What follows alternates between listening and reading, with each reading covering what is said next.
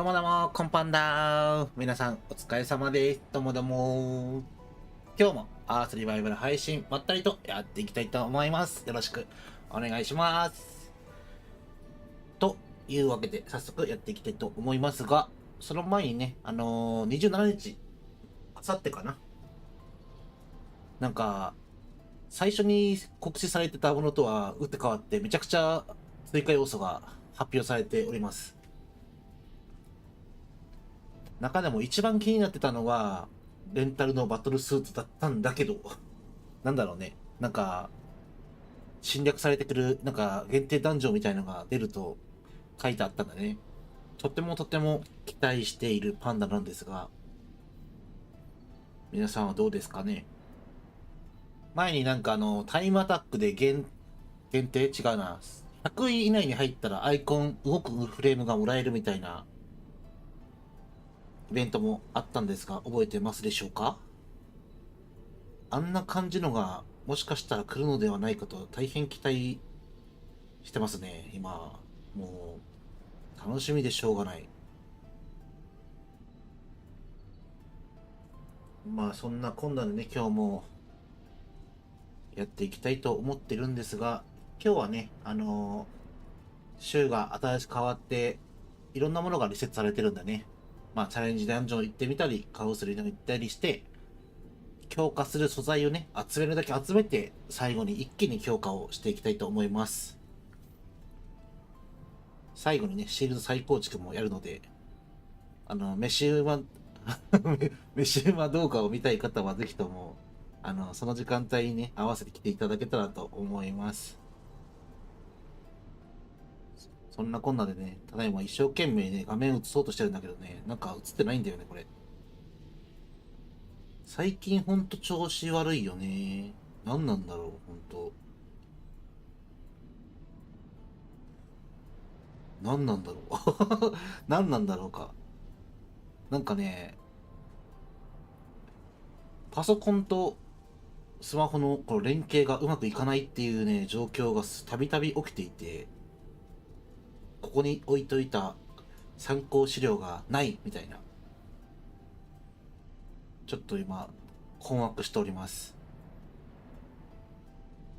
なんとかなるかな。まあ、なくてもいいか。兄貴さんお疲れ様です。仕事終わって確認してみたら、ちょうど始まってた。ちょうど始めた今。ちょうど始めたところ。そしてちょうどアクシデントに見舞われてる。まあ、27日にね、ドドーっと追加要素があるんでね、楽しみ待ちましょうということで、始めていきましょうかね。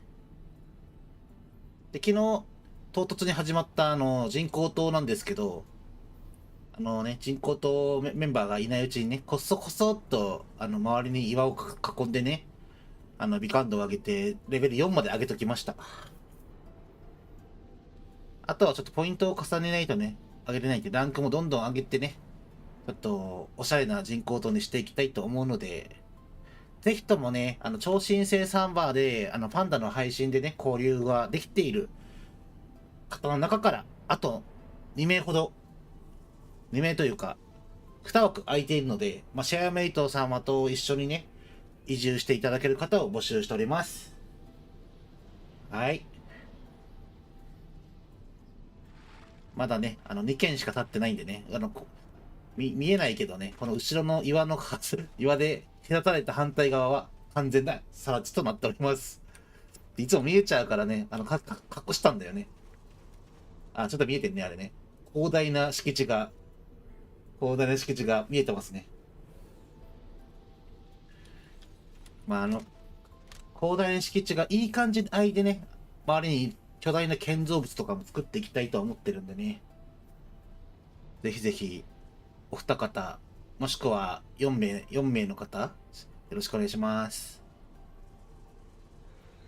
で、今日はチャレンジダンジョン行って、もうコアをガンガン稼いで、ね、まだね、全然進んでいない腕と足を完成させたいのっていうのと、すでに準備結構してるんだけど、再構築、シールド再構築の厳選をね、せめて10連から20連くらいやりたいと思ってるので、先にカウス理論からいこうかな。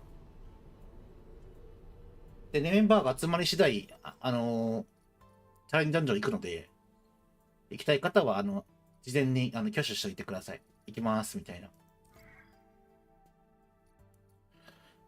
どこだっけ？カオス理論あった。カオス理論から行きます。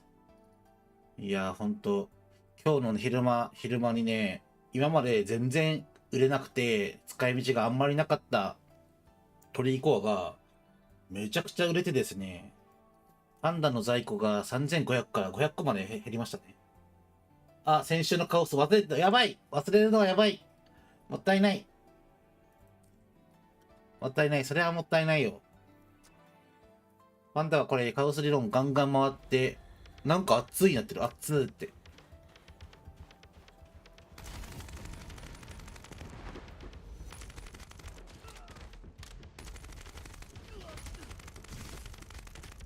あ！スキルが使えない。ス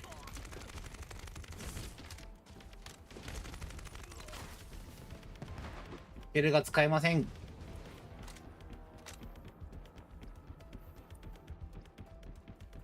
マジ、今日カオス理論のポイントで、レイド再構築をね、交換する気満々だからな。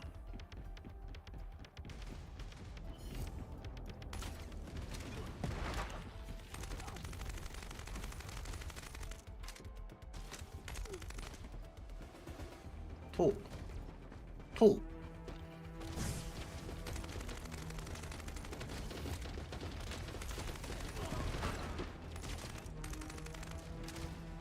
あいつは倒さなくていいんや。登れ登れ！倒さなくていいやつは倒さない。登れ登れ！食らってもいい。登れ登れ！できるだけ早く。できるだけ早く、そして、バトルスーツを溜めながら行く。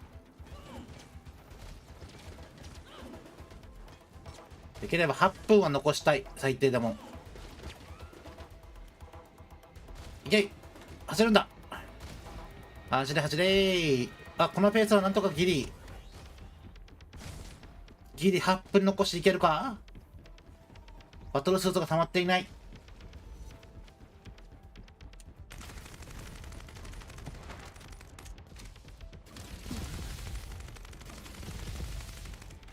あ、やばい、バトルスーツが溜まっていない。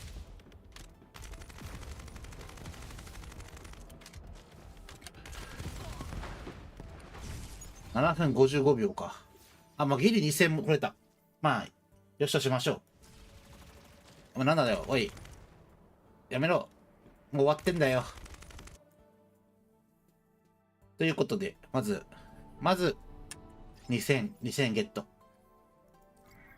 はい、次行ってみましょう。次。はい、次は、オフューカス。リロード。こいつはなかなかあれじゃない？よし。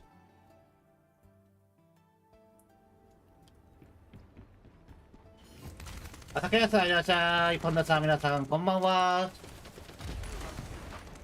お疲れ様です。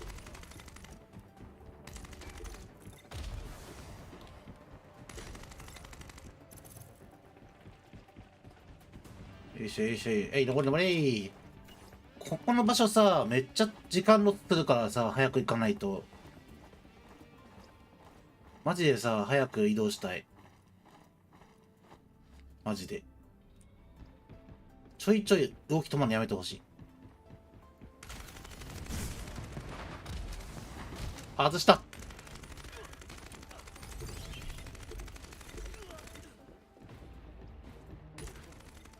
ここを通りたく力ずくで通り抜けるがいい。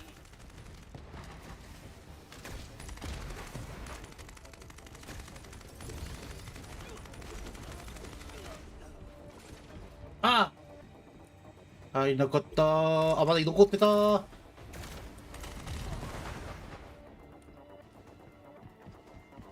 終わった。これはもう終わりました。せめて1500ポイントは欲しいです。もうだいぶロスっております。早く。早く。早く。はい。はいはいはいはいはいはい。はいはい。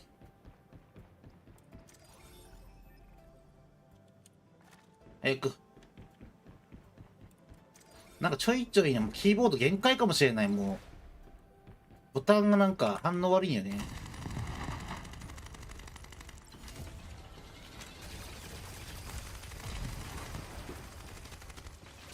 こんばんはー、ボトルさんいらっしゃい。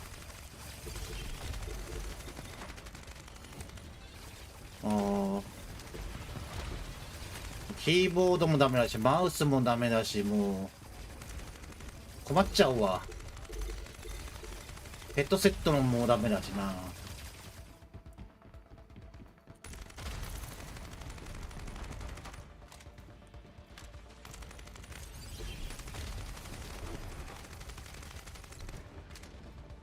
こっちか。てってってってってってって。やばい、これ1500ポイントも取れねえんじゃねえか、これもしかして。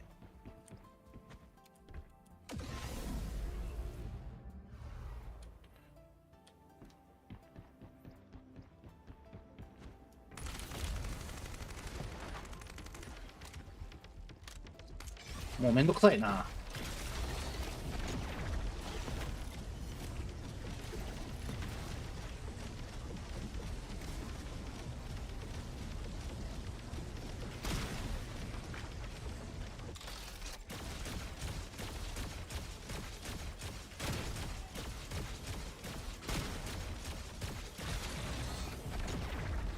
こいつはやばいな。だいぶ。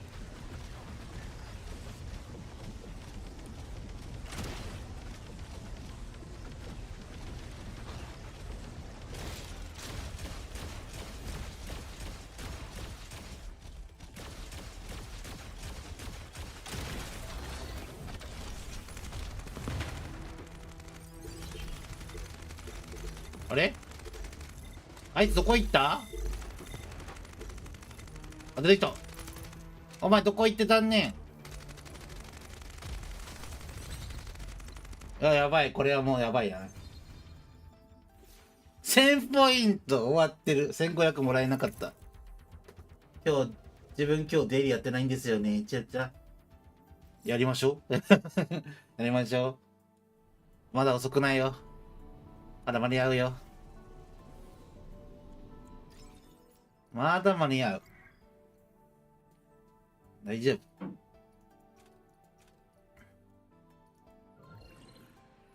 夫。やべえ。こいつはまずいことになったぞ。ここで挽回できるかにかかっている。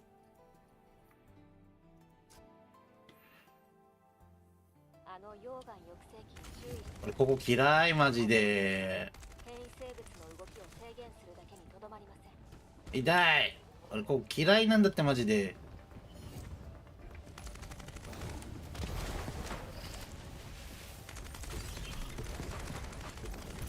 痛え。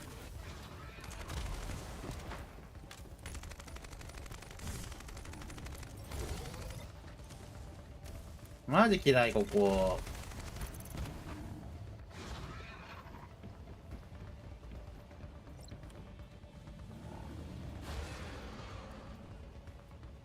え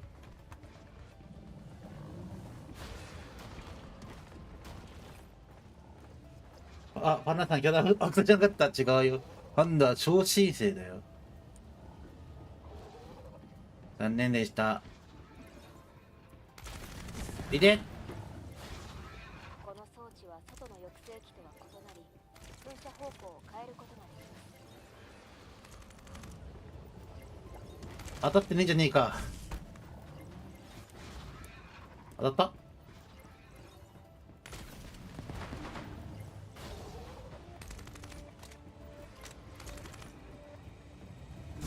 でもマジここ嫌い。マジめんどくさい、ここ。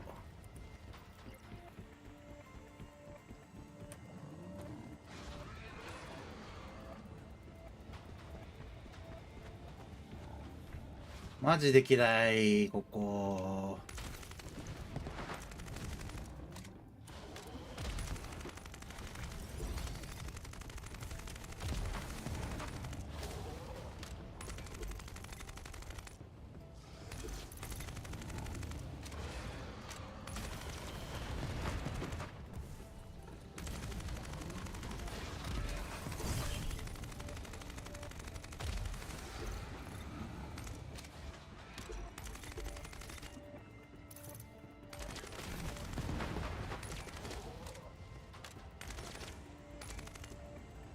待て待て待て待て待て。間違った。当たれ。あれ、当たってなくね？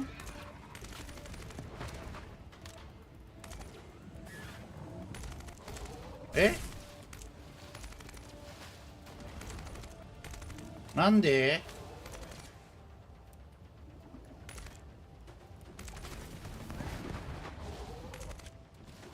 マジで当たんねえんだけど。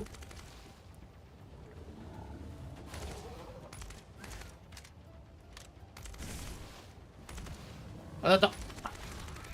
もう。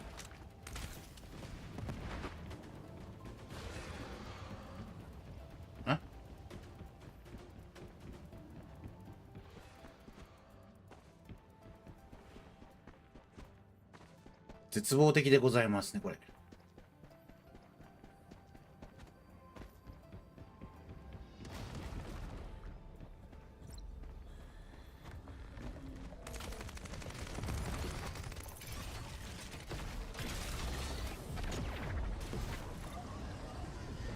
でねー。まだ始まった、これ。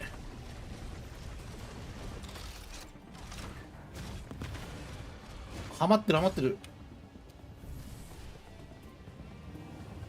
あれ、どこにいる？もうやだ、ここ。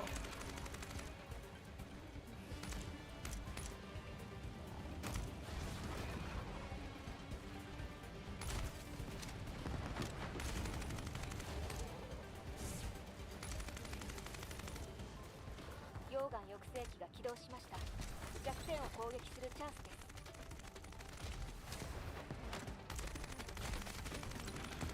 マジやだ、ここ。もう線切っちゃったし。もう嫌だ。ゲインチップ89個売りに出されてるっつって。やば。買えない、そんなに。まあ、まあまあまあまあ、あれだね。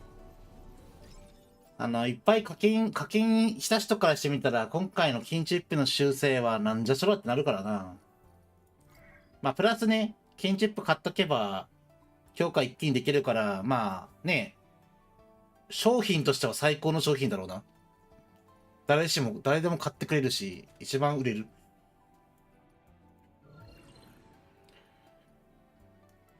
そんな金塊ないんですよ。まだ金塊難民だからね。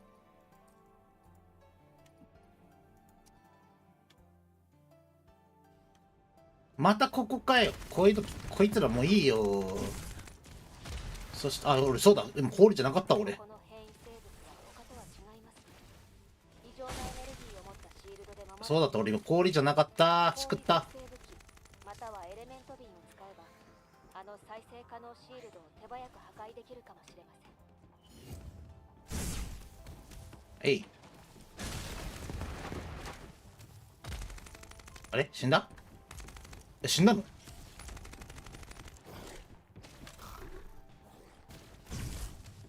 えい。これは楽だ。えい、俺もやさませい。早く早く。早く。早く。俺火だから早く。え？遅いこれ。え？なんで凍った？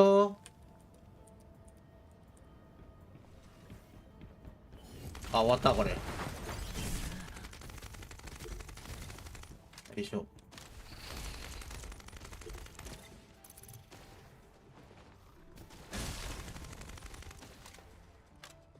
マジここ嫌だ。いまいち理解してないんです。金ピパッチ、下がりはしないんじゃない？下がりはしないよ。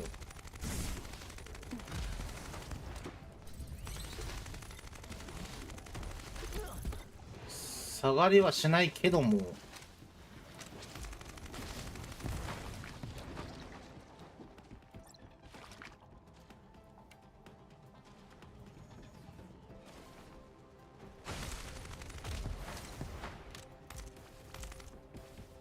なんだろうな。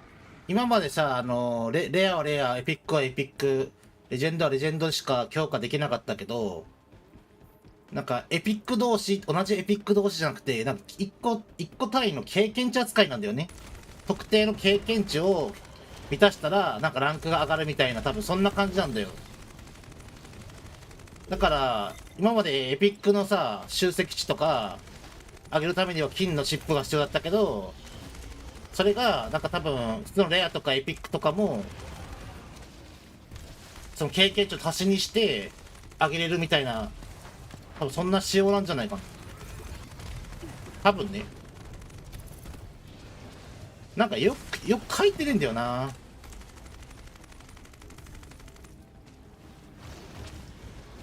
多分そんな感じなんだと思うけどな。敵のシールドがなくなりました。再生する前に続けて攻撃しましょう。それは実装されてみないと何とも言えんけど。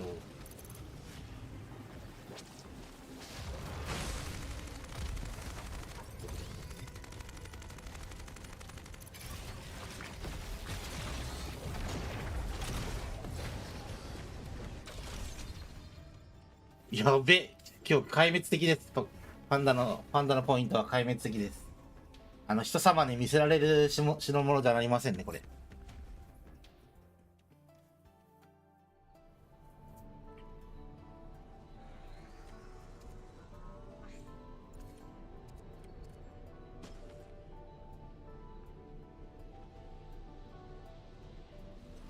だから、わりかしハードルは多分下がるよね。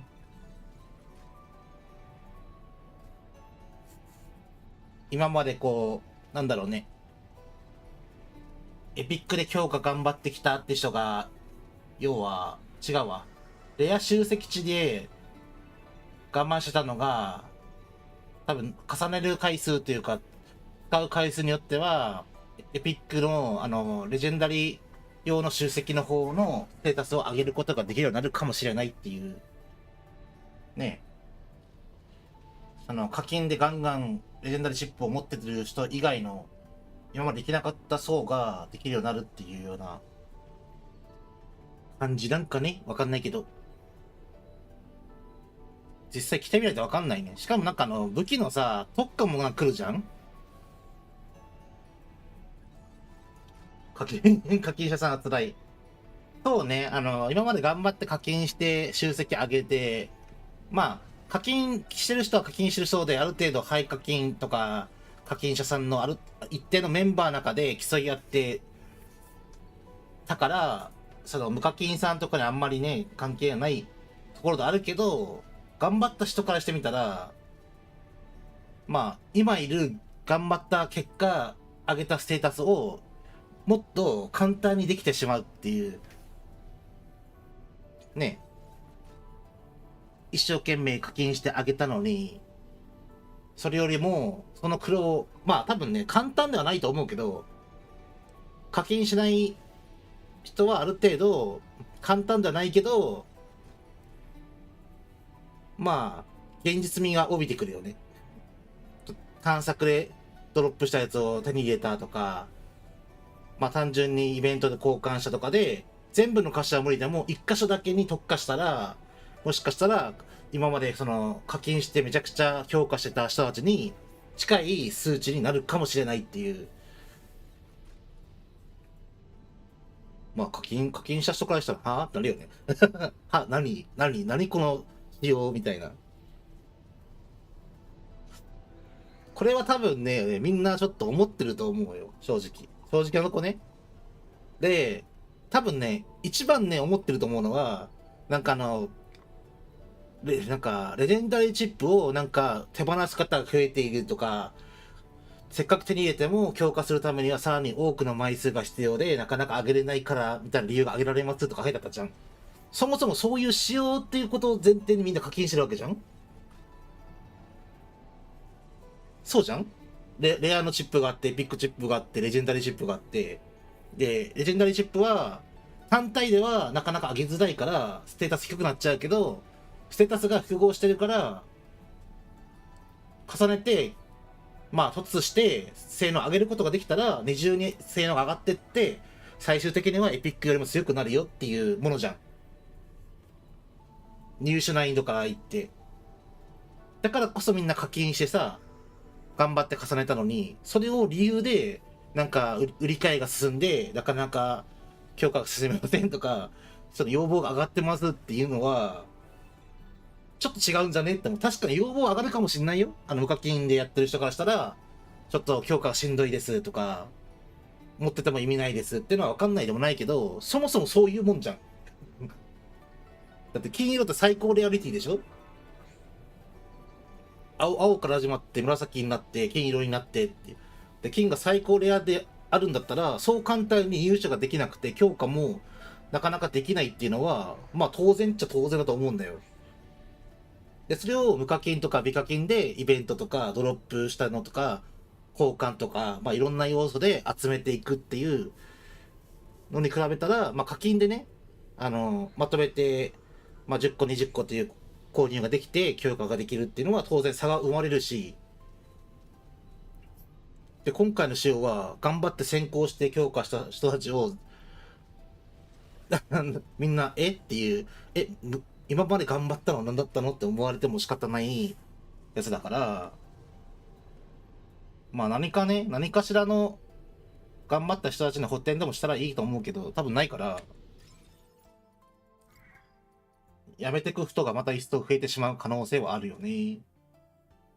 今まで頑張ったの、何だったのみたいな、無駄じゃんみたいな、なんかバカバカしいわ、みたいな、多分そういう感じのコメントが今後増えてくんじゃないかい。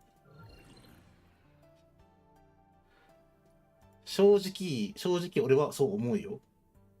俺もそんなさ、課金めちゃくちゃできるわけじゃないけど、強くしたくて、なんか課金頑張ったりとかしてさ、まあ、前線にいる人には追いつかないけど、自分なりにちょっとずつこう、成長できて満足してる部分はあるんだけど、なんか、課金ができなくてできないから、これはなんか納得いきませんとか、不具合ですっていう人が結構いるんだよね、一定数。なんか自分ができないからこれは不具合ですとか、なんか面白くありませんっていうのは、ちょっと違うかなって正直めっちゃ思うんだよね。だったら自分に合うゲームに行ったらいいじゃないっていう、なんか、自分が合わないからこのゲームが面白くないですっていうのもおかしな話だし。で、運営さんも本来全部が全部そのユーザーの意見を取り入れて変えるっていうことは本来しないと思うんだよね。やってたらキリがないから。ある程度、その元々の仕様って残しつつ、まあ改善、できるとこは改善して、もしくは何かイベントとかを用いて、無課金とかのユーザーにも遊べるようなものを費やしていけばいいのに、根本変えてしまったらさ、どんどん修正しなきゃいけないし、動きになっちゃっておかしくなってっちゃう。今カオス読んだよ。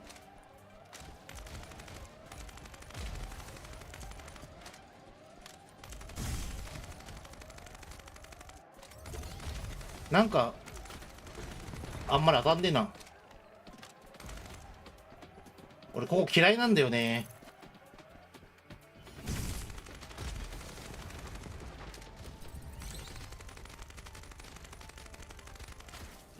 ここめちゃくちゃ俺嫌い。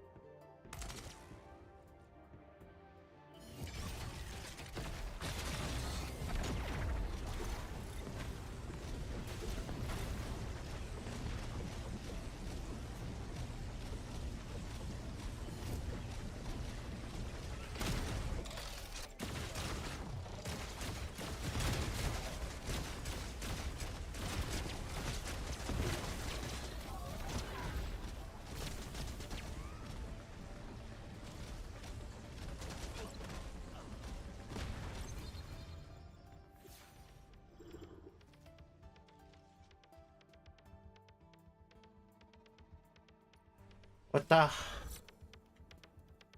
全部嫌いな気があって全部嫌い。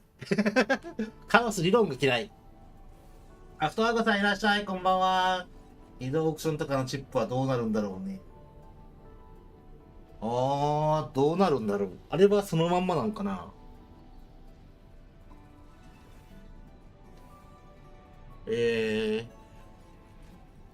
なんか27日になんかほんと全てをかけてる感がやばいね。これこけたらだいぶさ、ダメージでかいけど大丈夫なんかな。なんかいろんなものを一気に27日持ってきてるじゃん。まあイベントのさ、なんか限定ダンジョンは嬉しいけど、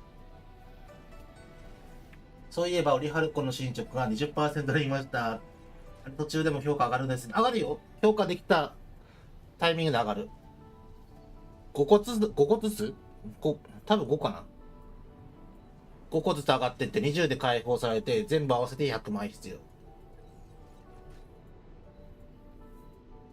頑張って手に入れようぜ。でもこのペースでいくとさ、多分、このチップに修正とかテこ入れが入るんだったら、きっとバトルスーツの入手難易度も多分もっとさ、下がると思うよ、今後。レンタルが先に来るけど、なんか何かのタイミングで交換できたり入手できたりっていうのが、なんか出てきそうだし、なおかつ、近海難民が多くて、パンダも近海難民だけど、なんか近海専用のデイリーダンジョンみたいなのが、なんか出てきてもおかしくない流れだよね。なんかこう、なんだろうね。もともとさ、インフレっていうかさ、戦力が過剰になってるメンバーがやっぱ多いから、今。PV とかやったら、おのおの強い人たちがぶち当たるから、まあ、ある程度戦力ないと、まあ一緒に溶けて何もできなくて、まあ、必要に戦力アップを迫られるけど、通常のストーリーを進めてだったら、そこまでいらんのよね。まあ、極性の3とか、最近硬くなったから、ちょっと、ある程度同じぐらいの戦力の人が、まあ、パーティー組まないといけないのかなっていう感じはするけど、それ以外の、まあ、ストーリー進行上の敵を倒したり、ボスを倒したりっていうのは、今多分過剰になってると思うから、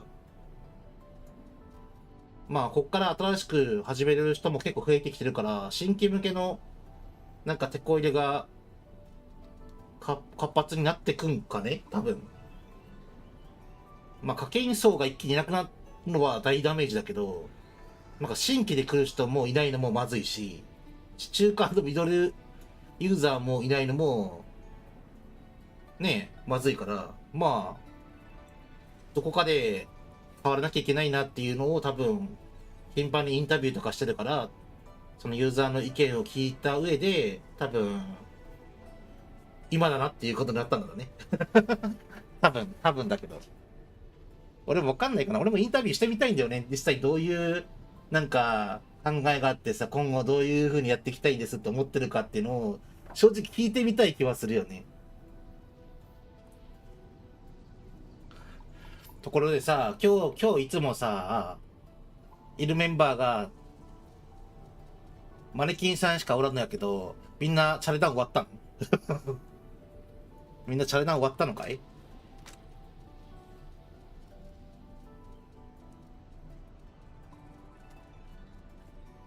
パンダまだチャレダンやってないんだよね。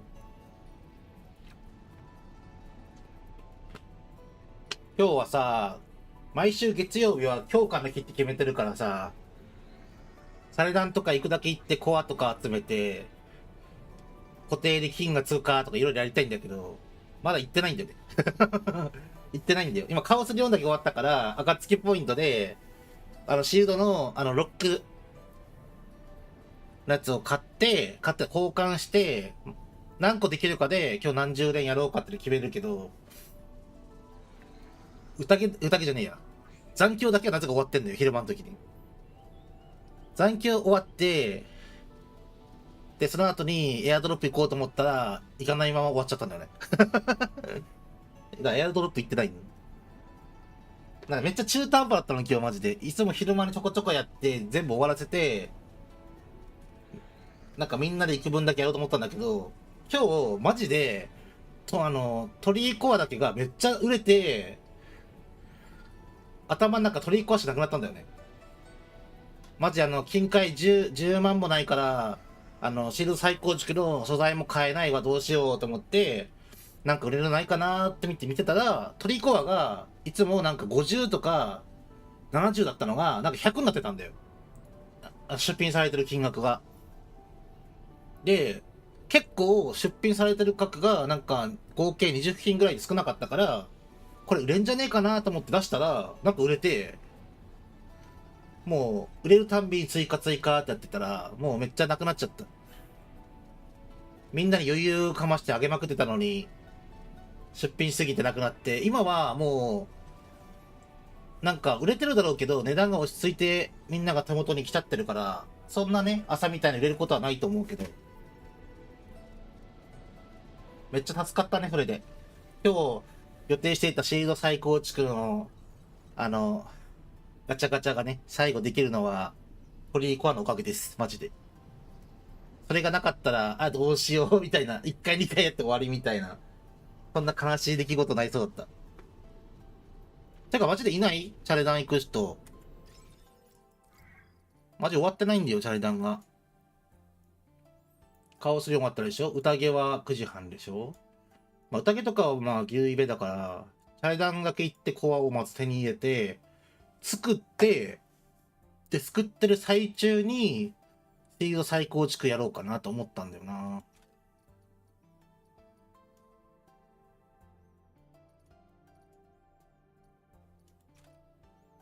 やったっけ。あ、やってたわ。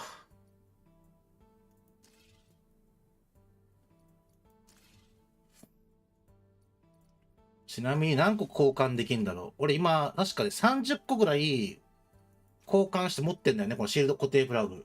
で、今1100で20個。ここで20個交換できる。で、これで50個。今3つ、3箇所ロックして回すから4個必要なんだよね。っていう10連で40個だじゃん。で、今50個じゃん。だから30個、クラフトで作れるんだったら20連できるってことだね。で、今285個あるから、あ、いけるいけるいける。あ、いけない。23個しかないや。っていうことは、暁ポイントを使わないで、ここで10個だけ交換して、120個でしょ ?120 取ったら、160くらい残るから、それで10連だけ、10回チャレンジだけやるか。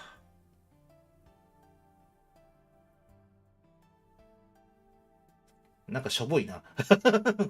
しょぼいな。10回だけチャレンジしょぼいな。まあ、しゃあないね。まあ、10回でも、まあ、一気に貯めてからやると思ったらだいぶかかっちゃうから、まあ、しゃあない。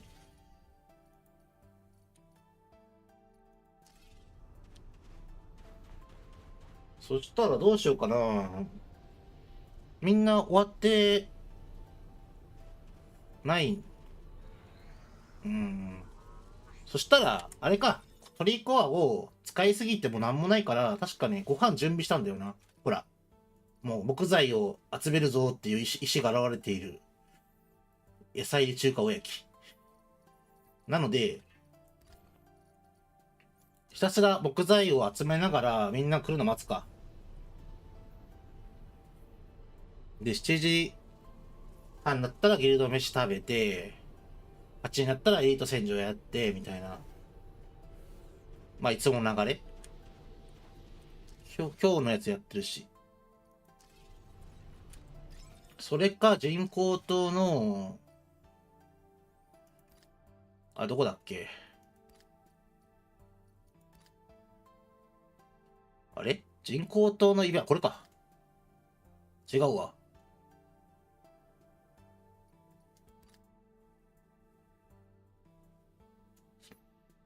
んこれか。達成してないやつを達成すると、もうちょっとで、レベルが5にできるから、5にすんのもありかな。でもないんだよな、すぐ上がるやつ。ほんと上がったばっかりだからね。7日経つとかだしな。あ、もうちょっとだ、500はあるわ。家族全員で累計1000体を倒す。家族で木を1000本伐採。これは俺が勝手にやってあげるから。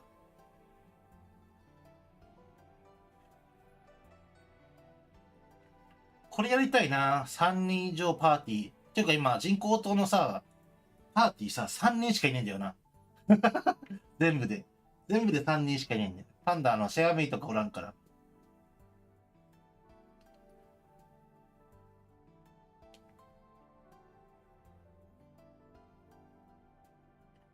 で家族で2人以上のパーティーを組んで100本を伐採する。これは、もうこれをやりたいけどな、まだインしてないんだよね。人工島メンバーが。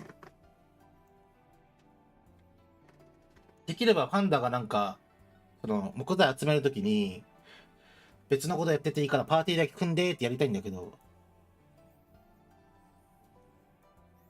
なかなかうまいことタイミング合わんね。まあ今日も質問タイムやるか。ちょっと準備するね。ちょっと待ってね。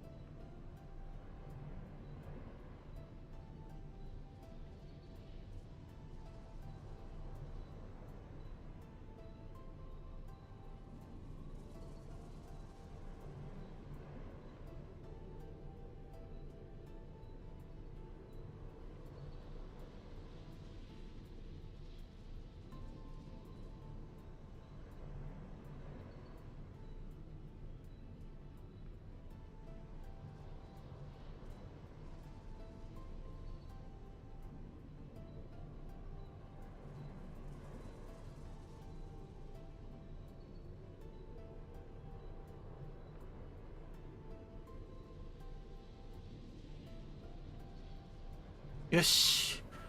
そしたら、木材を集めつつ質問審議応答でもやろうか。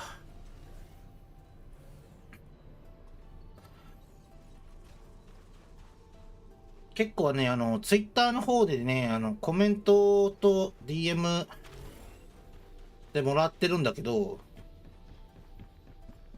まあ、パンダが探索ばっかやってるから、まあ、俺はあんま気にしないんだけど、探索でさ、なんていうの？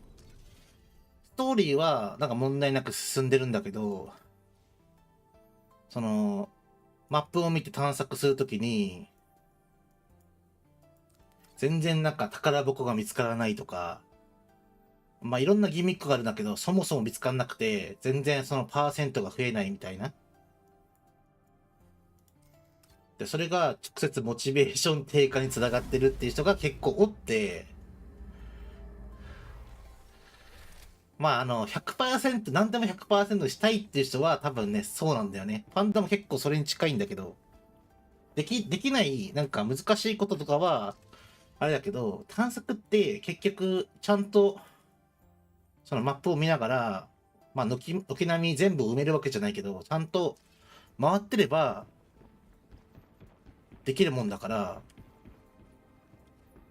それはちゃんとやりたい人なのね、パンダは。ただ結構そういうものを必死になって回ってて、全部軒並み見てるはずなのに、アサリバって見つかんないんだよ。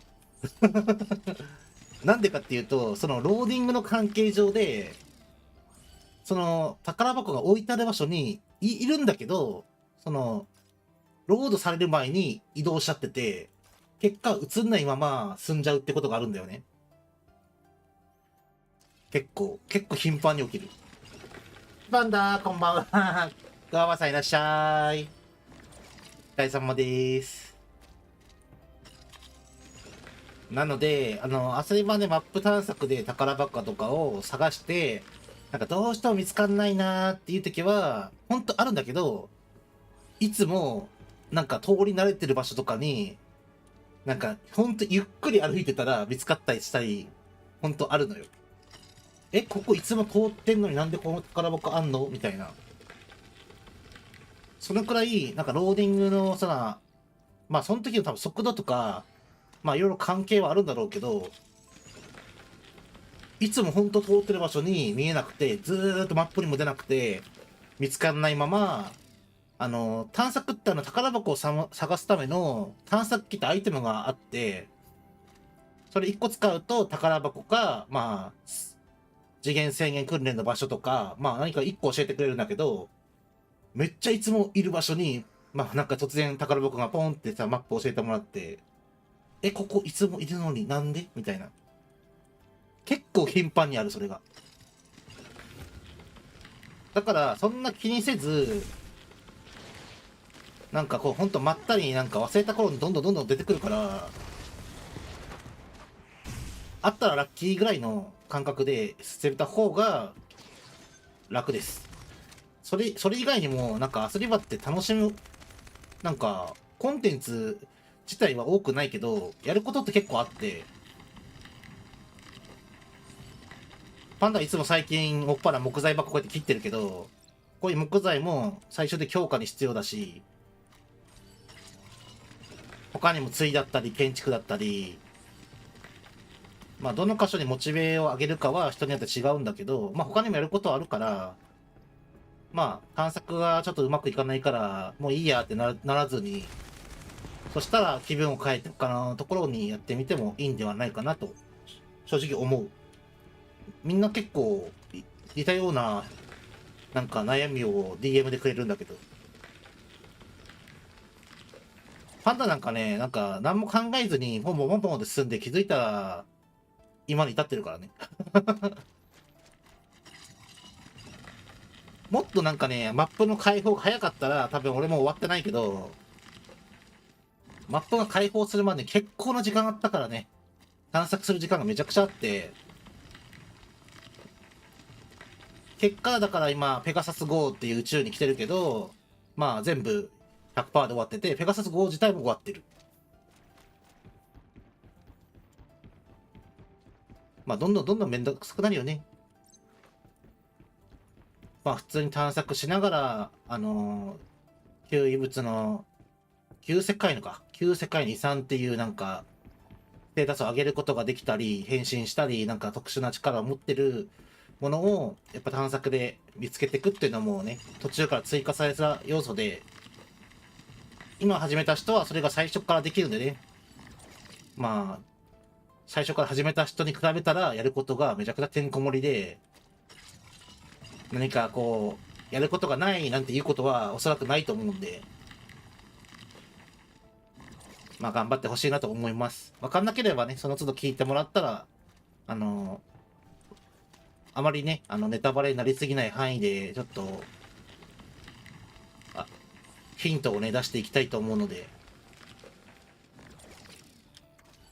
あんまりね、ここだよ、ここだよやりすぎちゃうとさ、答えを知った状態で全部進めちゃうと、それほどつまんないものはないと思うから、まあ今すぐね、ペガサス号まで全部進めて終わらせて、ペガサス号以降をみんなと一緒になんか同じタイミングで進みたいっていう人は、まあ、ご相談に乗りますけど、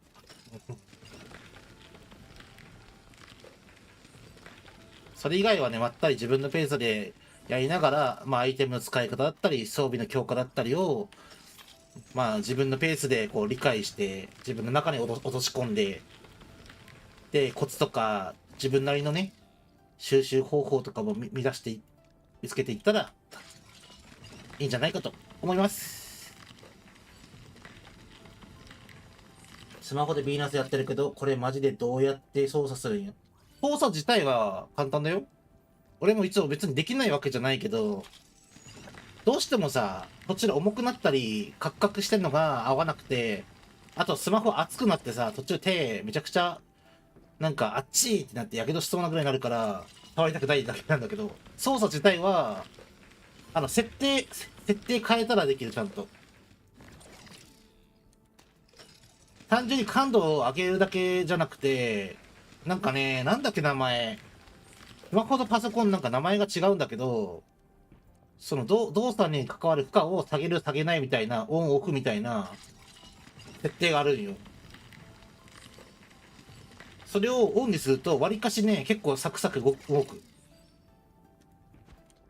あとスマホはなんか、アップデートが入るたんびに、なんか見えない、なんか設定変更とか、なんか画質が上がってたり、その、バグじゃないんだけど、その動作が重くなっちゃって、元々の設定ではなんかうまく動かせないっていうような状況になることが多いらしいから、なんかおかしいなと思ったら全部設定をおすすめにする。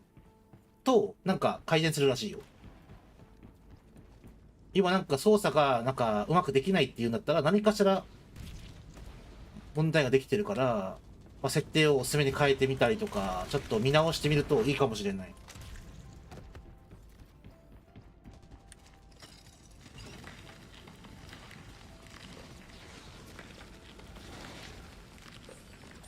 あ、エアドロップ来た。あ、どうしよう。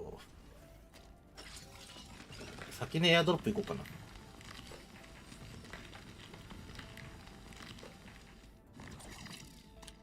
俺はあっちっち嫌なんだよね。ほんとあっちっちになるから。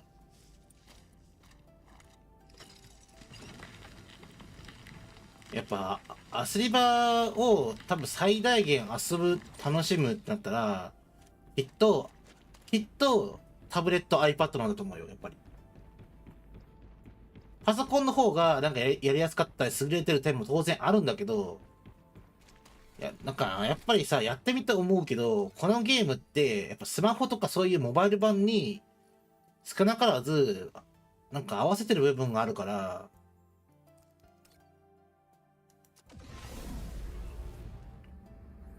そういうところも、なんかパソコン本体の性能でカバーできてさ、なんか気にならなくらいできることはまあ当然あるんだけどさ、やっぱスマホでやった方が、やっぱり最大限活かせる。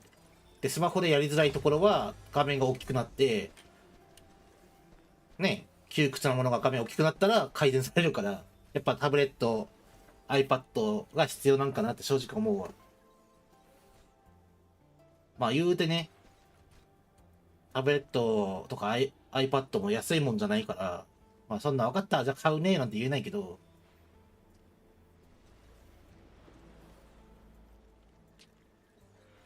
画質だけに関して言ったら当然パソコンの方がいいけど、それ以外のとこは多分ね、iPad の方が、俺はいいと思う。遊び場に関してはね。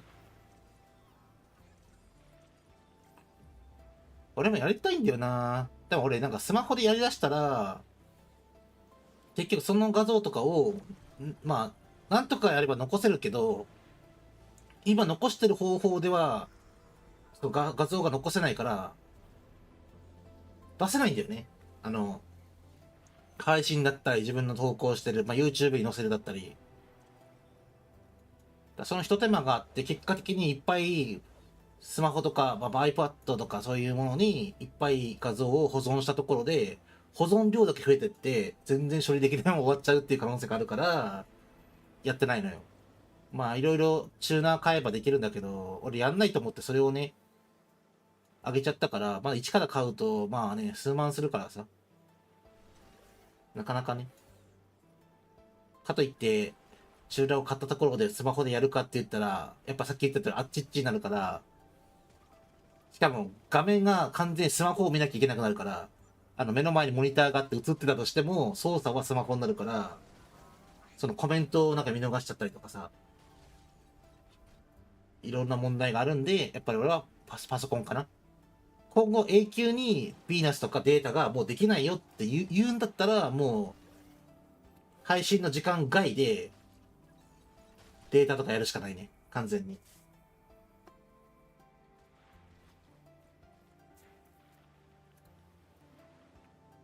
もうスマホ自体になんか編集ソフトみたいに入れて、まあ、一線一線データとかヴィーナスをくり抜いて、ツイッターとかにガンガン貼り続けるみたいな。バンバンバンバンバンバンって。YouTube は YouTube でパソコンでののみ。それ以外は全部、ツイッターとかさ、とか、そのインスタとかさ、いろんな自分の持ってる、貼れるところに永遠に貼り続けるみたいなね。まあ、それはそれでいいのかもしれんけどさ。パンダが大変。パンダが大変です。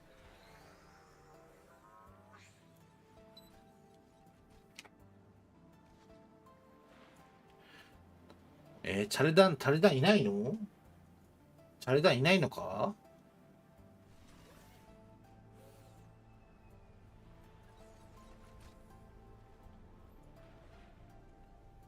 なんか逆に行く人がいないんだったら、早めに早めに全部前倒しして、ちょっと早めに終わってパンダは寝ようかな。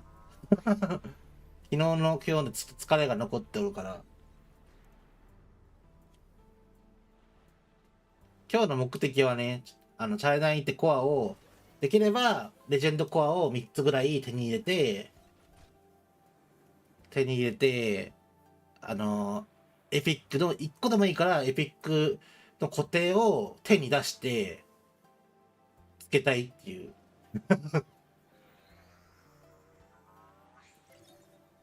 まあ、もしくは、もう、手は後回しにして全部分解して、足を完成させたいなっていうのがあるから、それがね、できたらな、ラッキーだよな。ワンチャンウルトラ化してくれたら最高。よし、出発。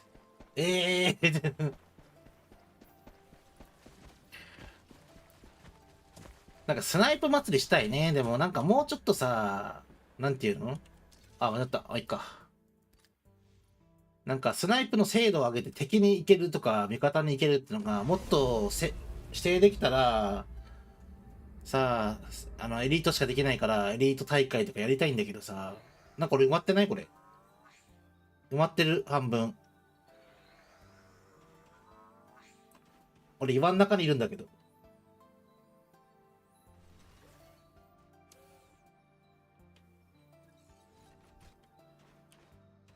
出たら入れない。これか。ちょっと横にずらすか。ちょこっと。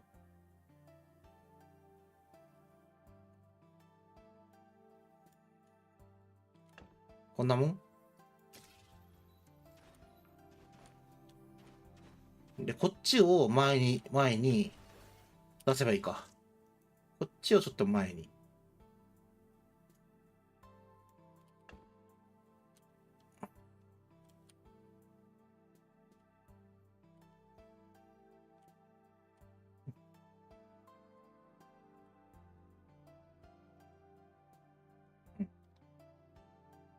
どうしよう。これでいいや。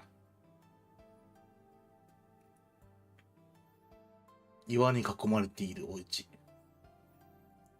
後ろは何もないサーチです。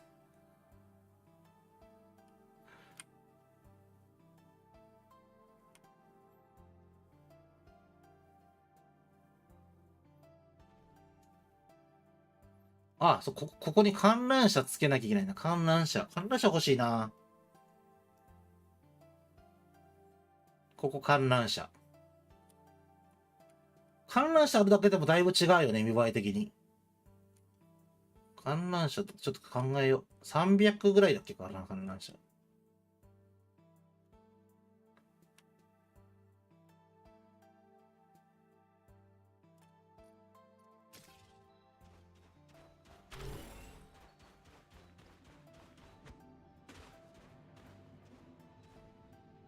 今日はみんな忙しいんかな。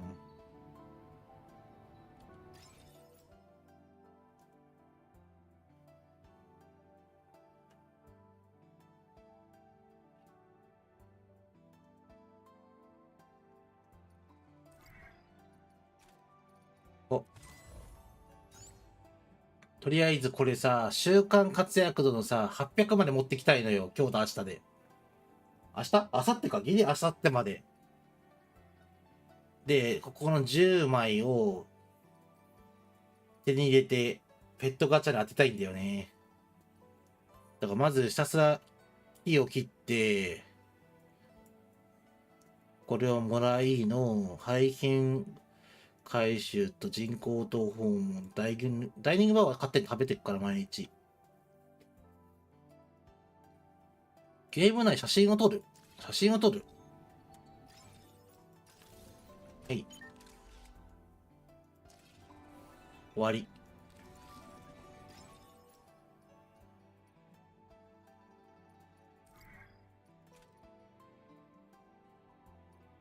プールパーティーを完了する。あ、これなんかご飯あげなきゃいけないんだよね。釣り上げる。装備クラフト。装備クラフトクラフト、今日やる予定。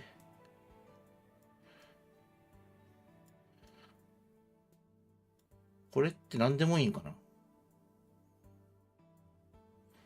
今日、コアが出たらやる。あ、エデン行ってないや。エデン行かなきゃ。エデン行きます。忘れてた。1個しかない。なんか目の前に誰かがおるね。なんかいっぱいいるな。なんか。赤くないからまあ安全ではあるけど。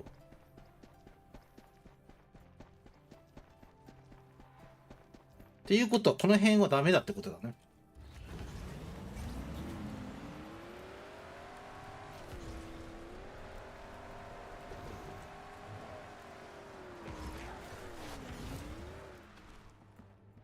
いや、地道に集めとくか。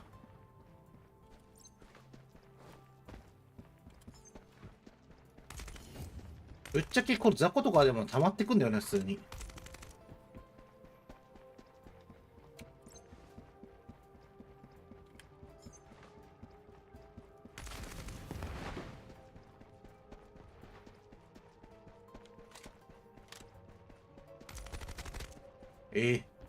あ、ワープした。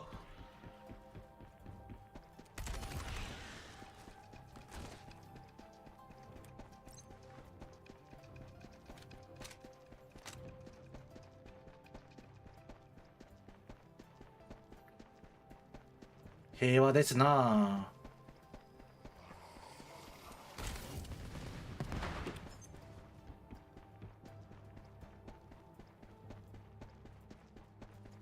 平和だね。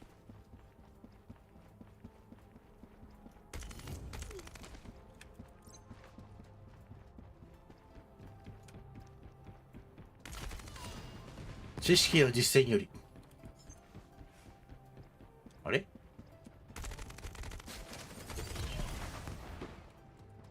やった。全部倒してないだけで宝箱もらえた。ラッキー。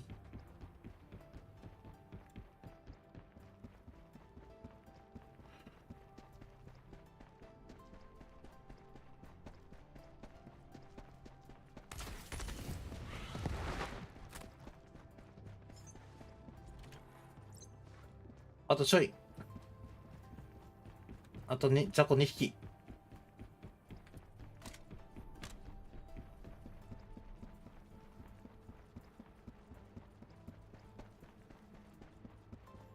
いたじゃないの。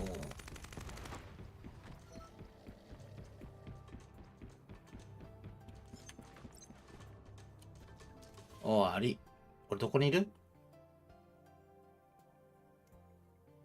うん、ここでいっか。近いし。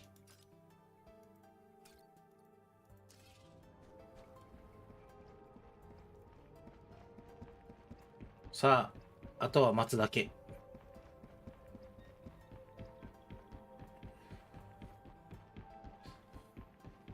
何か質問あれば自由にコメントしていただけたら、パンダが順番にお答えしますよ。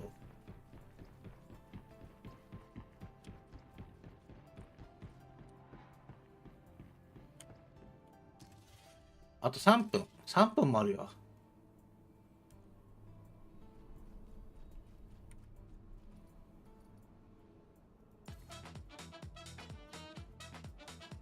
この音消したいな。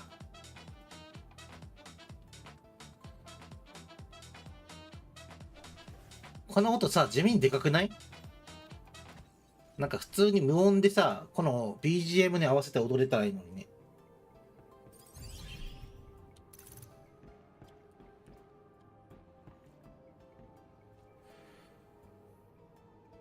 さあさあ。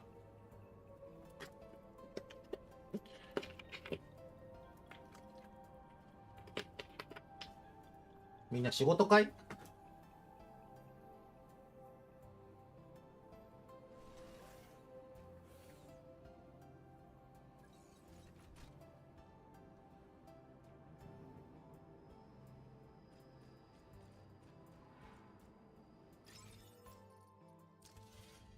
お、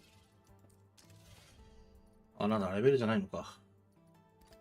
レベルアップまであと5000。5000はそう簡単に上がんねえかな。あ、どうせなら預けてこれよかった。来い。あ、エピックか。来い。来い。あ、まだエピックじゃん。レジェンダリー来てほしかったな、どうせなら。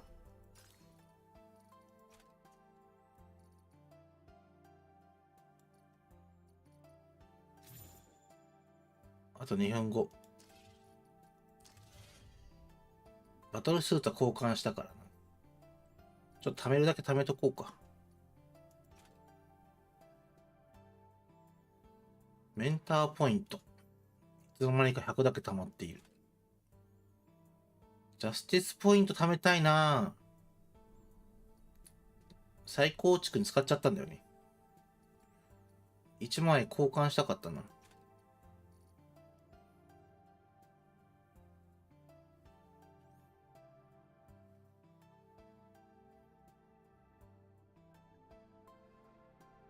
ボットには勝てた。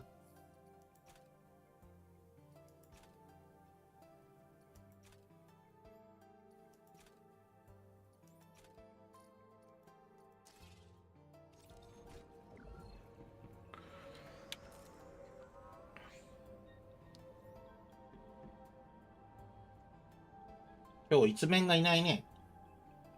普通に野良で行っちゃおうかな、チャレダン。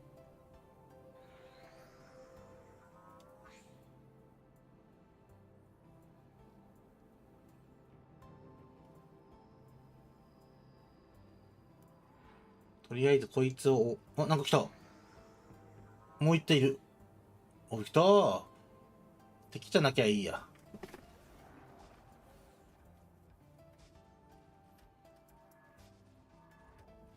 めっちゃいるやん。どんどん集まってくるやん。すんげえいる。すんげえいるじゃん。こんないたの？みんな同じギルド？めっちゃいる。みんなでいれば怖くないってやつだ。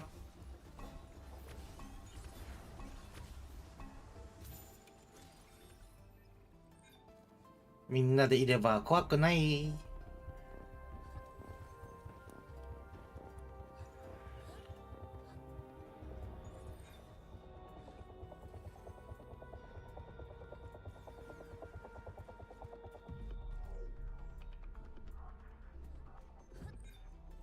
10秒。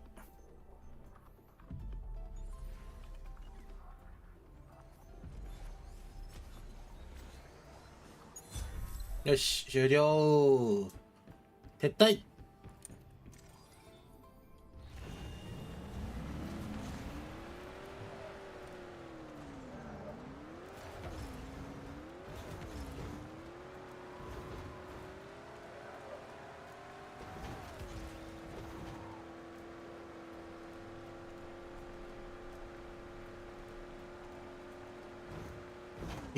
見えなかった。もう。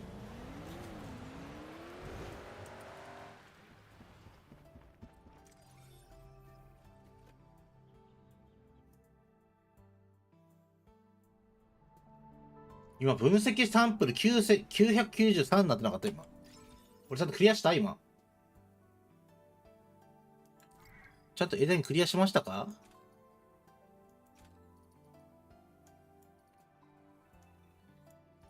エデンクリアしたかってどこで見るんだ？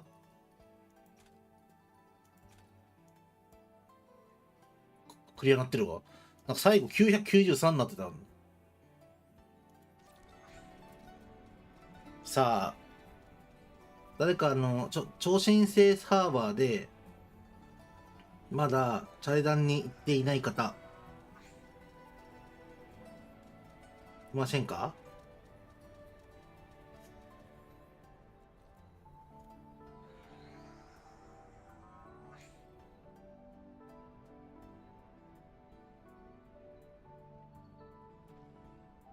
いないかな？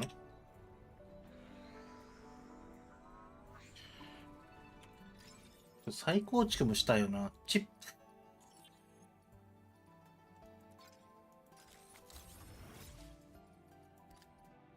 再構築もさ、これか。106枚でなんとか気持ちだけありがとう。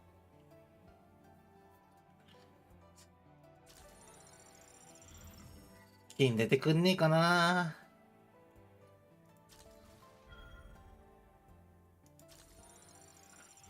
出てくれていいんだよ、金。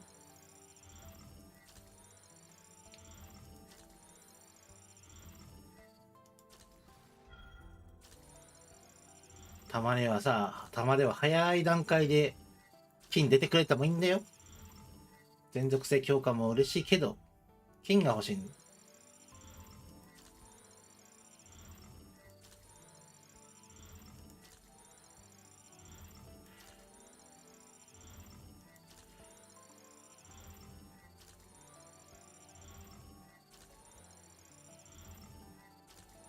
今、スキルヘイスト3つあったな、今。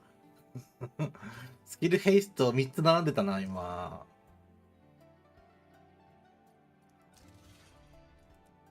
あ、竹谷さんがもらってた。6万まで復活したのか、1回なくなったのにな。やっぱ高いな。値段上がってんじゃねえかよ。今日さ、回収率の3がさ、結構販売されてたのよ。今日。だから、ぼちぼち、エピックの厳選っていうか、固定にエピックにこうつけるっていうのが終わったんかもしれないね、会心とか。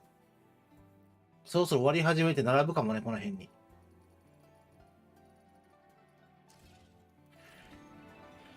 ただ今回さ、ちょっと心配なことがあってさ、今回その27日にイベントがあって、そのうちの一つがなんかポラリアン侵略みたいな、そのなんかフェーズ1、フェーズ2ってあって、なんかフェーズ1で多分順番にボスを倒していって、フェーズ2がなんか全ボスと戦えるってなってたから、まあ、戦えると倒せる人だけやっていくような感じなのかな。ただ期間限定のそのボス戦っていうのがあったら、なんか前回もやっぱりあったんだよね。そのランキング上位の人だけなんかもらえる。今回も外観って書いてあるから、で、その後にマップが開放されたわけよ。だから、なんか今回、今、60装備でみんな頑張ってるけど、70回方が早いんじゃないかっていう心配とさ、新マップがもう来んじゃねっていう、ちょっとヒヤッとしてるよね、ちょっと。もしかしたら来んのかもしれないみたいな。だから27日に結構ぶっこんできてるから、そのイベント終了と同時になんか、ありそうだよな。もしくはなんか年内にやるべきことを、もう、ある程度見通しが立って、あとは消化していくだけみたいな。で、新年から新しい何かを解放するみたいな。そういうフェーズにいんのかな、今。ちょっと心配よな。今回真面目に、再構築とかさ、で、データ融合頑張ろうと思ってやってさ、やっと固定がさ、足についたところでさ、いきなり70開放ですって言ったら、ってなっちゃうから、さすがに。マジでってなるから。まあ、それを上回るぐらいの、そのチップの修正とかあれば、結果、あ、別にこの装備でいっかってなるけど、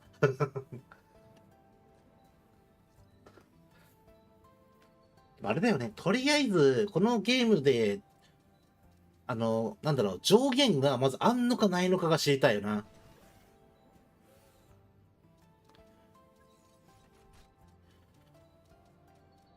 なんか、レベル上限がいくつで最後。まあ、最後っていうか、しばらくはこのレベル上限が最高値で、装備もここまで、みたいな。ただ、装備とか再構築とかさ、データ融合とかで、まあ、自分の求める、まあ、例えば攻撃が固定とランダムにあってとか、防御と、防御がランダムと固定にあってみたいな、自分の強いっていうのを理想を高める時間は必要だから、でそういうのが一通り終わった後にレベル、例えば90で止めて100で解放みたいな感じなのか、そもそもその上限なくコンスタントに10レベルずつ上がっていくものなのか、突然70ぐらい止まるのか、どういう感じなのかな。現時点でオーバーキルしとるからみんな。まあ課金の力もあるけど、もう、目と目が合う、死んだ、みたいな。目があったらもう即やられてるみたいな、この火力差がね、あるから、これ以上強くしてもどうなのってなっちゃうけどな。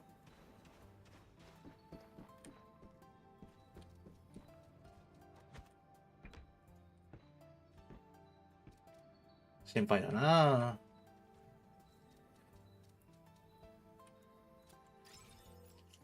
今日ほんと誰もいないね。パンダ一緒に行っちゃうよ。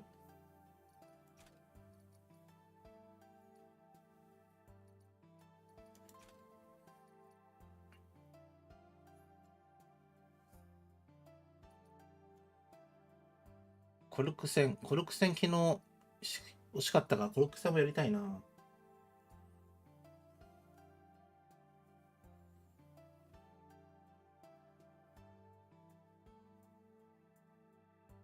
うーん。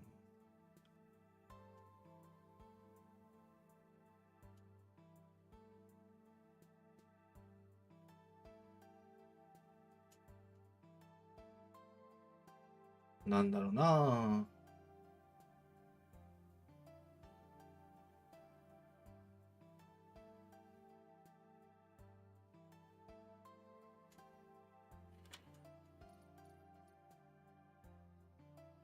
30分でそれでギルド飯代食ってくるか。ギルド飯先に食って、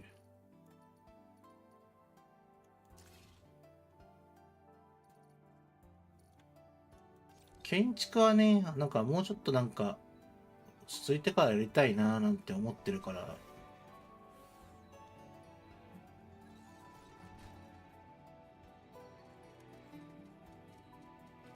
ちょっと人がいっぱいいるところにちょっと行ってみる。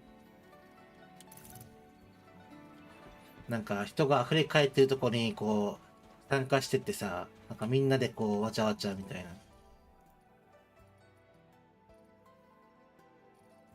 このゲームそういうの少ないよね。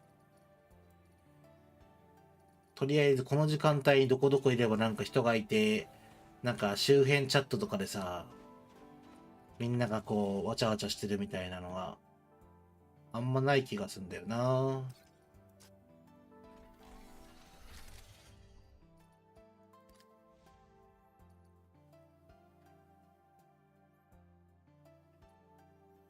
とりあえず30分、ギルド飯待つか。ギルド飯待って、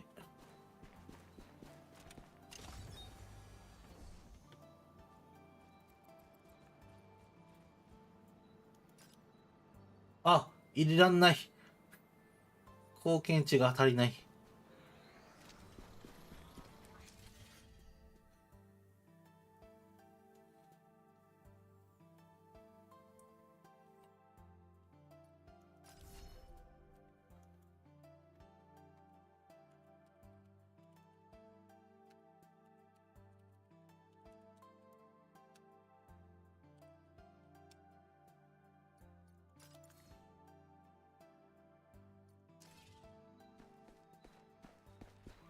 なんかめっちゃさ、堀が広くなってね、堀。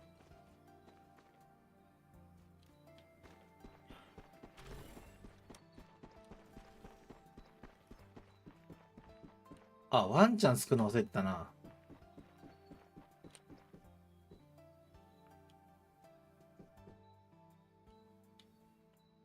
まさかの、寝室にトイレがある。寝室にトイレがあるよ。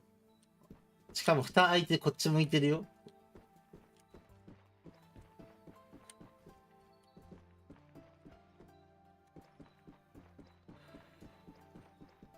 あ、こっちのベッドあるわ。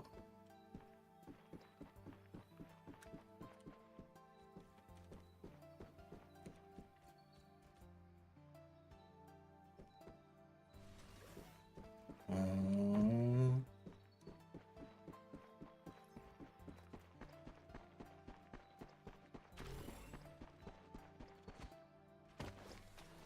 そうや、今回さ、2200で壁紙が来たからそれ欲しいんだよな。ちょっと、ために行こうかな。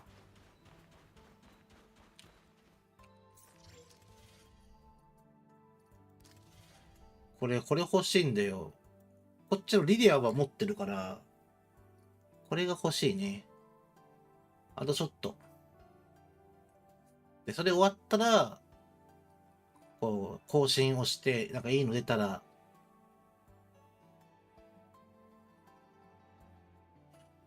新しい3枚のやつ欲しいよな。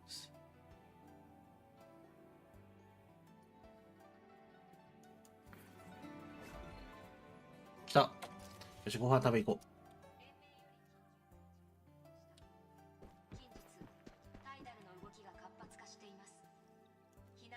あれ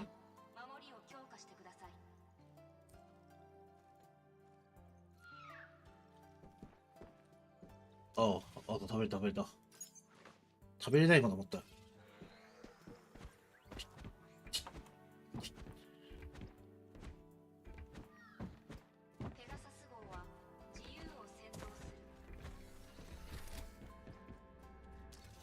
とりあえずさっきの続きで、だいぶ在庫が減ってしまったからな。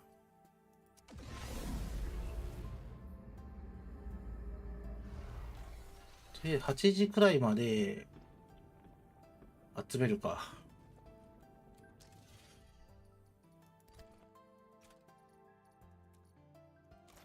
8時くらいまで集めて、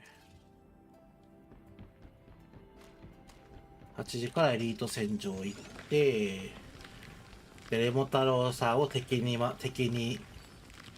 認定して追っかけ回すと。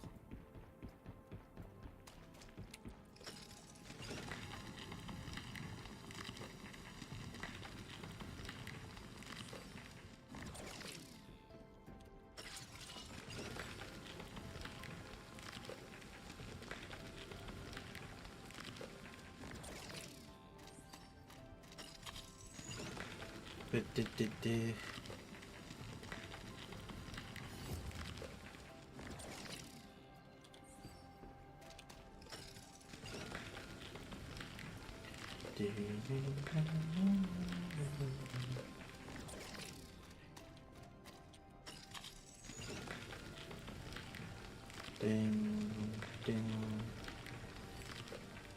全然ラテックス出ないな。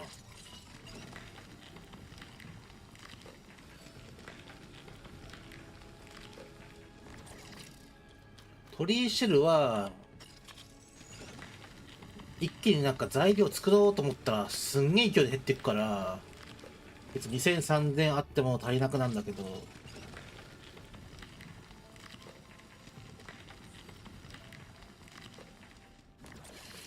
ラテックスは欲しいなぁ。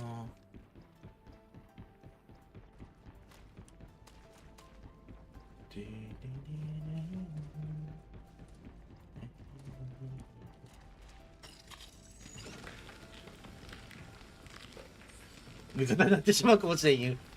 味方が多いんよな。敵にならないと意味ないんだよな。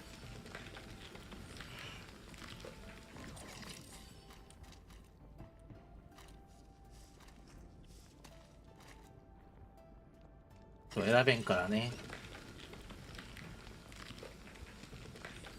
敵にならないと追っかけ回せないからさ。それじゃ意味ないのよ。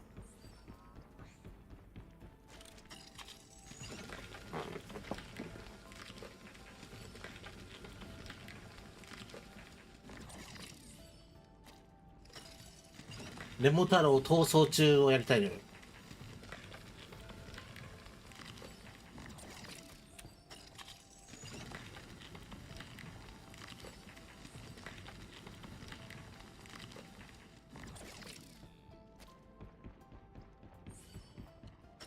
で、一回、パンダに、倒されるごとに紙を一本ずつ抜いていくっていう。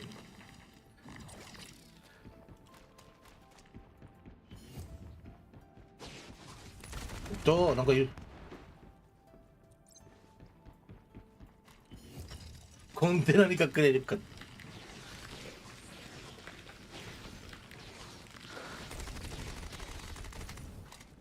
コンテナはな、じゃあコンテナに隠れて見つかったら髪の毛10本抜くばや。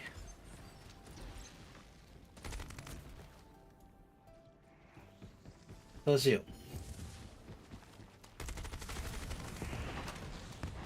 コンテナはね、隠れてると分かったとしても、ぶっちゃけ16人中1人が隠れてても15人敵だからさ、相手。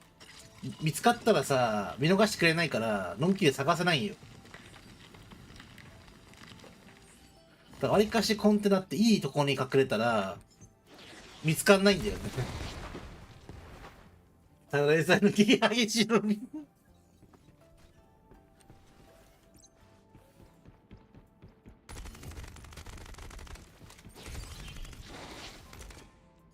リアルな事情だね、それは。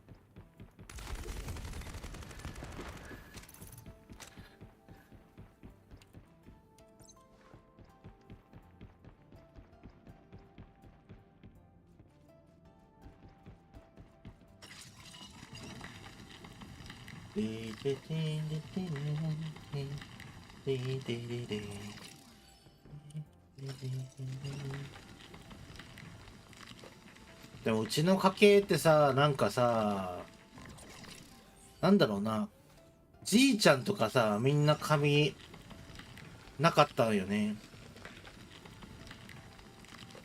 ばあちゃんは髪あったけど、だからじいちゃんが髪なかったから、きっと俺もそろそろ髪の毛が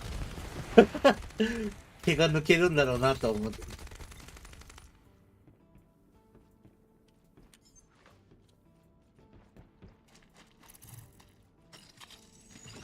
でもあれだよね。髪の毛って大事だけどさ、なんか、よく考えたらさ、なんか中途半端に抜けたら、なんかあれだけど、いっそのことさ、全部抜いてしまえばさ、気にならないじゃん。これは抜けたんじゃない。自分でやったんだ。もしくは全部なかったらさ、全部植えれるわけじゃん。一から全部、なんていうの、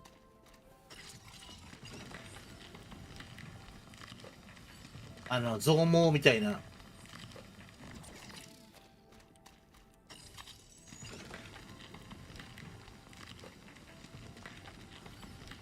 でもやるなら増毛だよね。カツラって被ってたらさ、風で飛ばされたら恥ずかしいじゃん。増毛は植えてるわけだからさ。まあ、抜けることはあっても、そんなカツラみたいに一気にさ、ヒューンって飛んでいくことはないだろうから。やるなら増毛よな。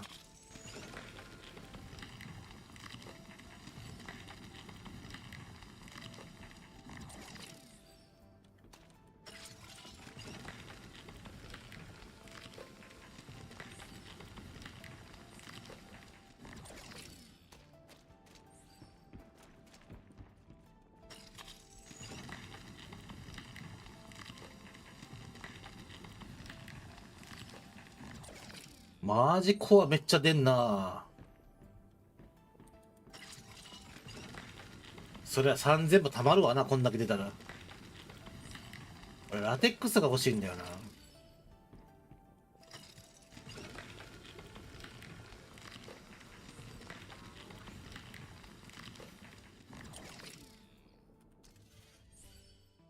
マジで今日さ、そんなさ、コアが売れると思ってなかったからさ、そんな減ると思わなかったよね。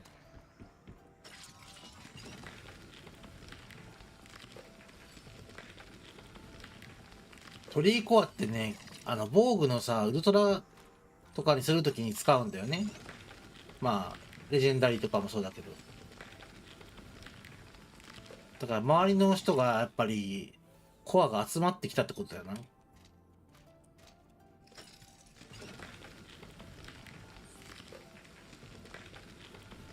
だからパンダがやるとしたら、ワンチャンやるとしたら、鍵なしのレジェコアを引いて、またそれを20万とか30万で売れたら、ワンチャン、ワンチャン。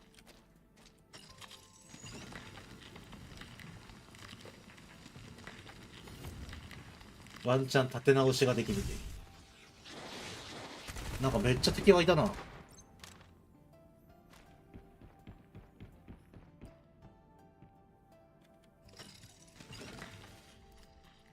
あるね。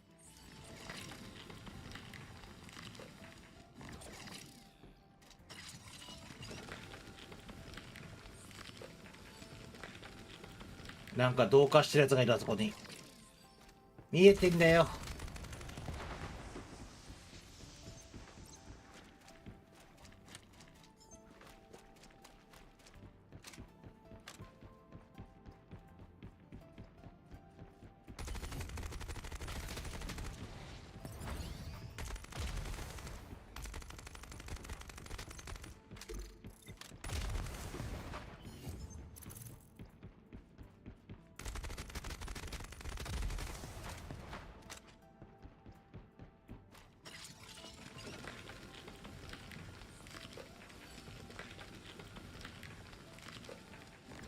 へいへい。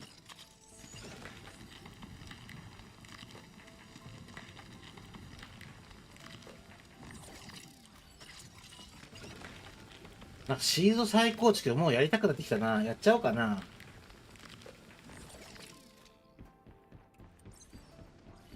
なんか気になってしょうがない、シールド再構築。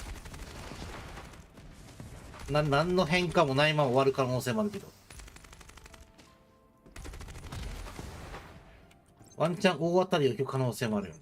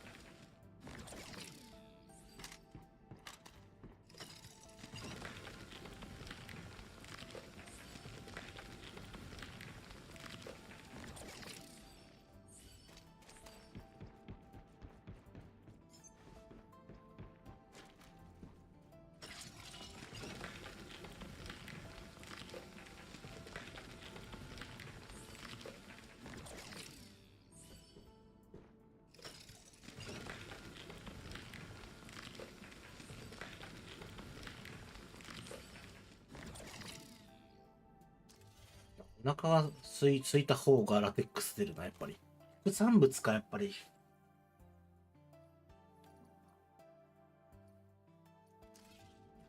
でもせっかく食べてるからやっぱ食べた方がいいよな。もったいないよな。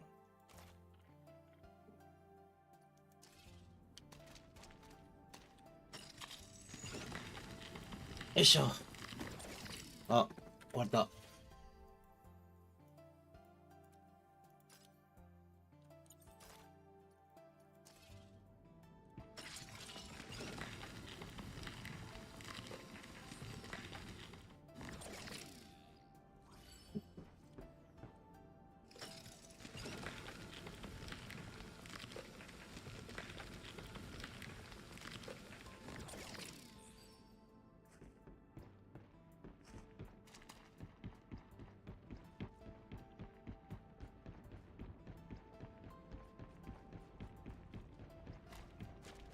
てててんててん。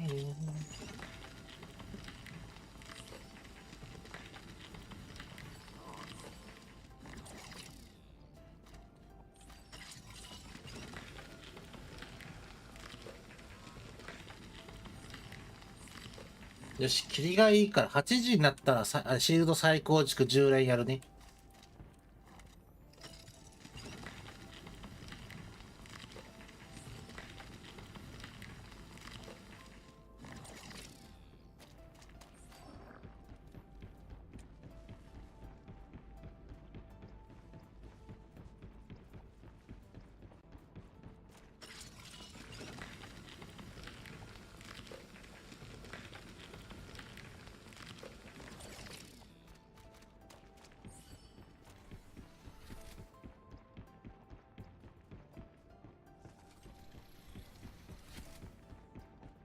なんかいた。なんかいたぞ。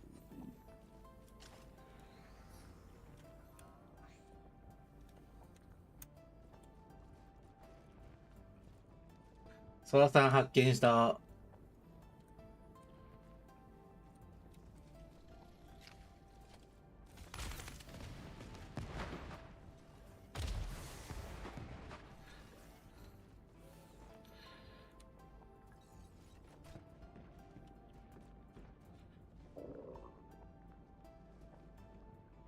ソラさんめっけ。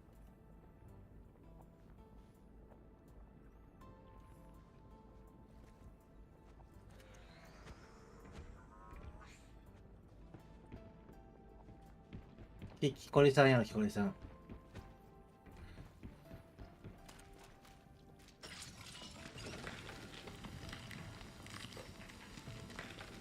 あ、ソラさん終わってねえんじゃねもしかして。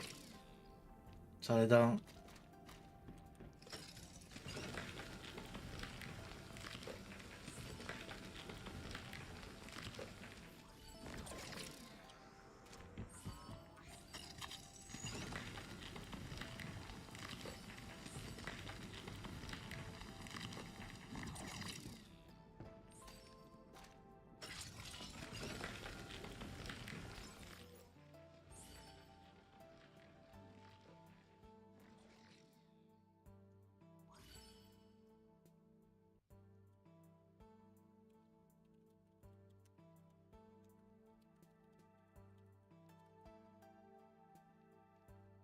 こんぱーんだ。熱いご用ありがとうございます。いらっしゃい。それさん、チャレダン終わってる？チャレダン、チャレダン。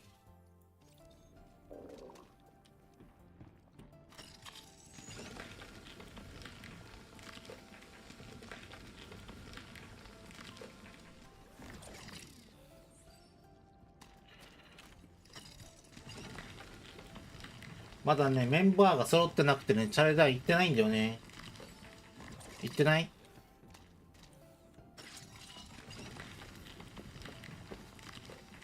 そう、チャレダン行かないとさ、コアが手に入んないからさ、今日の予定がまだね、終わってないよ。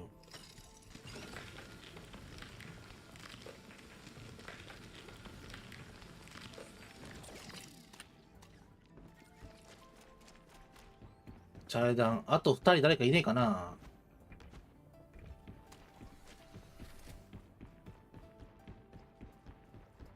シード再構築もやりたいから、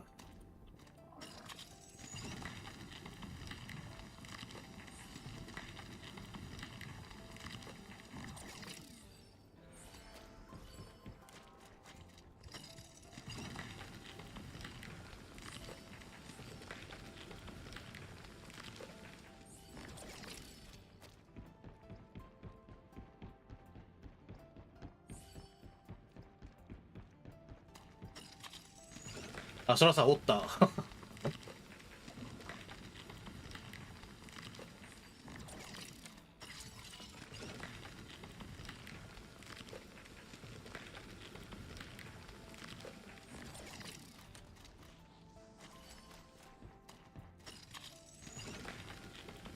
とりあえず、木材取るだけ取って、祭壇かな。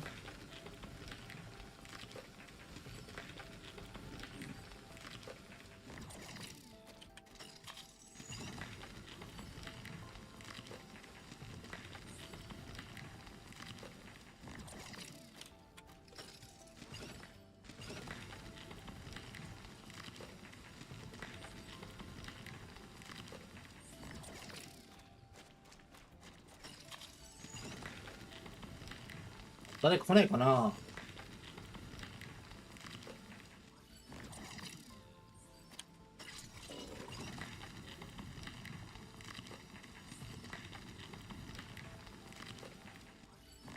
で、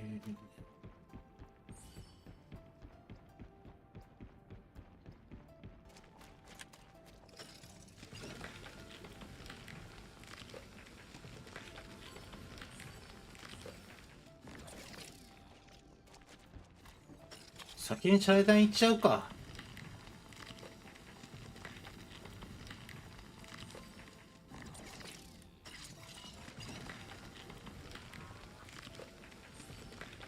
とりあえず、アイテム置いとこなきゃな。そのこれビーナス、楽しくなってきた。よかったじゃん。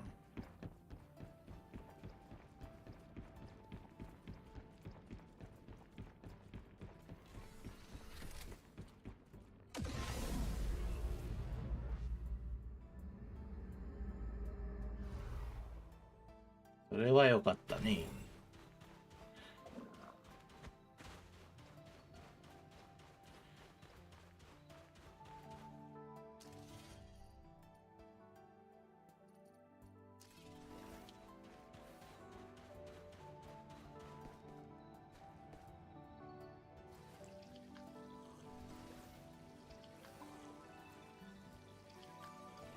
そしたら、いつものメンバーが今日はいないので、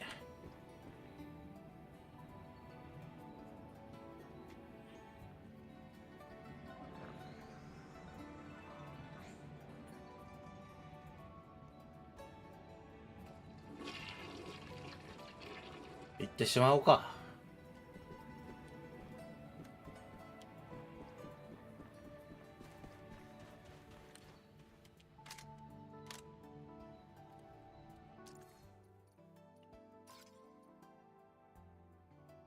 と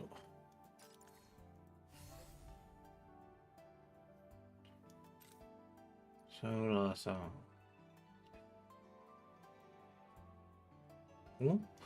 チャレダン終わってるかな。聞いてみるか。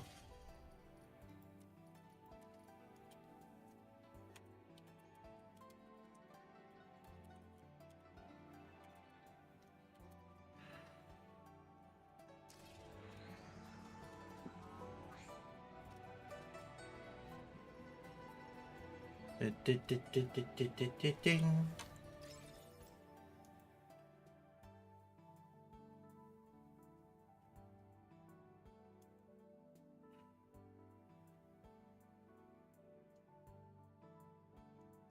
バトルスーツ何があかんた。あ、モジュールお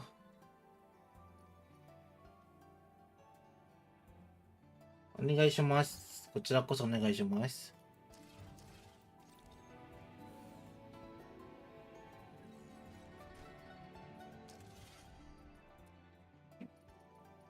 チーピピさんもいるか。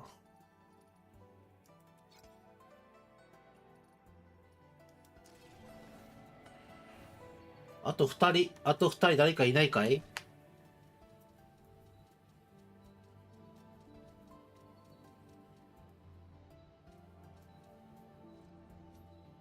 置いたマネキンさん。チャイダン行く。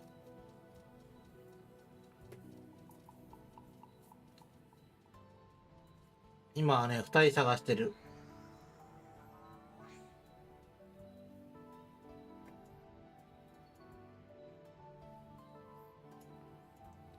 マネキンさんいける？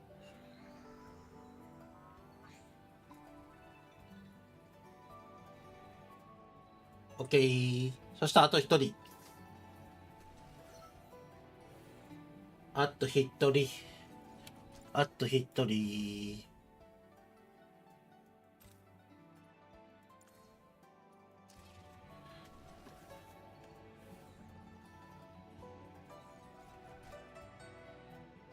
超新星サーバーで、あと、1人、誰かいませんか？チャレナン。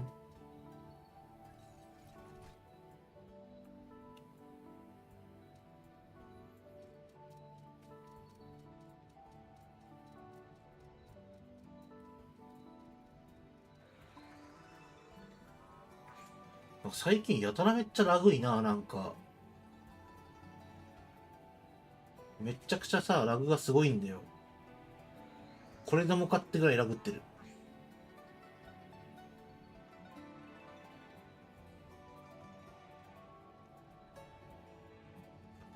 いないか？さすがに。そしたら一人ノラさん入れていくか。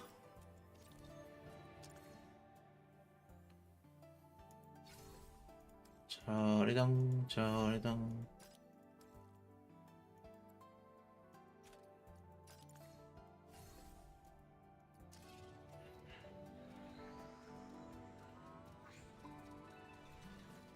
誰来るかな？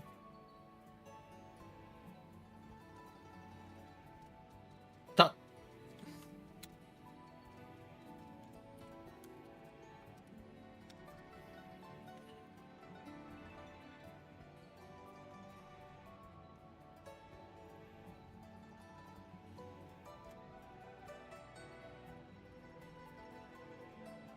よし、では行こうか。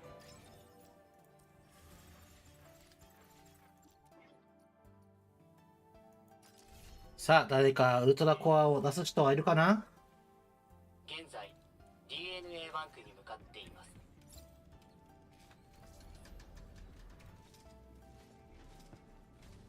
地下1階に到着しました。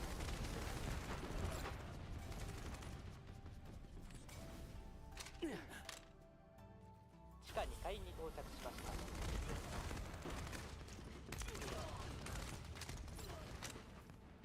あえあえ。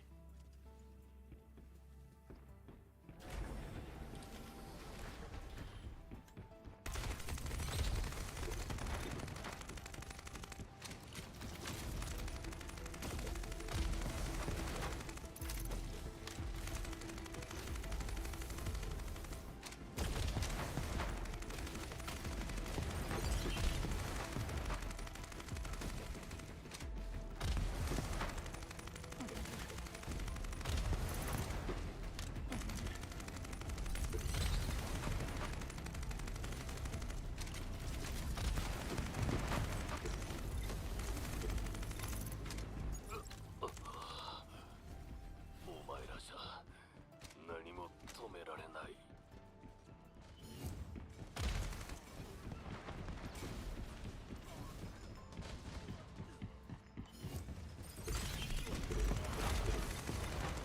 イメージング技術により建物を分析したところ、この廊下は外部の空間に通じています。外部の空間。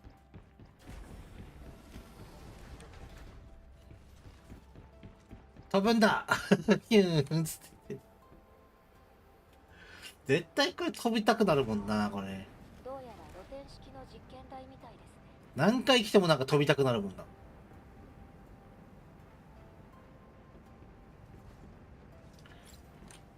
それミスったら落ちるからね、これ。恥ずかしいから。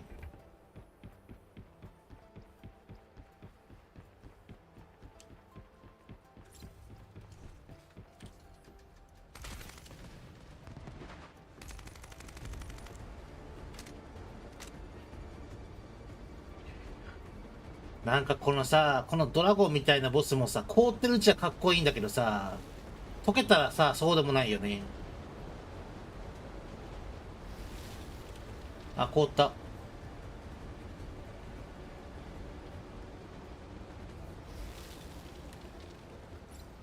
あー。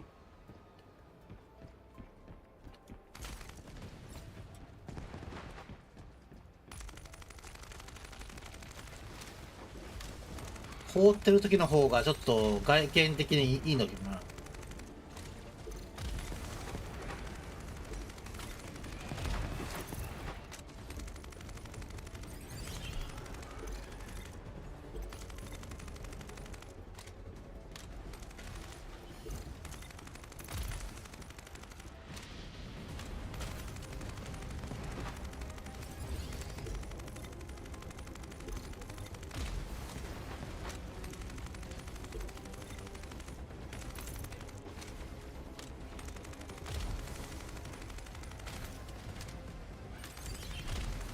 落とせー、落ちろ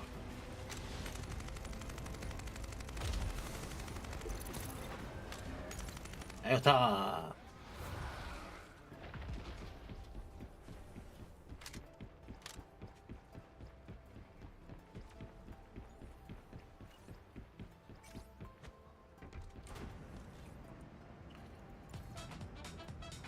ででででででででで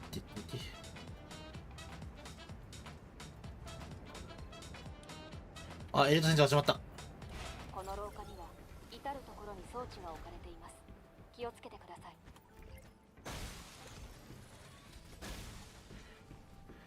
これ裏技だよね。バトルスーツで言ったらビリビリなんないっていうね。ちょっとした豆知識だよな、これ。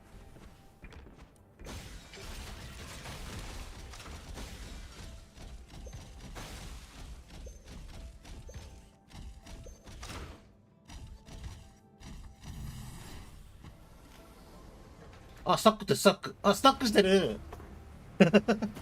今、スタックしてた、今。まだしてる。あ、思った。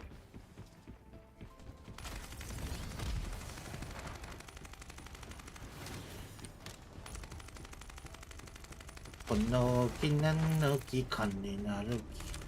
こいつが金になるコアを落としてくれるからな。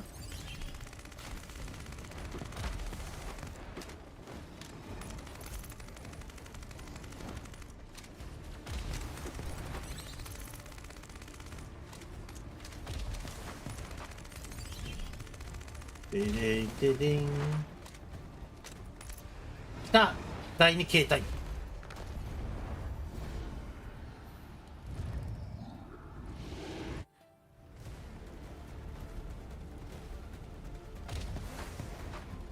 え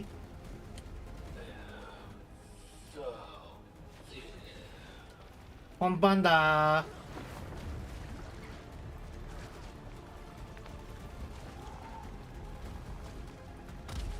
まだ銃撃てなくなったんだけど俺。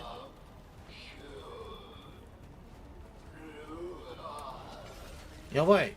銃が撃てない。これ倒すしかない。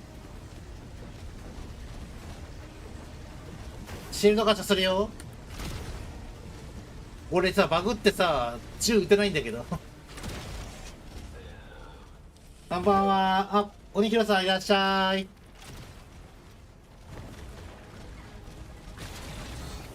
やばい、俺バトル2ってしか本気できない。チープミちゃんいらっしゃい、こんばんは。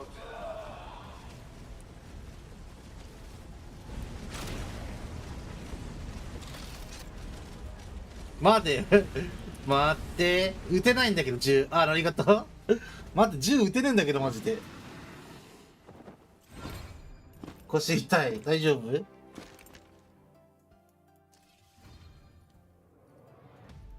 やべえ、やべえ。腰腰痛いのは俺も言ってんだけどさ。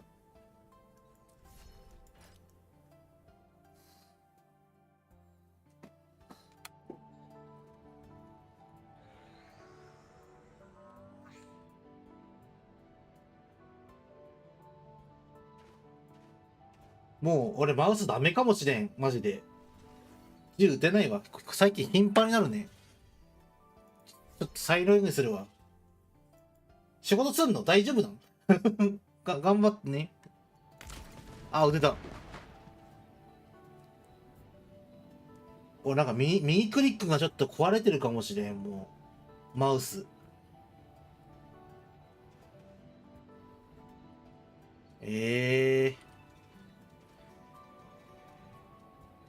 そう、結構ここ最近なんか銃撃てないことが多くてさ、キーボードは生きてるのよ、でも。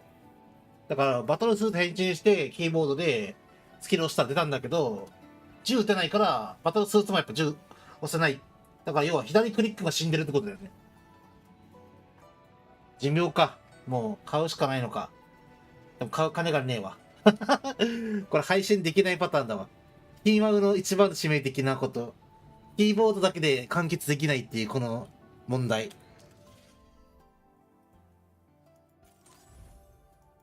そう今全部さ、ガタ来ててさ、キーボードもダメだしさ、マウスもダメだし、マウスが一番致命的だね。で、ヘッドホンも最近おかしくて、早く収益化してくれ。ほんとしたいがい、本当に。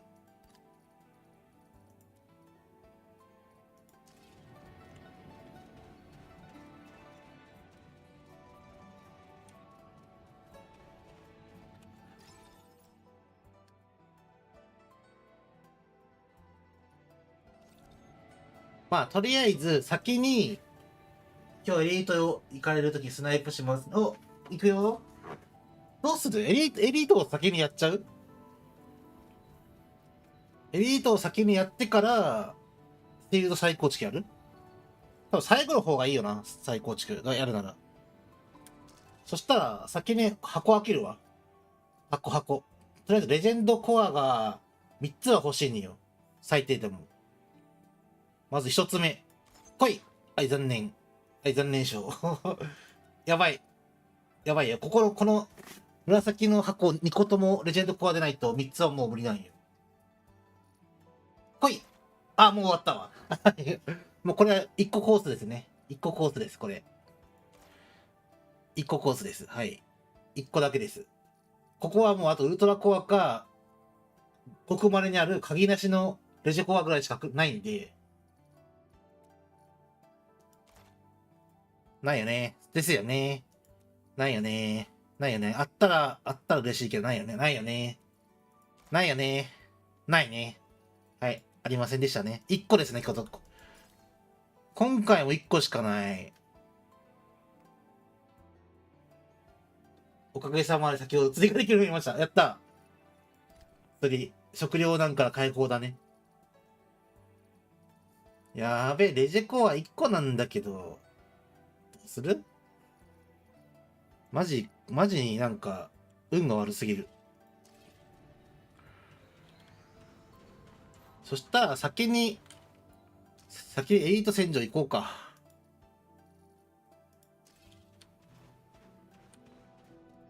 はい、チーピピさんどっちがいい？味方として行くのがいい？敵になりたい？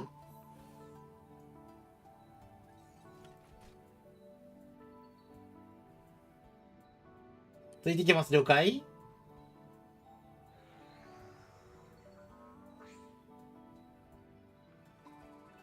目指すは敵、了解？っていうことはこのまんまだね。そしたら、今何秒目なんだ？ 8 分はさすがに行き過ぎだから9分にしようか。9分に押すね、9分。8分はまだ、いけるかな？ 8 分いけそう？ただ、レモ太郎さんが反応してないからさ。レモ太郎が反応してないのよ。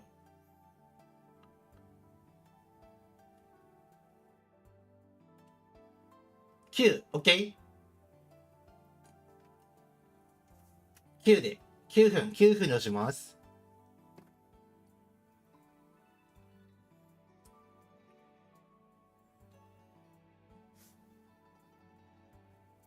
もう一個欲しいな、端末。そしたら目の前に、携帯の端末の秒読みのやつ置けるんだけどな。今、コメント欄覗いてるからな。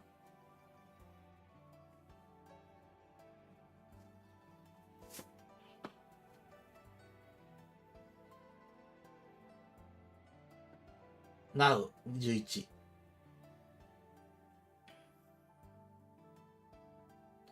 さあ、マッチングできるか。最近レモ太郎味方でしかいないからな。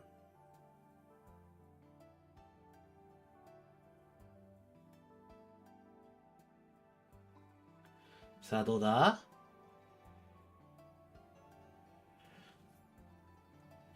最近、左クリックがさ、調子悪いからさ。よし。どうだ？どうだ？どうだ？どうだ？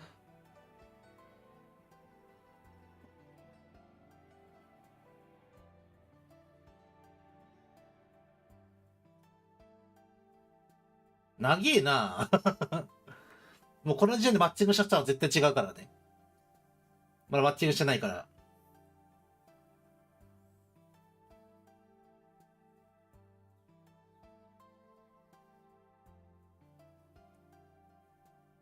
長いよね。いないんだね、多分今人。長い。来た！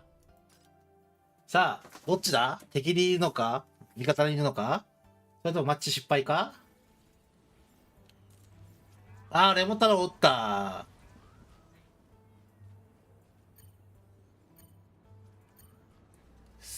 すぐ味方に来るんだから。このゲーム、あるよ、PVP。戦力が公平に設定されたやつと、もう武器を強くしたらそんだけ強い状態で PV できるやつと、いっぱいあるよ。これもそうだし。敵？おー、探そう。これは、なんか拠点をね、取り合う陣取りみたいな感じの。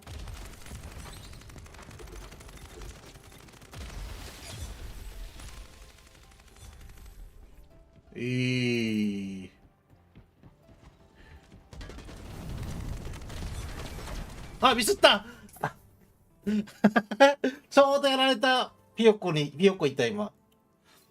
ミサイルのタイミングをミスったぞ。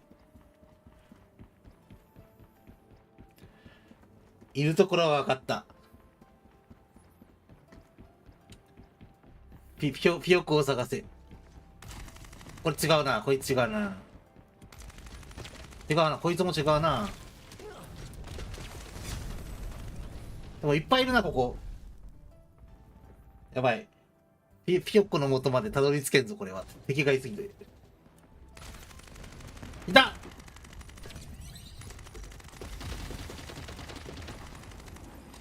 よっしゃああよっしゃピヨコ倒したぞ。さあ、ピヨコはどこに、なんかいるな、ここに一人。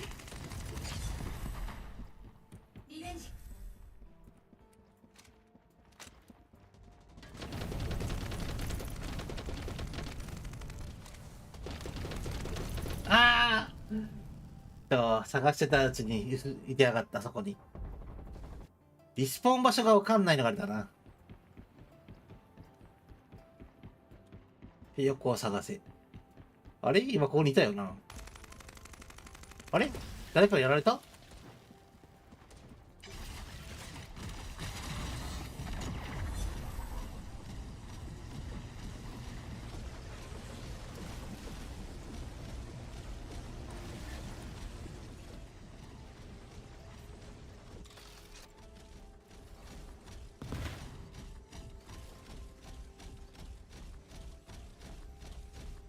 あれどこだ？ヌー。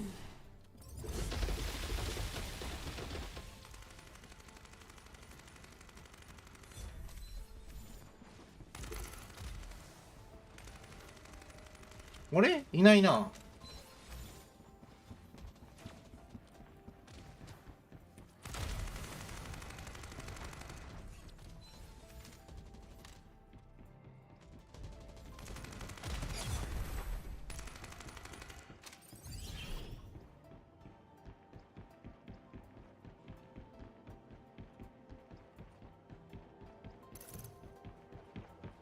あれ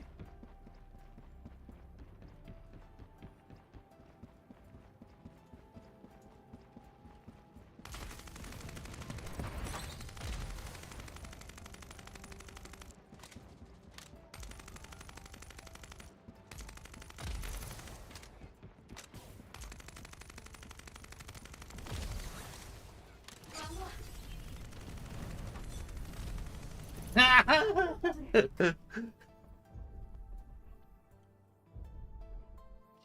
式場。ただまあそこにいる。だマリキンさんがピヨコを撃退してるんじゃないか、これは。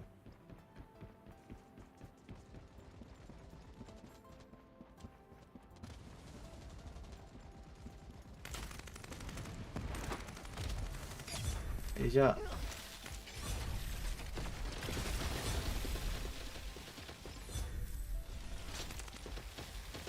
いたーなだれ込んできてるやん、めちゃくちゃ。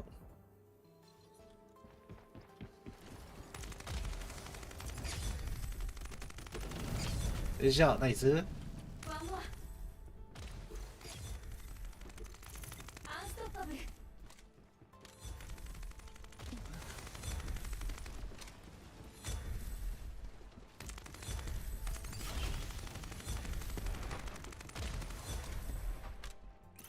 いけやっと使う前に使われた。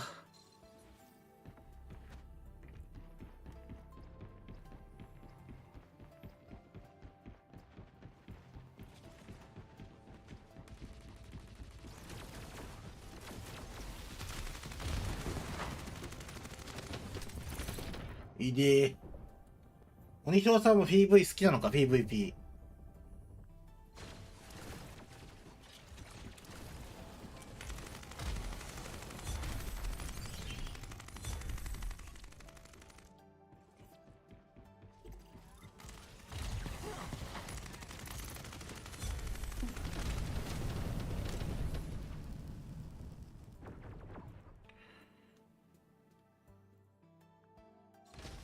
おお、とっついた。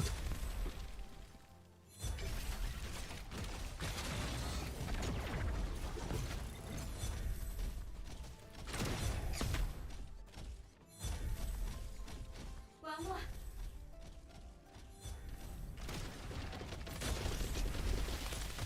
よー。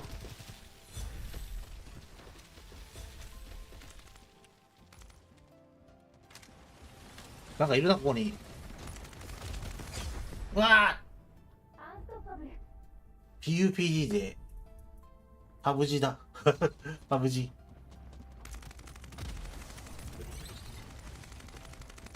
昔やってたな。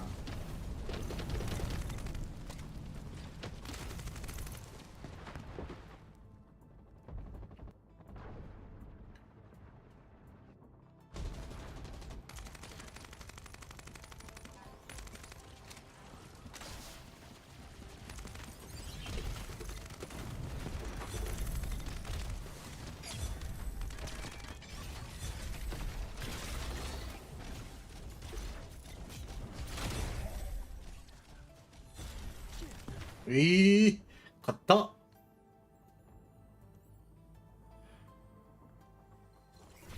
負けた負けた。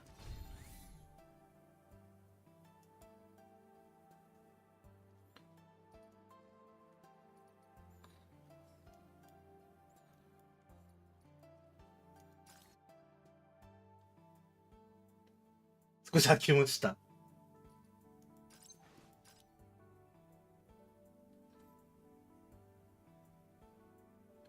楽しいって。あ、アスリバが来た。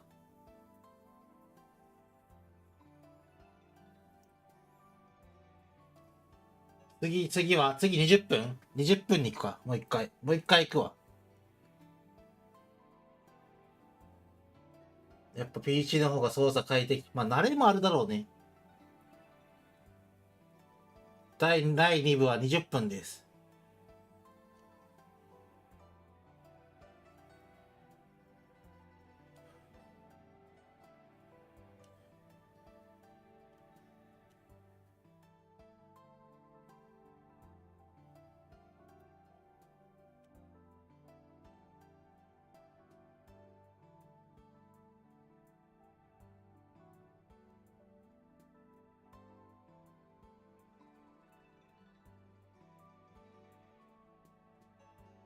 OK です。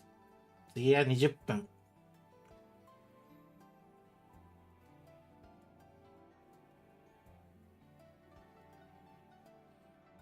20分でやって、一戦やって、コアでグローブ作って、分解して、シールドを最高付きやって終わりか。終わりじゃねえよ、終わりじゃねえよ。宴あった、宴。宴あるわ。忘れてたわ、宴の存在。もう宴の存在頭から消えてたわ。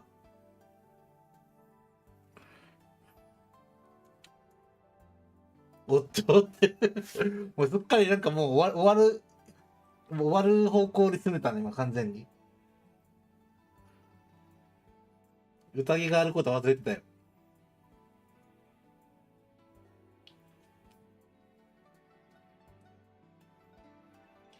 はい、次20分ね、20分。準備してよ。よし。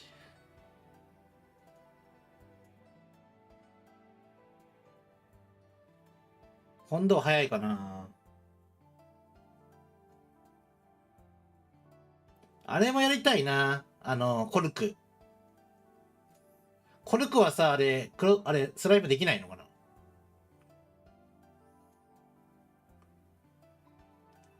あ、PUPG? もう長いもんね。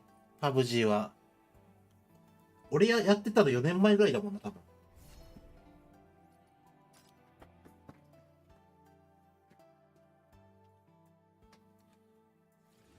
さあ、誰がいるか。あ、ピヨコがいる。ピヨコいる。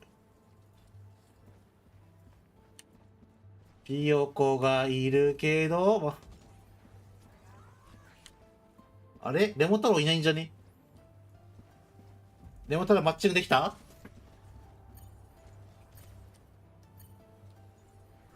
これ敵にレモ太郎いたら3対1で探し行くから、3対1で探し行くから、敵にいるかなレモ太郎。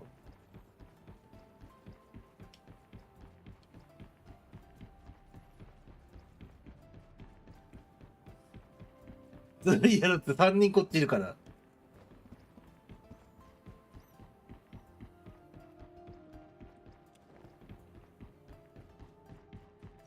あれ敵がいねえな。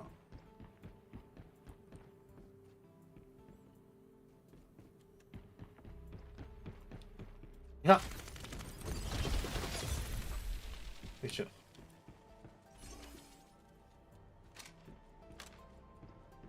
そうです。とりあえず C は取ってからいくか。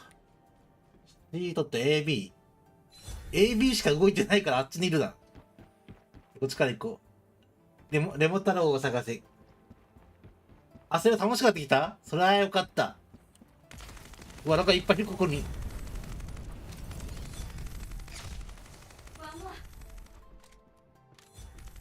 A だな。A にいるな。そして引いてったな、なんか。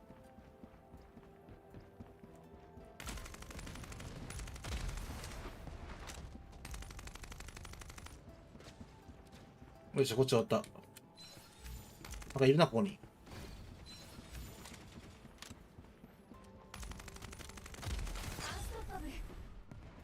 次 B。あれこれレモ太郎いる？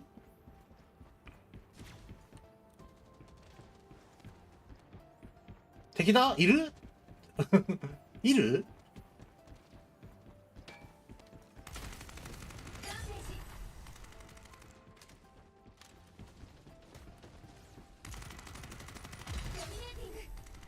レモ太郎姿が見えないんだけど。いたいたーレモ太郎発見しました。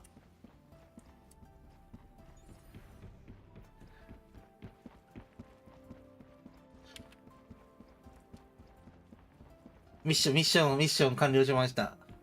では次のレモ太郎退治に向かいます。全部敵レモ太郎だ。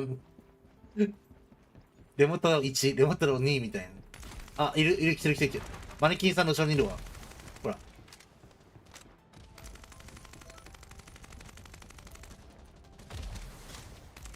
うざいエコーがうざい。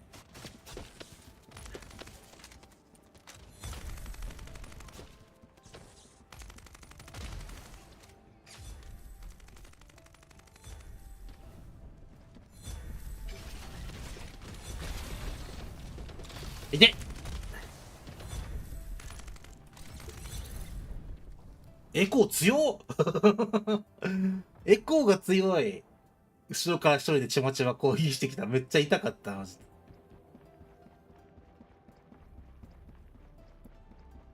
で。エコーが強いわ。エコー、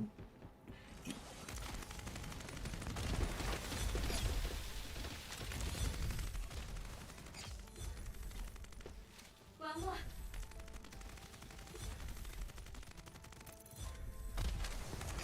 ストッパブル。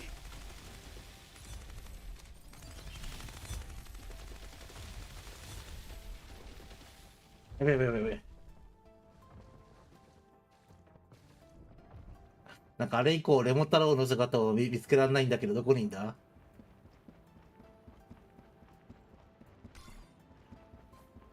どこにいんだ？あれか、コンテナに隠れてんのか？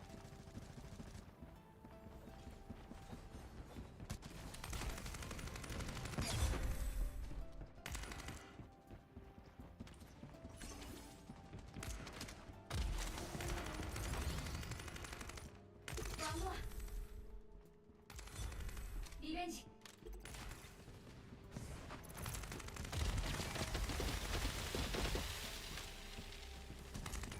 アンストッパブル。ランページ。あれ、レモ太郎いねえな。ドミネーティング。リベンジ。なんか今いた気がする、今。なんか今一瞬、なんかレモ弾で見えた気がした。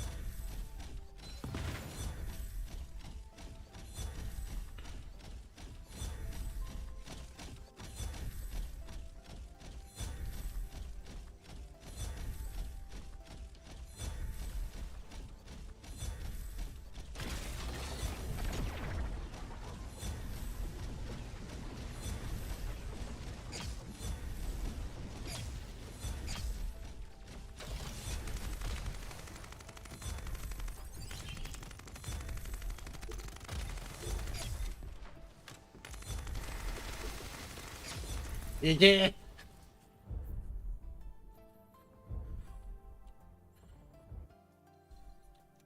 遠いな、ちょっと、こっからだと。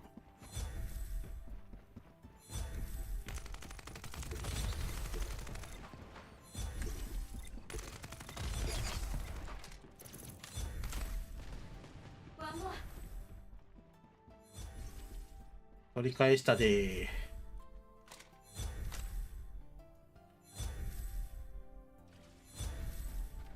なんかいるな。アンス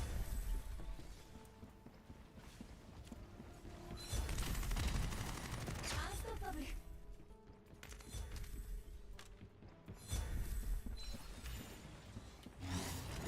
あ、俺刀で切っちゃった。ランページ。リベンジ。あ、しかもバグってる。ヨットンレーザー下向いてた今。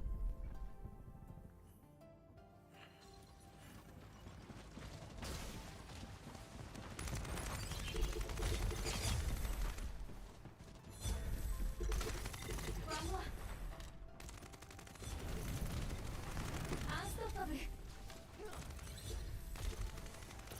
見えねえ見えねえ。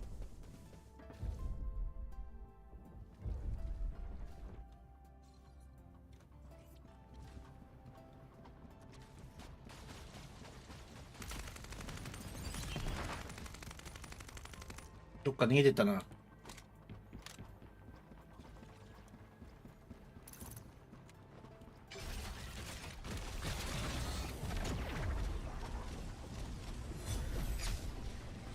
逃がさんぜ。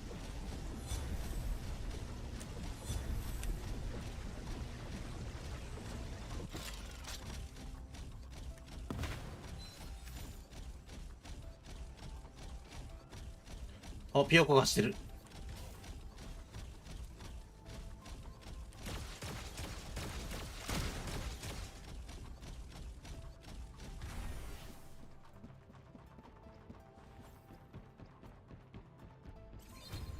勝ったー。おう、MVP! パンダやってやったぜ。やってやったぜ。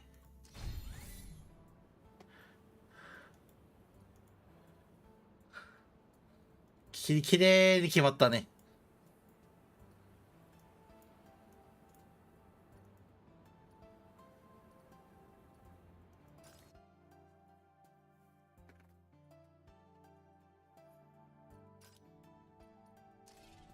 さて、さあ、やるか。シールド再構築。ちょうど30分になるし。狩られてしまった。あ、そうだ。30分の前にあれ作んなきゃいけないな。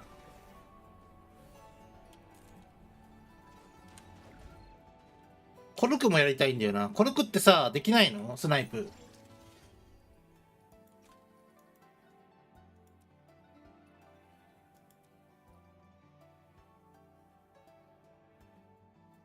次行くね。3500からさ、500個に減ったのにさ、さっきちらっと採取行っただけなのにもう1500個に戻ってるっていう。トリコアの生産力。恐ろしい。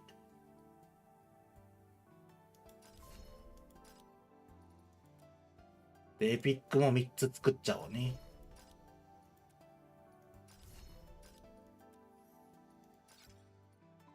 あ、足りない。石英繊維。そう、廃品が足んないんだよね。基本。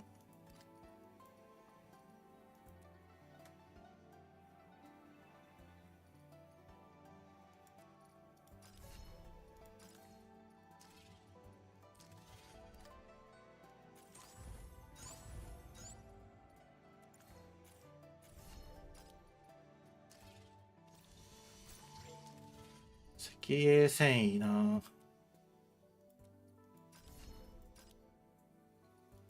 これ作ってる間にトルクでも行く？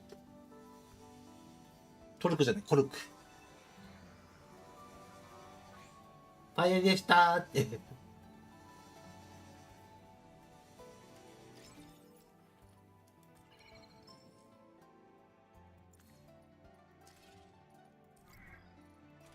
もうちょいだ。ここの10、ペット券10までね、早く取らなきゃいけない。取りに行かないと。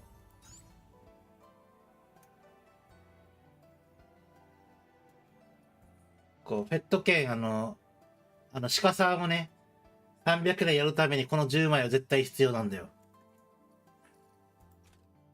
コルク洗浄行こう。コルク洗浄。隠れる方。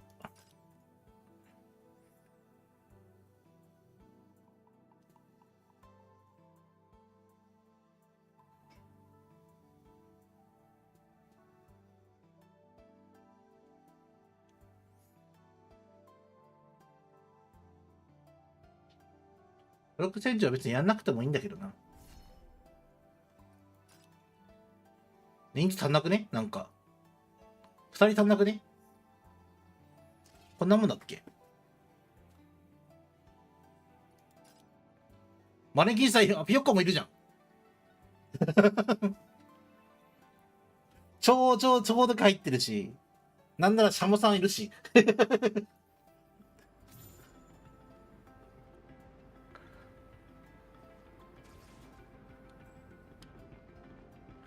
これどこ隠れようかな、ここ。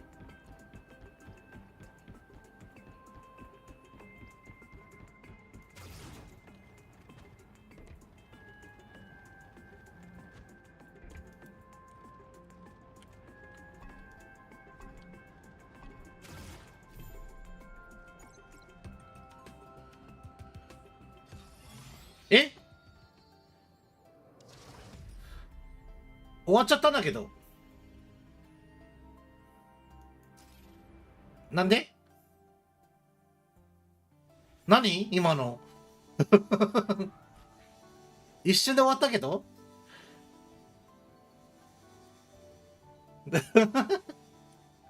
え、鬼がリタイアしたの？二人とも。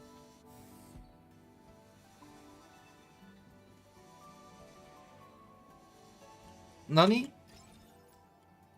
今の。もう一回。はい、もう一回押します。押しました。何今の。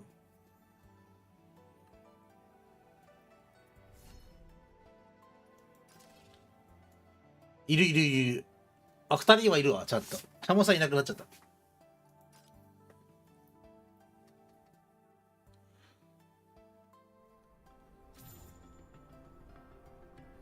ここさ、隠れるとこなくね？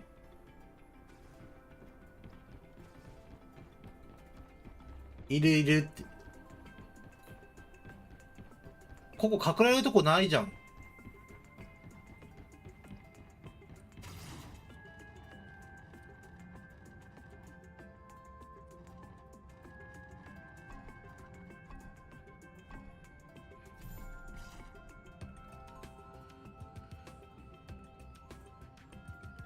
隣に誰か来たけどさ、並べたらいいのになんでその場ずらしてんの、わざと。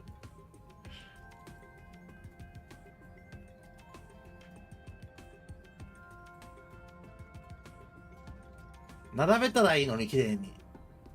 あ、来たー。あ、マネキンちゃんと変わった。これやばい。ここにいたら捕まるかも。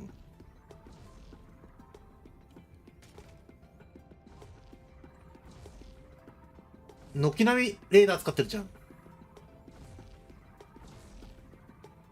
おお。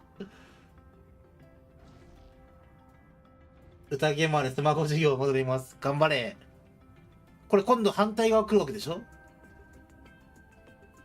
反対側道連れに今度来るわけじゃん。絶対逃げらんないやつじゃん、これ。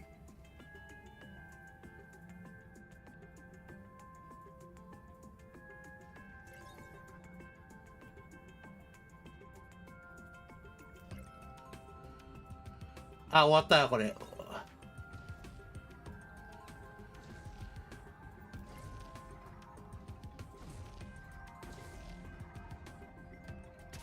いたー。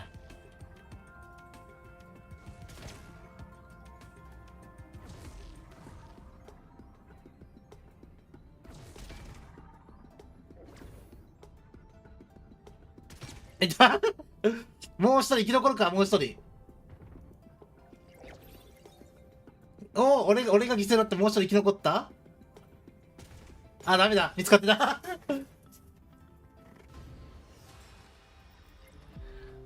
なんだよ。いけるかと思ったのにな。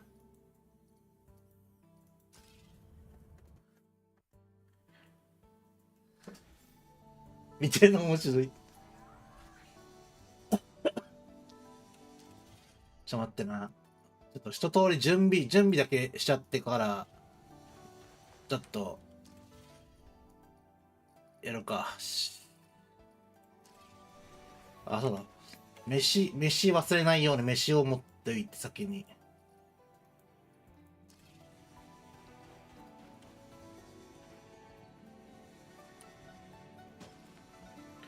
じゃあ、やるか。シールド再構築。とりあえず、3箇所の金をロックしてやると、固定プラグが4つ1回必要だから、10連分は確保してあります。10連。で、この10連中に1個でもいいのが来たら、で、この攻撃の 1.8 も実は欲しいんだけど、でも 1.8 やるぐらいだったら 2% は欲しいなと。そう、金算スタート。もうここになったんだよ。偶然ここまで上がったのよ。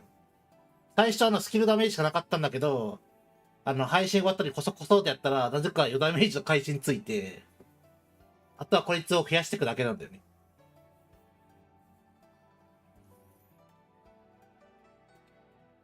で、一応なんか今回配信の中で、今日のメインはこのシールド再構築だから、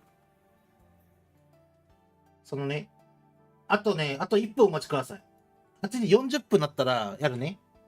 あれをつけてほしいって言われたからさ、ショートカットみたいなやつ。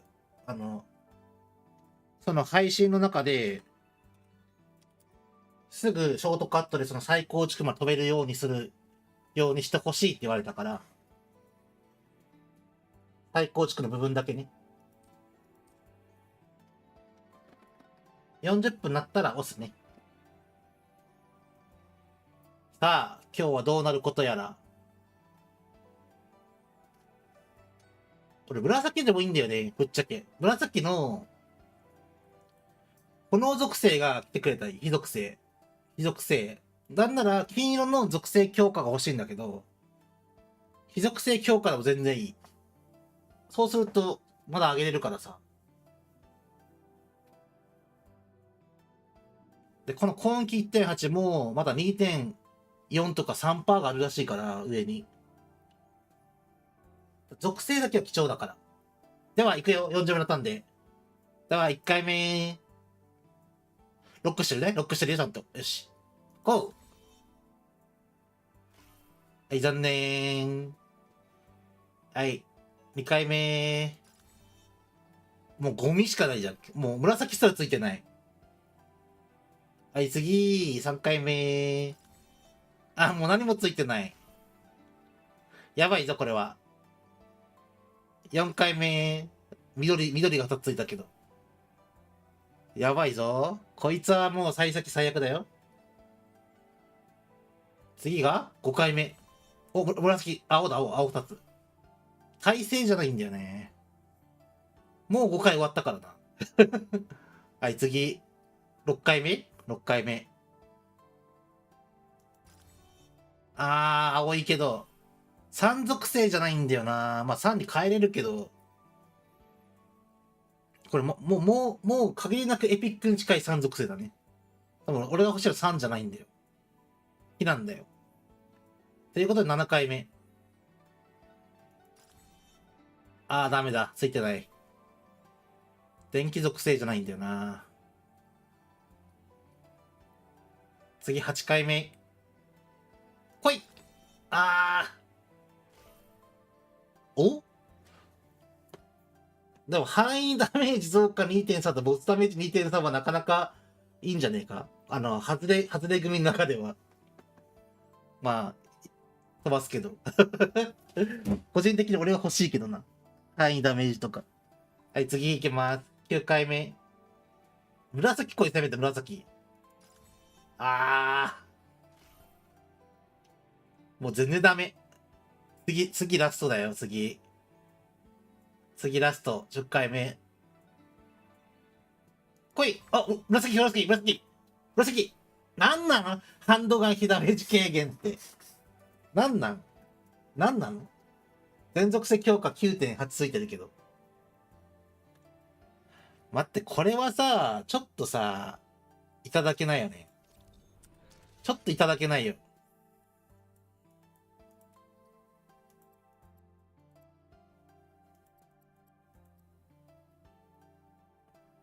もう泣きのもう2回。泣けのもう2回だけ。やる。これ以外はもうないです。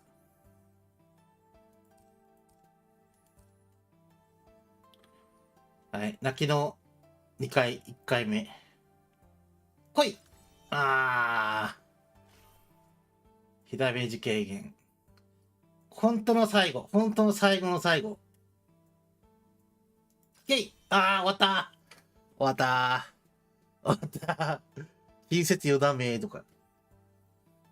まあ残念な結果になりましたけども。まあ結果、変わらず。これやばいな。ここからさ、もう一個金出すとかさ、もう廃課金税でもさ、なかなかさ、余ダメージとスキルダメージとか回収とか揃ってる人いないのにさ、やっちまった感あるな。俺ここで使い果たしたんじゃねえかよ。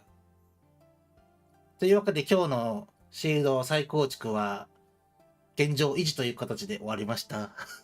また溜まったらまたやりたいと思います。できれば全属性強化の金と、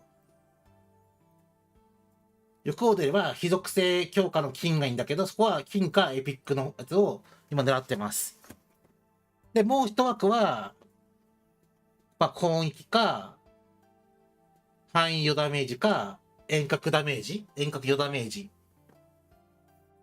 を狙ってて、まあ、そんな都合よくは出ないんだけど、一応狙ってます。終わってしまった。パンダの挑戦が終わりました。で今、8時40分でしょ ?4 分で終わったの、これ。4分で夢がついえたんだけど、俺の。4分でついえた。悲しいやん。めちゃくちゃ。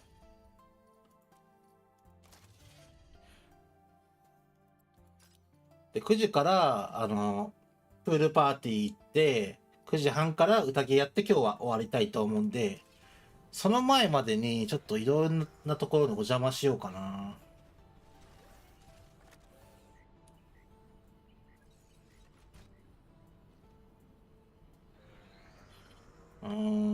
どうすっかな。とりあえず、家具チケットで行くか。家具チケットを量産しに行ってきます、まずは。いろいろ欲しい素材はあるんだけど、お家にね、設定するやつも欲しいから、まあ一番ね、多分今空いてるであろう、ここ。この凍った湖。一番空いてて多分敵がわんさかいる場所、ここ。と思ったら意外といるいらっしゃるかい？ここさ、今さ、敵いねえんじゃねえかなと思ったのにな。ここでしこたま倒しての、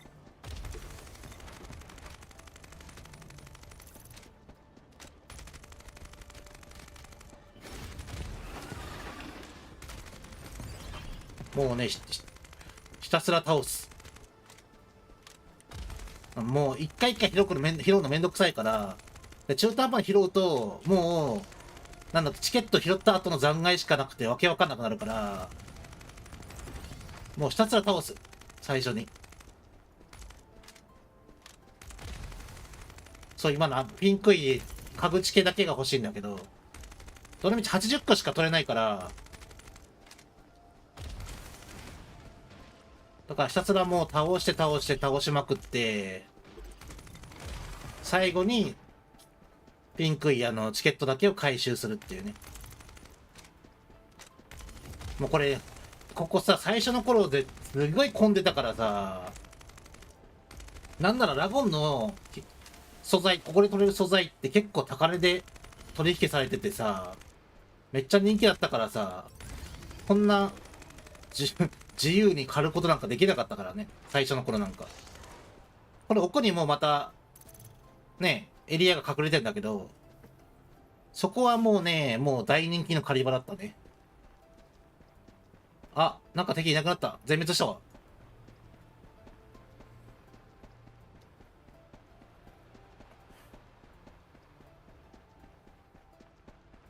あれ、もういないの？じゃあ、回収していきますか。ピンクいやつだけでいいんだよな。他のやつはいらないしな。スタミナ無駄だしな。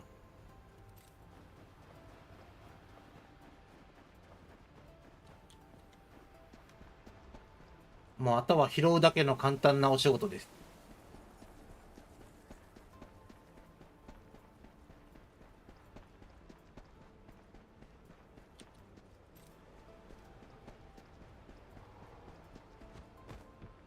ただこれ、ここの注意点はね、このメーターが進んでいくと、まあメーターが進んでいくとっていうか、メーターが完全に上がりきっちゃうと、すんごいダメージ食らうから、そこはちゃんと行くときは気をつけてね。拾うのに夢中になってると、大ダメージ食らって死ぬから、マジで、ここ。ある意味結構超危険な場所だからね。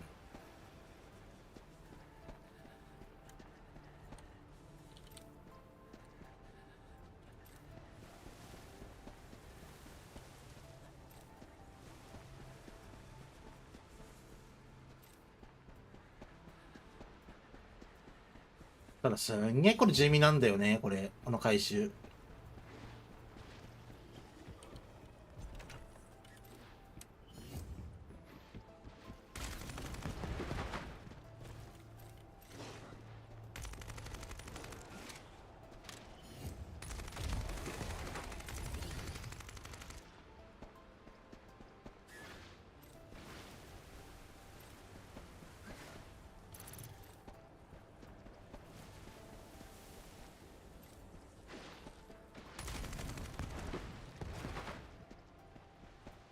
めっちゃ空いてるな。空いてるけど、そろそろやばいから。でででー。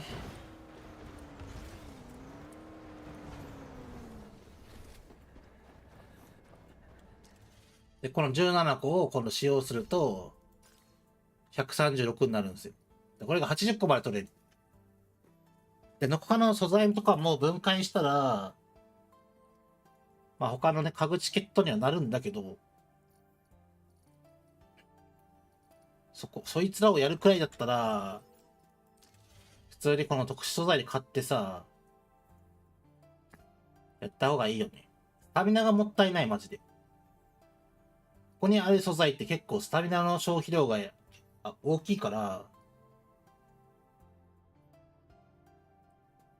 ただここよりも、こいつらより、多分値段的にさ、77でしょ ?77、77、94、84。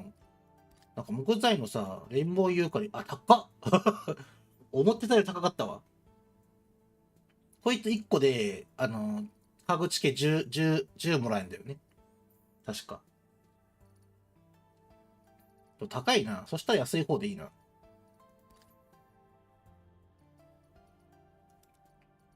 まあ、スタミナを消費していいんだったら、この、なんだっけ。変異種の戦隊鉄がさっき俺取ってないけど、結構な勢いで溜まるから、これを貯めてでもいいけど全然。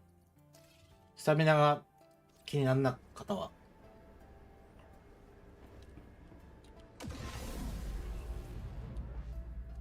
これはスタミナ使うんだったら、まあ自分がね、使える素材とか、今まさに欲しいやつに使いたいから、さあ、今金のレジェコアで金の装備1個と、エピックで3つ作りました。だからエピックの紫3つが1個でも気になってたらちょっとね、ラッキー。あ、残念でした。残念でした。まあこのエピックもね、分解してチップになるからね。まあ、前まで一個一個見てたんだけど、どのみち分解するので、まずエピックから。あ、じゃあ、こっちじゃなかった。こっちだ。なんもなし。固定もなし。分解。弱点ダメージ、ライフルダメージ、シールド。いらない。で、こいつも。最近この 0.6% で金のね、データをパンダに今2回引いてるから、もしかしたらわりかし出やすくないかな。そんな、やってないのに出てるからな。ここで紫を引いてもいいしね。今季さん。なんかいいのないね。紫1個も出てないや。ハンドガン、データ HP。で、今出たらどれ？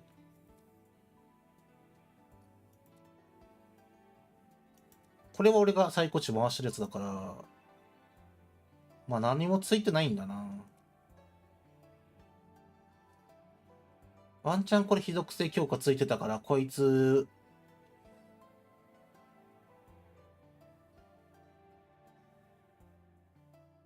こいつにいろいろぶち込んで入れたいっていう気持ちはなくもないけど、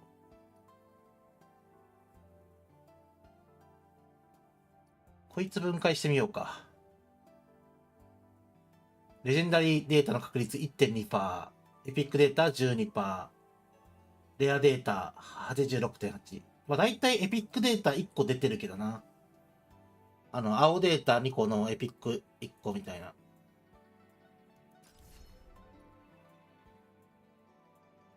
来い。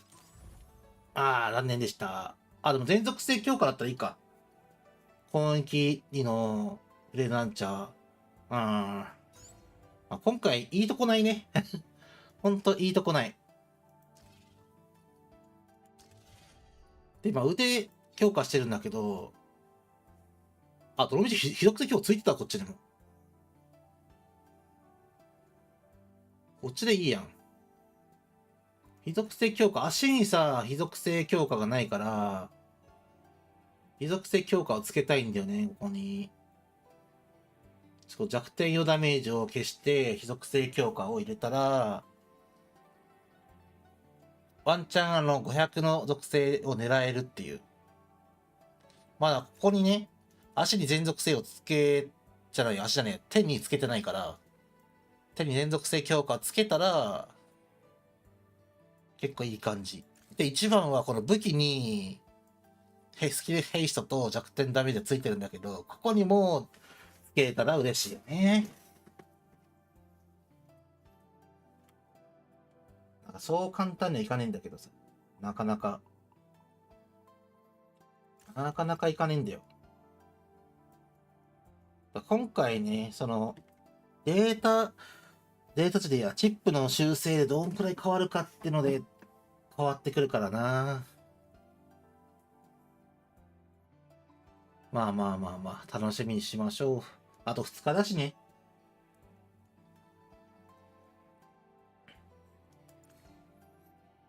いろいろとなんか今上げられなくて下がっちゃったところが上がるんだったらそれはそれで嬉しいから。ペットも回せるし。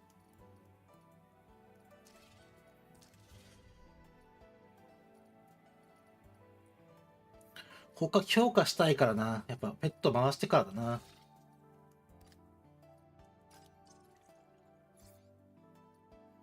石材取ってないや、今日。ワルチャーで発言と石材100個。あと75個。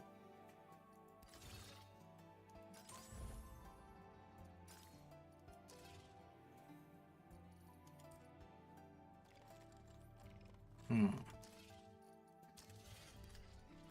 22,000。じゃあ、あとは宴の準備して、待機かな。とりあえず宴用に、コード変えて。スローアタックどうしようかな。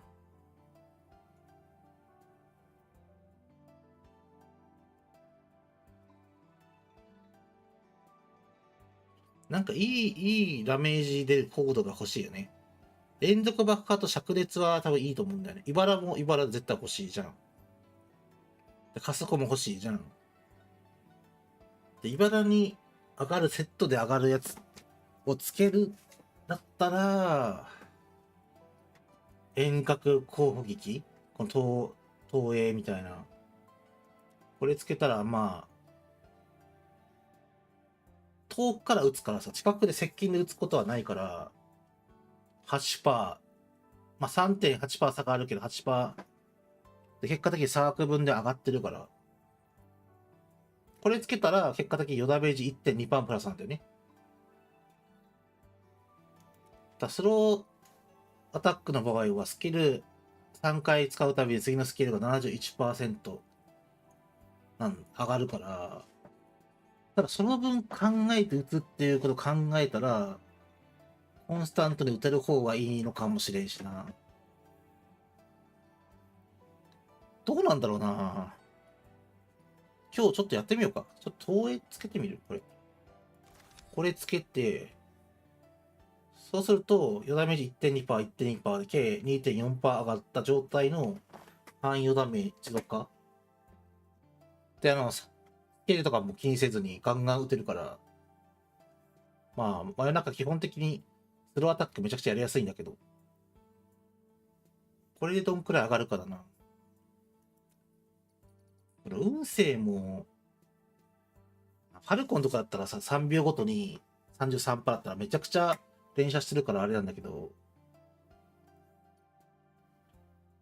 真夜中で運勢ってさ、あんまりさ、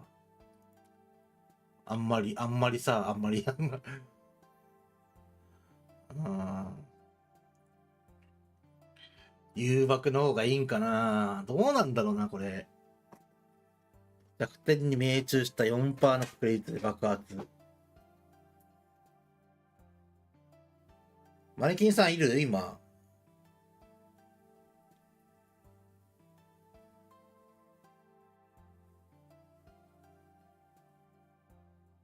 おらんかな。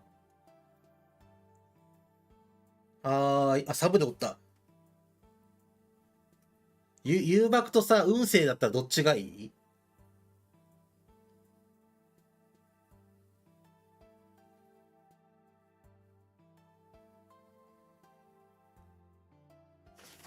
あ、ちょっとプールパーティー先に現地だけ行こうか。現地入り。で、ブレイクダンスだけ踊って、達成して終わり。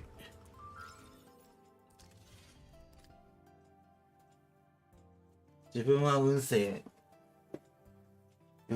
か。今運勢ついてるけどな。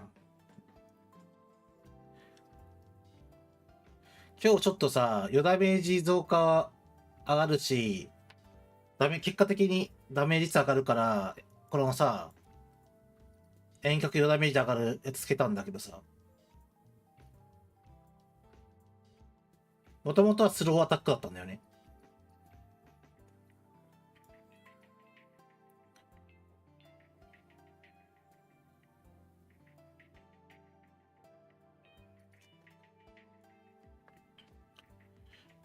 逆に属性ぶち込んだ方がいいんかな。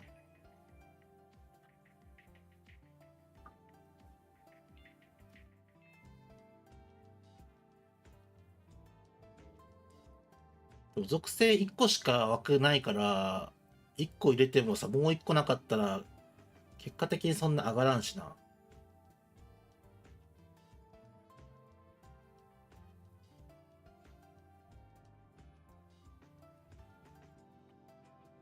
これ、強心を入れて、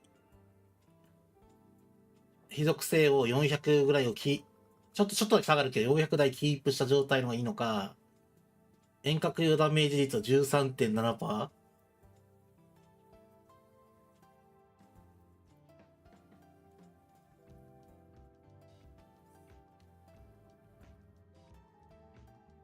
多分ね、だいぶね、いろんな人が見てるけどさ、明らかにさ、自分の方がさ、俺の方が、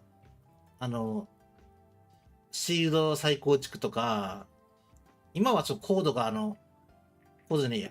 データがさ、装備作り変えててないから抜けてるけど、明らかにダメージが出てもおかしくない数値で負けてるから、どっかにあるんだよね。そのダメージを出す秘訣的なものが。これかな。遠隔この余ダメージ増加は、ね、だいぶ大事っていう風にみんな言ってるからね。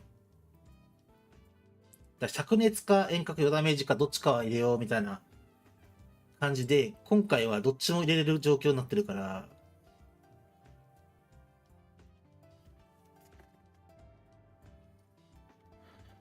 まあやってみてかな。運費天部で欲しいやつねえもんなと。なんだかんだ。これ接近だしな。誘爆か相談ぐらいしかないもんな。相談は別にいらんもんな。誘爆だったらワンチャン爆発して、とか要は爆発して連続爆破で1回だから、普通にミサイルで爆発するじゃん。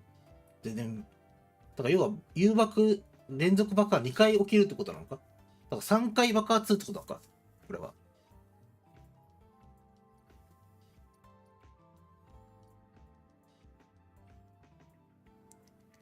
まあ今日はこれだな。今日のコードはこれです。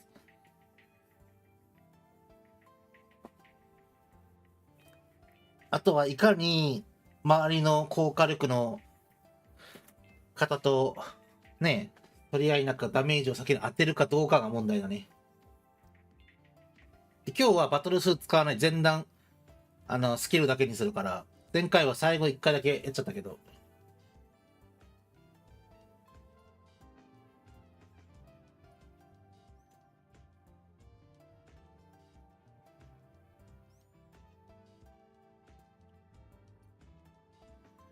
よし、これでいこう。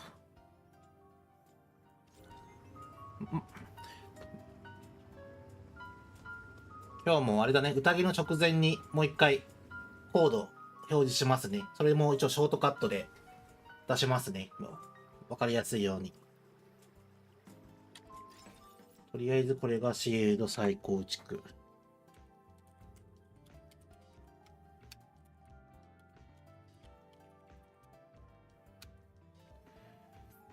シールド再構築失敗してるからな。失敗してるやつ載せてどうすんだって話だけど、一応今日のやつだから。今日も負けませんよ。さあ、勝ってるかな、どうかな。あれ、ご飯持ってきたよな、俺。あれボタンがおかしいな。あ、グローブ持ってきちゃった、こっちに。あったあったあった。ご飯もある。そろそろご飯も変えなきゃいけないんだよな。なんか非属性強化の飯か、なんか範囲ダメージが上がるご飯もあるって聞いてるから。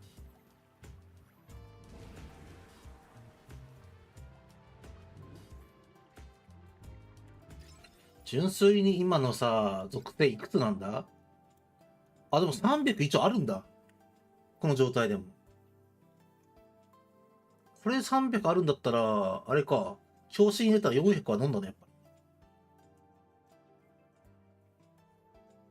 り。ちょっとギルイベ、行ってきます。行ってらっしゃい。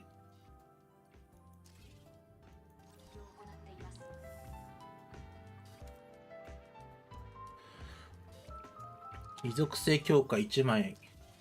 これ、あるかな？耐性しかなかったな。ねえわ。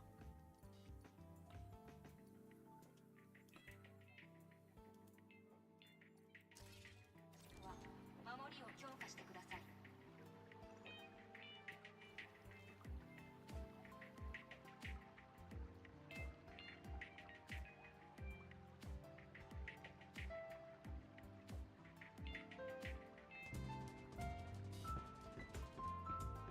本日の気温は摂氏25度から28度、東寄りの風、風力3、降水確率 35%、太陽活動は正常です。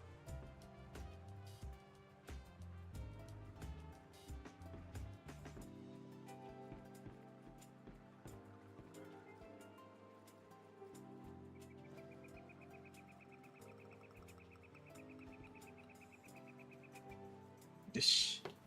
さあ、みんな、あれかな？プール、パーティー中かな、今は。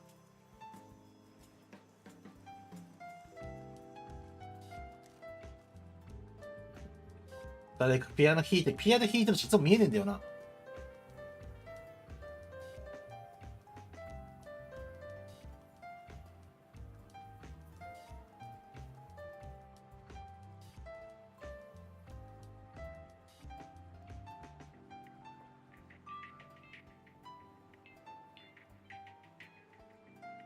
連盟の動力センターでは先日、新たなまだ時間あるんでね、何かしました。質問ある方など随時募集しておりますよ。レベルは指名級と定められています。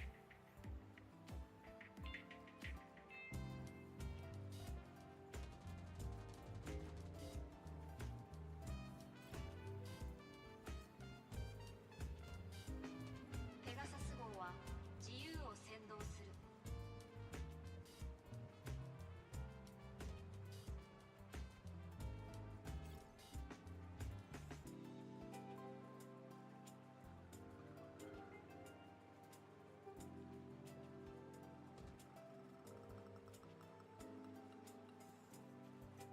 てーてーてーお、なんかスタックしてるみんな。なんかめっちゃスタックすること増えたよね。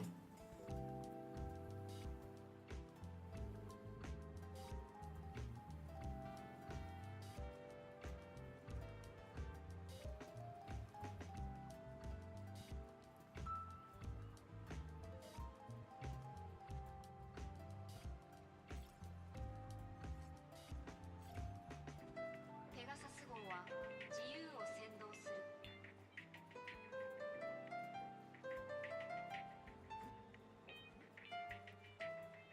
なんか上手い人がいた、ピアノ。あ、終わっちゃった。陥落区に異常なエネルギー波動を検知しました。現在24時間体制で監視を行っています。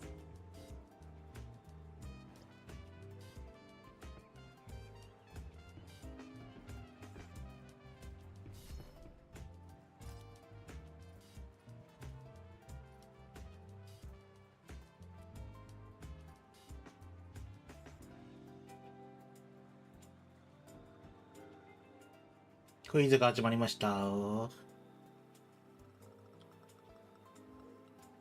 の動力センターでは先日、新たな危険性の認識を公表しました。現在ポラリアンコロッサスの危険性が指名級と定められていま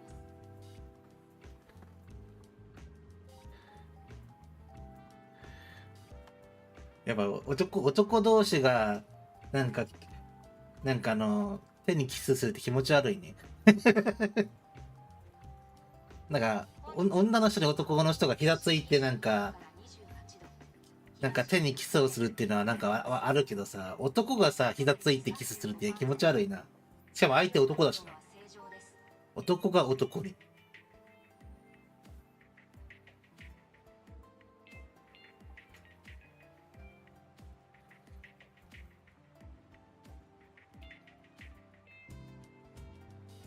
さあ、今日の宴はどうなるかな。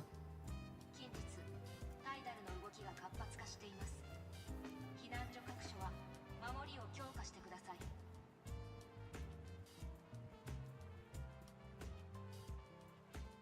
マネキンさんに勝てるかな。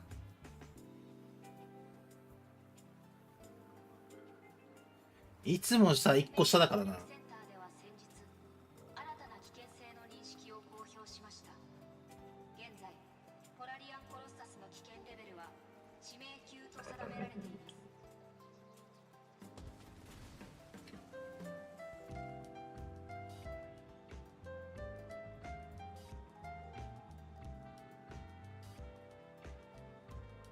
す。作曲してる人がいるぞ。今、探してる人を迎えよう。本日の気温は摂氏25度から28度、東寄りの風、風力3、降水確率 35%、太陽活動は正常です。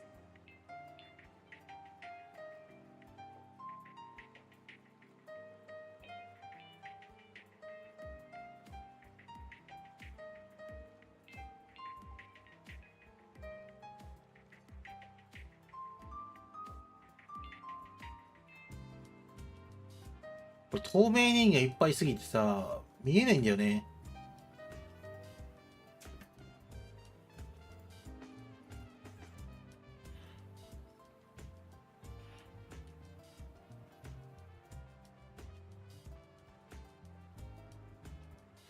てててててんてててんてんてん。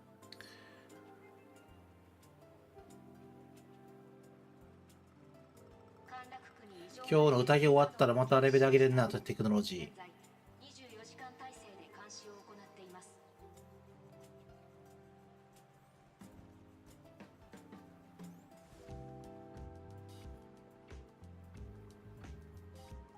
なんだかんだもう3時間やってんだね。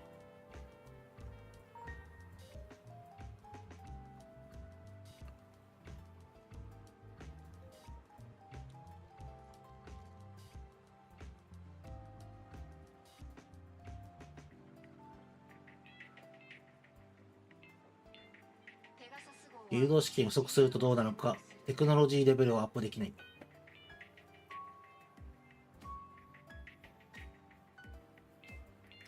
てんてんてんてんてん。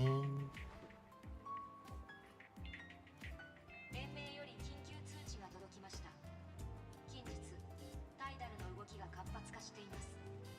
避難所各所は守りを強化してください。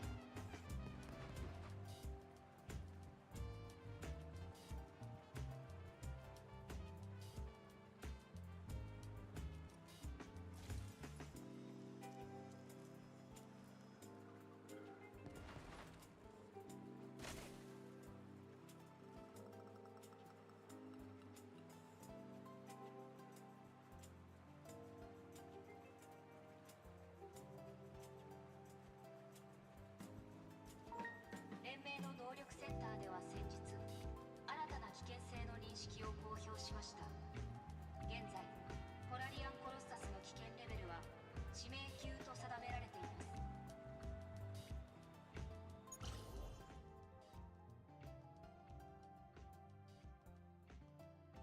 お、今日いっぱいもらえた。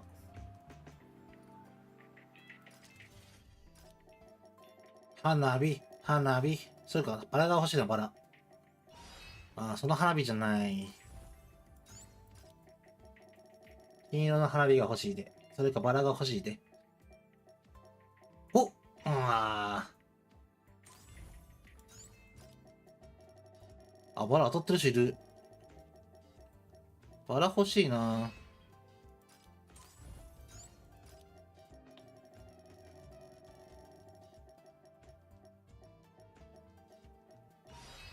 ダメだ。全然ダメでした。撤退。本日の気温は摂氏25度から28度。東寄りの風、風力3、変身。 35%。太陽活動は正常です。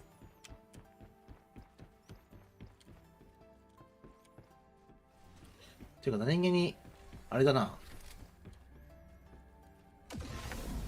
ちょっと万全な状態にしとこないと。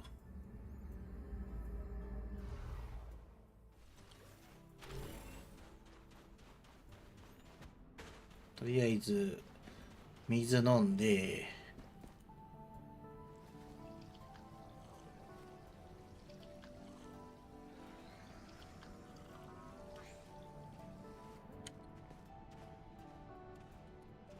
あれ？チャージして、で修理して、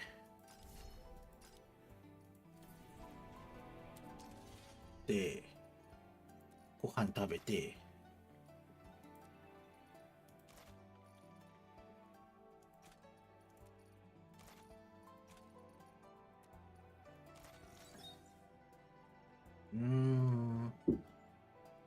5、5、6、6。少ない方にしてるか。胸金さんだな。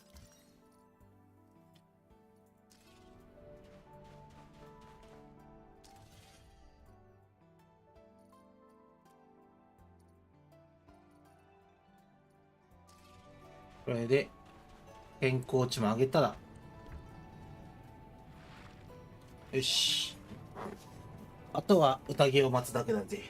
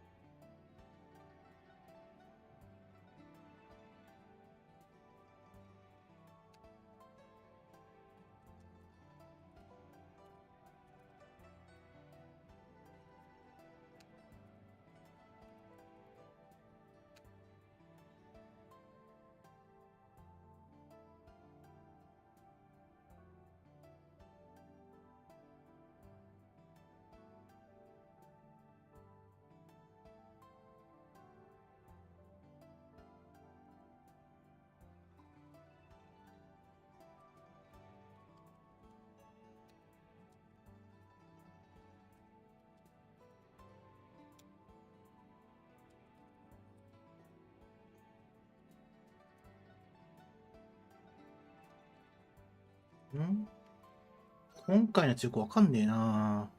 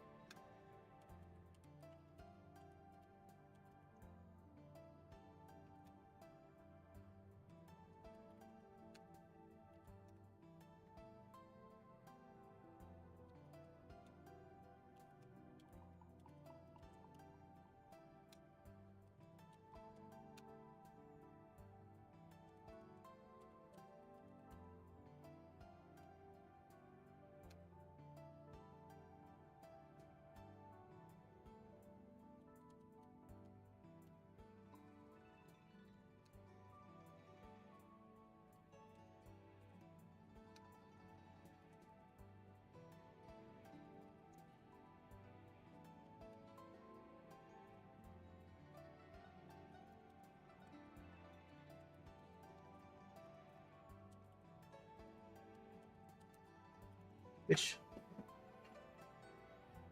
ハルツオさんいるし、いつの間にか。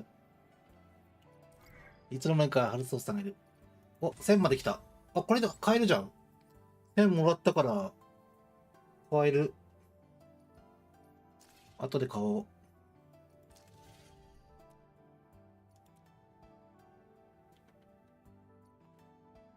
会心の2。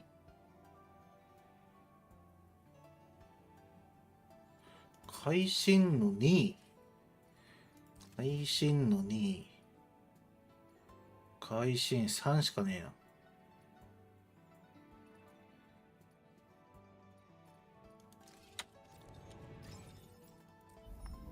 会心の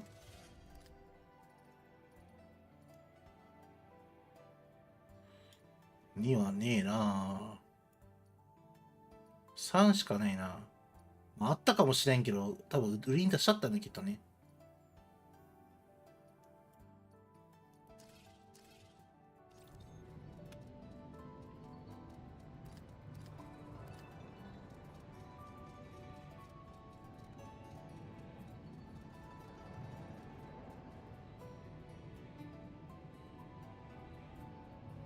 よし、宴。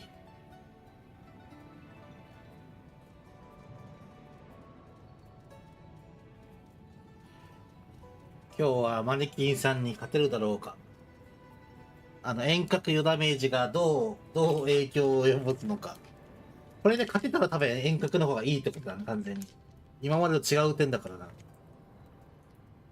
これで今までと違うか、がっくり差が、がっくりじゃない、ざっくりだったけど、めっちゃすごい差が開いたら、遠隔がダメってことだね。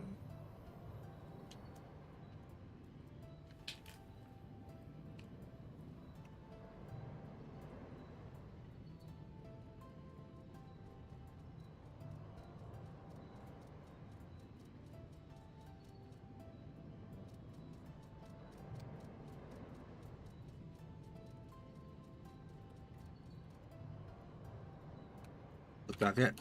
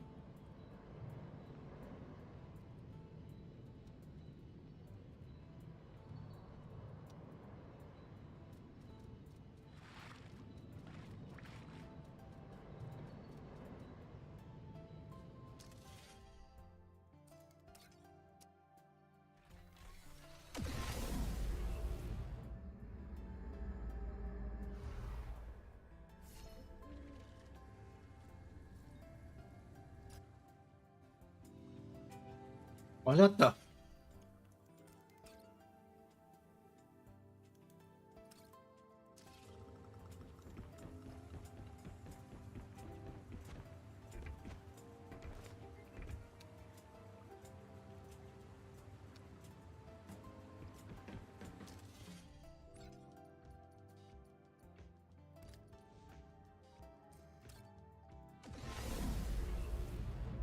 あ、こんばんはいらっしゃい。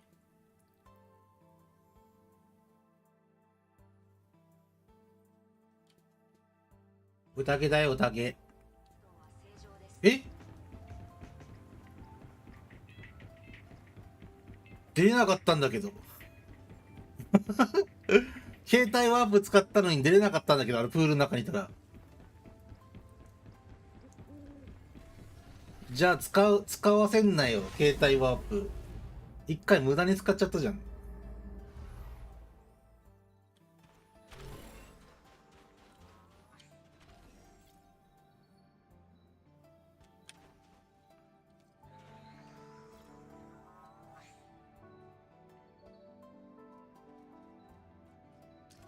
あそこダメなんだ。そうか。プールパーティーのエリアの中にいるから出れないんだな。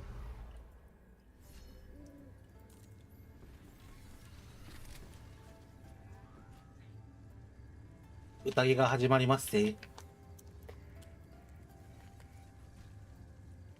男同士のハグ。いや、しょうがないじゃん。いないんだもん、あと。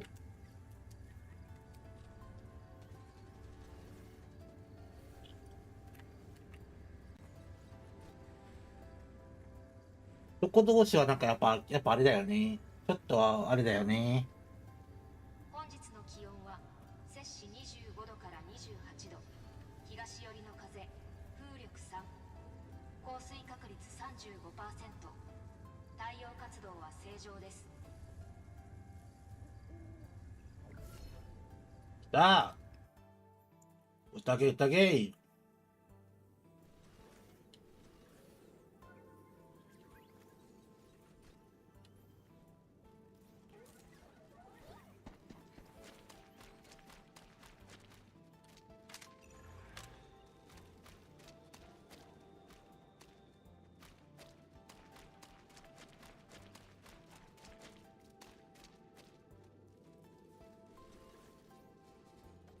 頑張れー。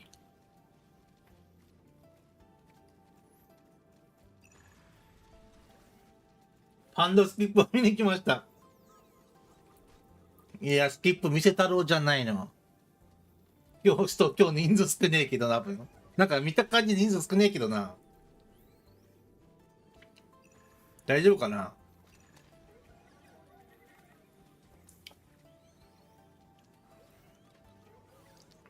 こうかっこよくスキップをこう見せれるかどうか。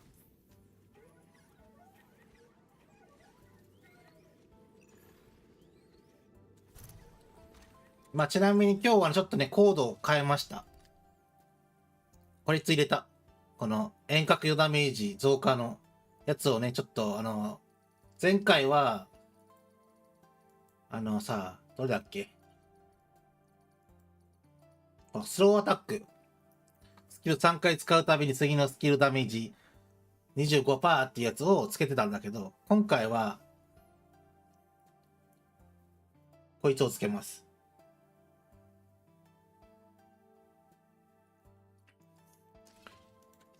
それは少ししかやってないから、やろうぜ。いっぱいやろうぜ。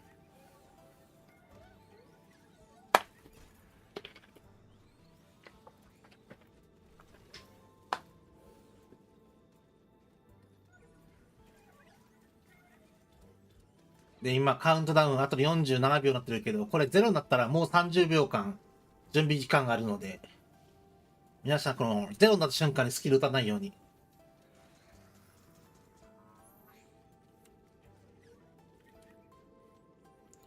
これ0になったら、ご飯食べて、で、次の0から攻撃開始になります。どこから行かいいかな、みんなここにいるから、俺もここの辺にいようか。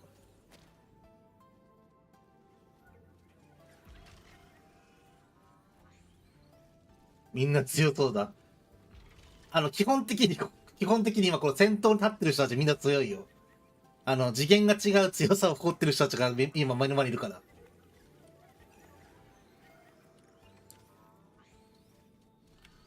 はい、ターゲットが現れます。はい、ご飯食べます。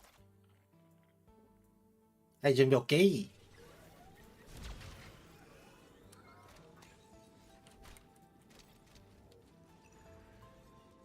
さあ、どうなることやら。宴はね、4回、4体のボスを倒していきます。そのトータルのスピードでギルドランキングに反映するのでね、ぜひぜひお楽しみに。うでー当たってるか見えねえ。終わった鬼早っクモさん速攻消えた。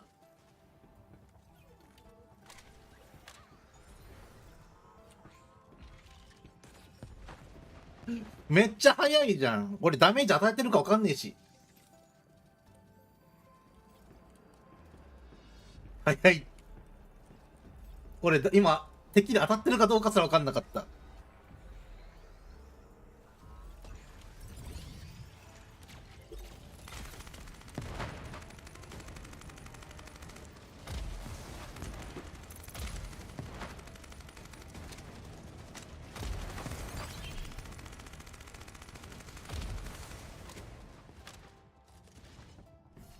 当たんなかった最後。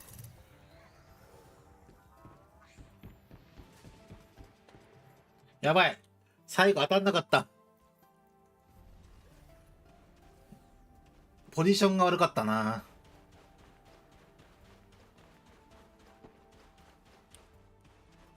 ポジショニングが悪かった。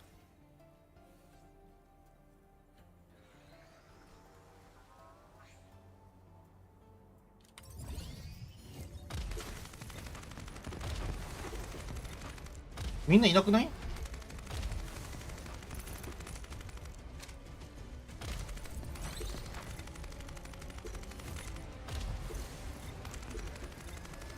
あー、飛ばせなかった。あー、ダメか。飛ばせなかったわ。あ、飛ばした。いけたいけた。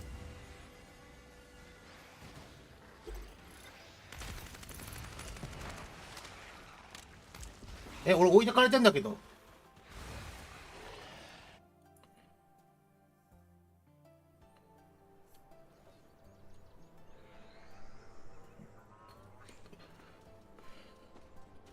うわ、マジか。なんか、ちょっと、あれだね。何個かに部屋が分かれてたから。あ、遅い、やばい、やばい、やばい、やばい。もう始まってる。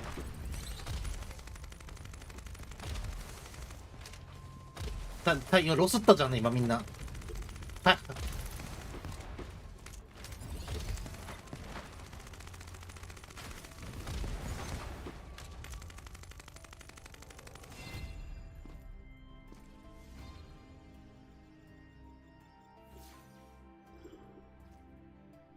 全然ダメージはしてない、俺。油断大敵。多分、ローディングの問題があったね、ちょっと。見て。余裕でマネキンさんに負けた。負けたけど、この負けたのが、スローアタックがないからなのかよくわからんけど。負けた、マネキンさんに。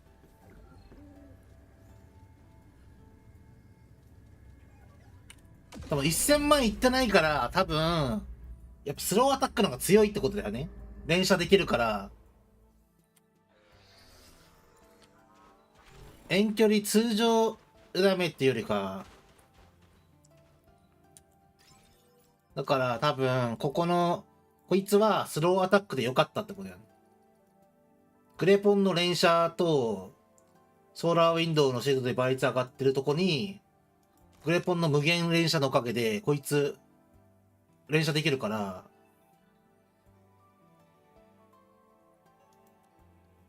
25じゃない、71%だった。やっぱこっちの方が強いんだな。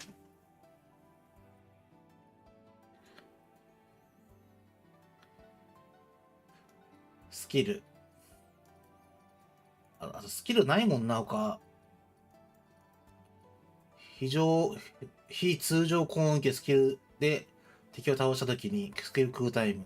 なんじゃこれ、落ち着き。崩壊は違うもんな。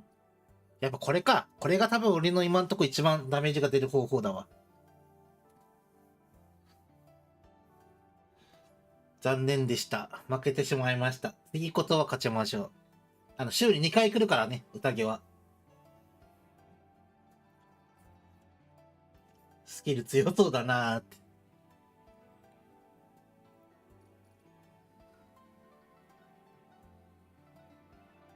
これ使うんだったらさ、ぶっちゃけ通常のさ、こいつにもスローアタックつけたいなと思ってくるけどな。つける場所、ねえな。ねえな。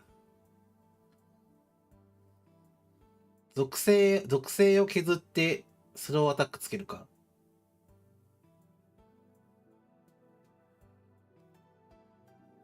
まあ、いっか。まあ、てな感じで、今日はなんかあんまりなんか強化もできんかったな。とりあえず、こうニーヤの壁紙だけ買う。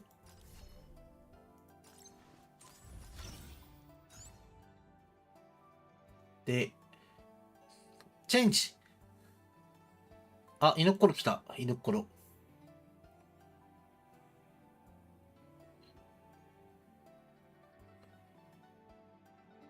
にゃんこはね、持ってんだよな、2枚。この犬っころ持ってないんだよな。犬っころどうしようかな。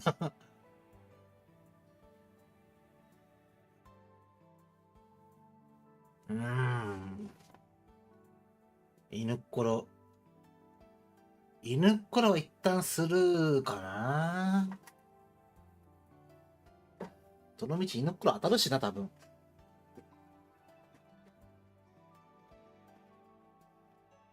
貯めれば。だけど、なんか見たいからな。200だけ使おう。ああ、2個目来た。2個目は別にいらないから、残念でした。今回何もいいのないわ。貯めよう、あとは。今週はあとは貯めの日。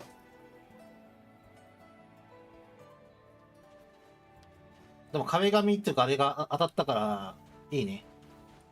変えたから。ここにもう一枚、ここに貼れるから、ここに。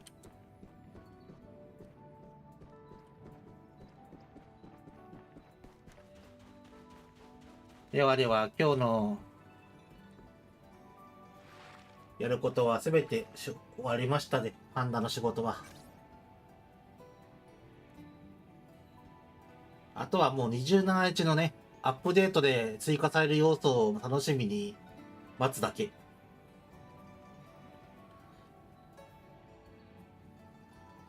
もうほんと楽しみだな、水曜日。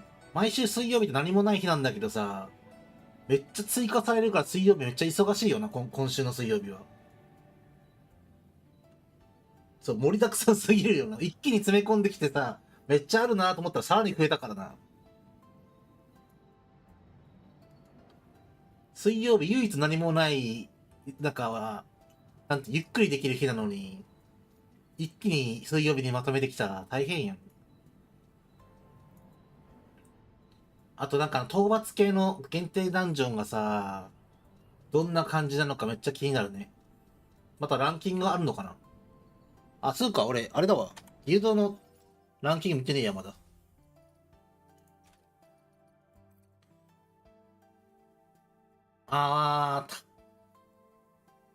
1分13秒。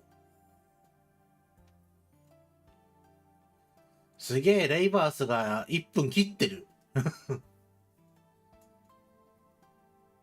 さすがだな。強い人がいっぱい集まってるからな。そう、早いんよ、めちゃくちゃ。卵族は、まあね、人数が多いから、まあその分でちょっと、あれかなっていうのがあって、ちょっとまだね、人数さえいたら、ちょっと、なんだろうね、頑張って、こう、いけそうな気がするけど、レイバースはガチで次人が揃ってるから、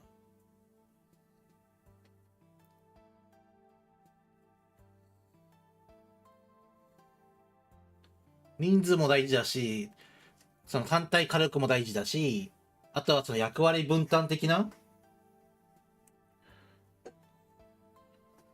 今ってそのソーラーウィンドウとかさ、グレポンとかさ、まあグレポンは要は弾が、ゲージその時間制限中弾が無限に撃てるって連射できるっていうのがあるし、ソーラーウィンドウはシールドっていうかバリア焚いたら、そのバリアを通したやつはダメージアップするし、だからそれがいっぱいいれば、より火力がある人が連射できるんよ。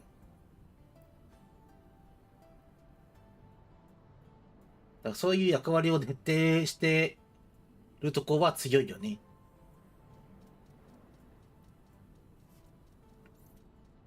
あとはその、ちゃんとボイチャとかでさ、みんな集まってさ、タイミングとかさ、測ってやってるとこはやっぱ強い。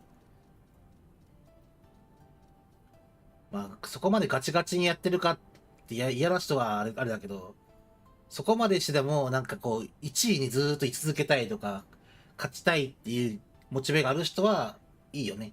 1位のギルドって。パンダもともとそこにいたんだよ。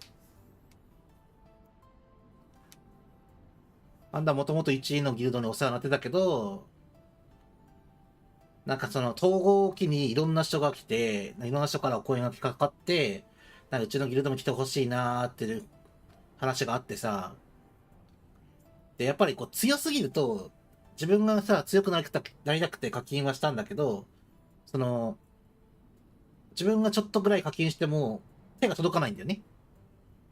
で、自分が火力上げてるかどうかもわかんないわけよ。周りが強すぎて倒しちゃうから。だからそれが、なんかちょっと、これだったら課金する意味ないかなっていう感じになっちゃって、で、結果それでさ、火力上げても意味ないから、サポート役に徹しますねってなると、多分俺のモチベが持たないのよ。やっぱりこうできることをやれるだけ本当にやって、その上で結果を出して、モチベを上げて、さらに上を目指すみたいなスタンスでいるのが俺だからさ、頑張ってもなんか、手が届かないってなってるとさ、もう手段が課金しかなくなるじゃん。で、今課金できないから、もうスポンサーがつくぐらいしかないんだよね。その課金を手伝ってくれる人とか。そんなそうそうないじゃん、こんなご時世に。そうなってくると、やっぱ自分と同じぐらいのステータスを持ってて、上を目指す、まあ、モチベもあって、そういう人たちとやった方が楽しいんだよ。なんか、1位のギルドにいて、周りからすごいねって言われるのも、まあすごい、まあ悪くはないけど、それだったら、なんか低い位置のギルドから上がってくる方が、ちょっとモチベ的にはいいよね。あのギルド全然マークしなかったけど、突然上がってきたね、みたいな言われたらちょっと嬉しいじゃん。まあそんなこんなで、さまよってたら、今のギルドが、まあ配信とか全然やっていいよって、なんかなんなら手伝うよって言ってくれて、今のギルドにお世話になってんだよね。結構配信に移りたくないっていう人がいっぱいいてさ、なんか自己責任で別にやっていいよって言われたけど、嫌な人がいるかもしれないのに自己責任でやっていいよは、結果やっちゃダメなんだよね。ギルドの、イルマスがさ、ギルド全体の方針として、何か、そういうのを応援しようっていう感じで、なんかこう、言ってくれるんだったら、こっちも安心してできるけど、何かあったら自分で責任取ってね、じゃないからね、はさすがにね、無責任すぎるからね、できないよ、こっちは。それがたまたまさ、いいよ、全然やっていいよ、手伝うから、みたいな感じで言ってくれたギルドが、今のギルドだったんだよね。で、マジでみたいな感じで、じゃあお試しで1週間だけ行くねって言ってみたら、なんかめっちゃ来てくれるし、配信にも来てくれるし、この、なんだろう、宣伝とかさ、なんかそのギルド内で応援してくれたりとかさ、なんかめっちゃ優しい人がいる。まあ、たまにおかしなことやってるけど、たまにおかしなこと言いやってるけど、まあ、基本的に根はみんな優しいから、昨日もさ、耐久配信でさ、結果10時間配信やってたんだよね。まあ、250人チャンネル登録者を作るまで、本当は終われませんやりたかったけど、体調的に無理だったから、途中で終わったんだけど、でも途中で来てくれたんだよ、みんな。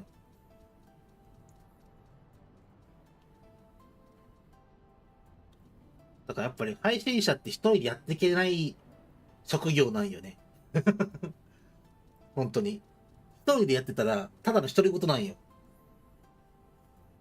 それをなんかこう応援してくれる人がいたり、まあ一緒にこう遊んでくれる、配信に来て、なんかいろいろね、まあダンジョンだったり、まあ普通にストーリーを進めたりとか探索だったりとかを一緒にやってくれる人がいるからこそ、配信者って成り立つんだよね。だからそれをなんかすげえなんか、協力的にやってくれる人にはめちゃくちゃ感謝しかないし、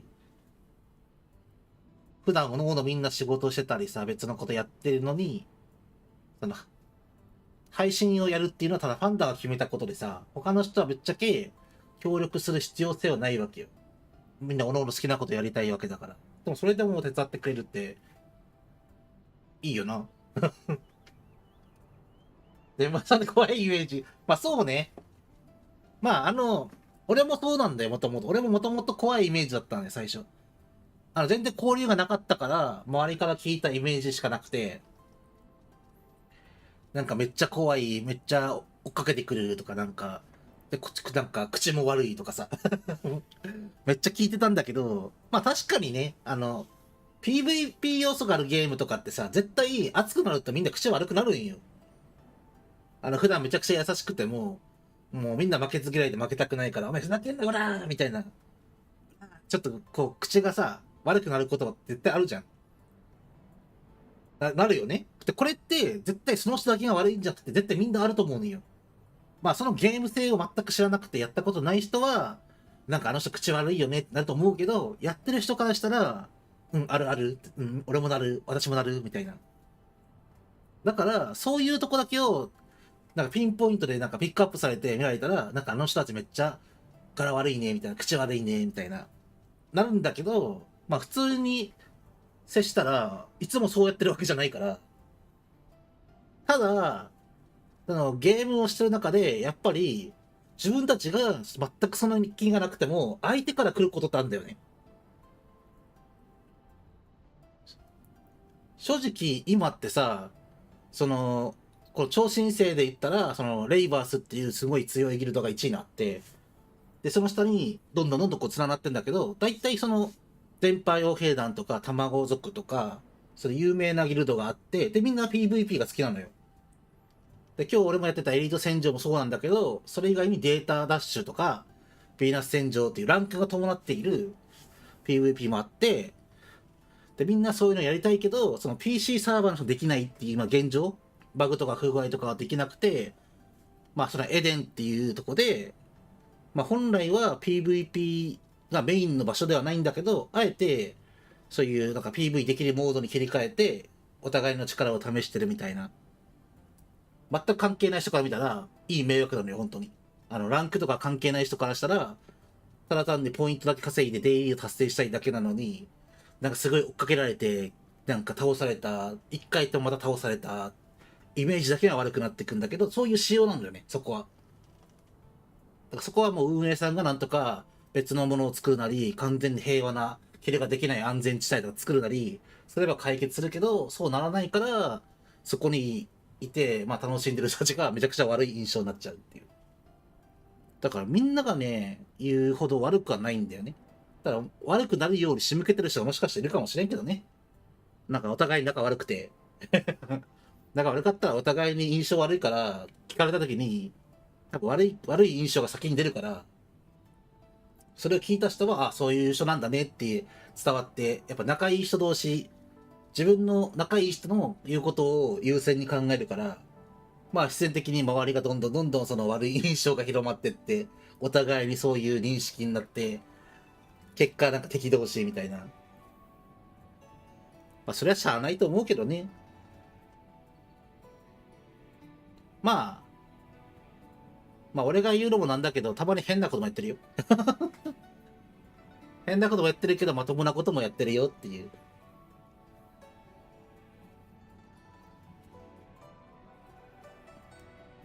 そんな完璧な人っていないよ。俺だってめちゃくちゃ言われてるしな。パンダもさ、完璧に俺パンダのことを分かってる人がどれだけいるか分からんけど、正直配信なんかしてる場合じゃねえだろうって言われるのが本当の意見なのよね、周りから。ちょっとその病気のこともあって、まあ自分の生活すらも危うい状態になってて、ただそのメンタル的な問題で何かやってないと耐えらんないっていうのがあって、で、それを何するかって悩んだ末にたまたま知り合ったのが配信だっただけで、もともと仕事とか普通にやってたし、それがなんか、たまたまなんかやってるだけだろうとか遊びだろうとか言う人もいるし、そんな大変だったらやるなっていう人も正直いてさ、めちゃくちゃ凹んだこともあるんだよね。ぶっちゃけ遊び場やってる人の中にもパンダに印象悪くなってる人めっちゃいるし。ただその言われたことに対してパンダは今までいい人だと思ってたのにめちゃくちゃ悪い人だなとか、めっちゃ嫌いだった人も正直いるし。まあしゃあないよね。人間、みんなから好かれるなんて想像できないしさ、絶対嫌いな人もいれば好きな人もいるし、そんな中で折り合いつけてやるしかないから、パンダはもう諦めております。パンダはこういう人間だからっていう、それを分かった上で残ってくれる人だけいればいいかなっていう。ただね、配信に関してだけ文句言われるのは許せないから、その時はめちゃくちゃ怒ります。今、なんかなんでそればやってんのとかさ、お前なんか無理だよとか、配信なんかそもそも向いてねえよとかさ、なんかどこどこの人気な配信者はこうやってるからお前真似してやったらいいじゃんみたいな。なんか自分が考えてることを全否定して言ってくる人には全力で噛みつくので、その時はマジ容赦なく噛みつきます。正論言おうが何しようが、こっちはこっちで考えてやってるから、その時は多分ね、普段温厚に話してるパンダがね、めちゃくちゃ口悪くなるよ。めちゃくちゃ口悪くなるよ。本当に。こっちは必死にやってるわけだからさ。そのアスリバーなんかやめろって言われるとさ、なんでやめなきゃいけないんで、こっちは公認実況者目指してやってんだよ、みたいな。勝手に決めつけんじゃねえよっていうのを最近思ってる、ずっと。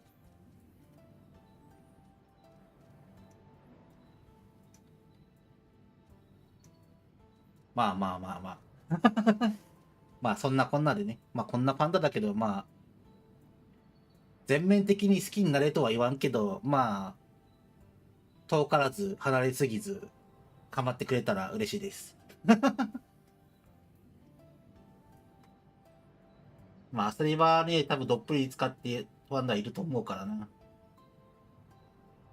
まあ、少しでも、まあ、自分がなんかやる気がなくて、自暴自棄になってる時に、唯一やろうと思ったゲームがアスリバだったから、まあ、自分ができる範囲ではちょっと力添えできたらなと思って頑張ります。誰にでも受ける人は、そうね。まあ好き嫌いあるからね。まあどんな有名な配信者だって絶対嫌いな人いるんだよ。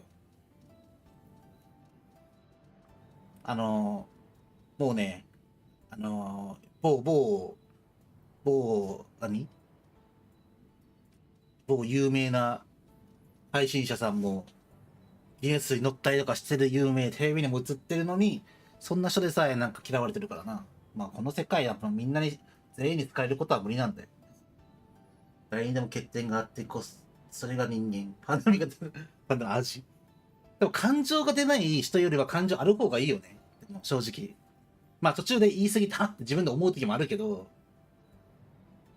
つい最近もね、結構あったんだけどね。正直、こう、忘れば一緒にやってて、なんかこう、みんな俺は探索とか建築とか釣りとかめっちゃ好きで、結構やり込むタイプなんだけど、そうじゃない人にとっては、一体何が、疑問とかわからない点で、どういうことがあったらもっとモチベが上がるのかっていうのを知りたくて、いろんな人聞いてたんだよね。ただ、聞いてくうちに、やっぱりその人の要望って、聞いてもらいたいっていう方に行っちゃって、俺はただ単にどういうこと気になるのかっていう短編的、短くてよかったんだよね。これが欲しい、あれが好きとか、そんくらいでよかったんだけど、そのワードに対してすごい感情的になって、すごい細かいとこまで話してくれたのはありがたいんだけど、それが単純に俺とぶつかっちゃって、喧嘩になっちゃったんだよね。結構あるんだよ、最近。こっちが求めてる情報以上のことを言ってくれるのはありがたいんだけど、ただこっちがやろうとしてることを否定してまでその情報を押し付けてくるのは、俺からしてみたらノータッチなのよ。こっちの意見を尊重してて、何かこういうことをもしかしたらできるかもしれないねっていうスタンスだったら全然受け取るけど、いや、そのやり方絶対無理だから、私が言ってるこれやった方がいいよっていうのはもう完全にアウト。多分配信者みんなそうだと思うんだよね。誰かから言われたことをやって、果たしてそれでやっていけるのかっていう。自分がやりたいと思ったからこそやるし、それで失敗したとしても自分で考えたことが甘かったとか。そうそうそうそう。誰かに言われて、まあ誰かのために、誰かから言われたからやったよっていう人は、まあ違うかもしれんよ。その言われた人のために、まあ自分で配信やるわって始めた人は、スタートが違うから、それで、まあ、分かった、そうやるね。これもやるね。じゃあこれやめてこうやるわ。みたいな。いるかもしれんけど、自分で、こうやりたいから、こういうのを発信したいからと始めた人は、自分のためにやってんだよね。自分がこうでありたい、こうしたいっていうのを、ちゃんと決めた上で目標設定して、順番にその目標に向かって上がっていくっていうのをちゃんと決めてやってるから、その人に否定的なこと言うのは全否定なのよ。ちょっとしたことでも全部否定しちゃってる。で、それを、今度、折れちゃって逆に、あ、分かった、じゃあそうやってみるねってやった時に、成功したとしても果たして嬉しいのっていう。で、失敗した時にその責任誰に取ってもらうのっていう。なんか自分で考えたことは失敗したら、まあ自分が悪いじゃん。自分の考えが、まあ知識がまだ甘かったとか、経験が足りなかった。もう少し勉強してから、もう一回取り組んだら、もう少しいいのができたかもしれないって自分で受け取れるんだよ。で、いい方に持っていけるんだけど、誰かに言われたことって、言われたからやったのに失敗した。だったら自分でやった通り、思った通りやったら成功したんじゃないか。全部あいつが悪いんじゃねえかっていう。結果、自分から違う方に責任転嫁しちゃってるんだよね。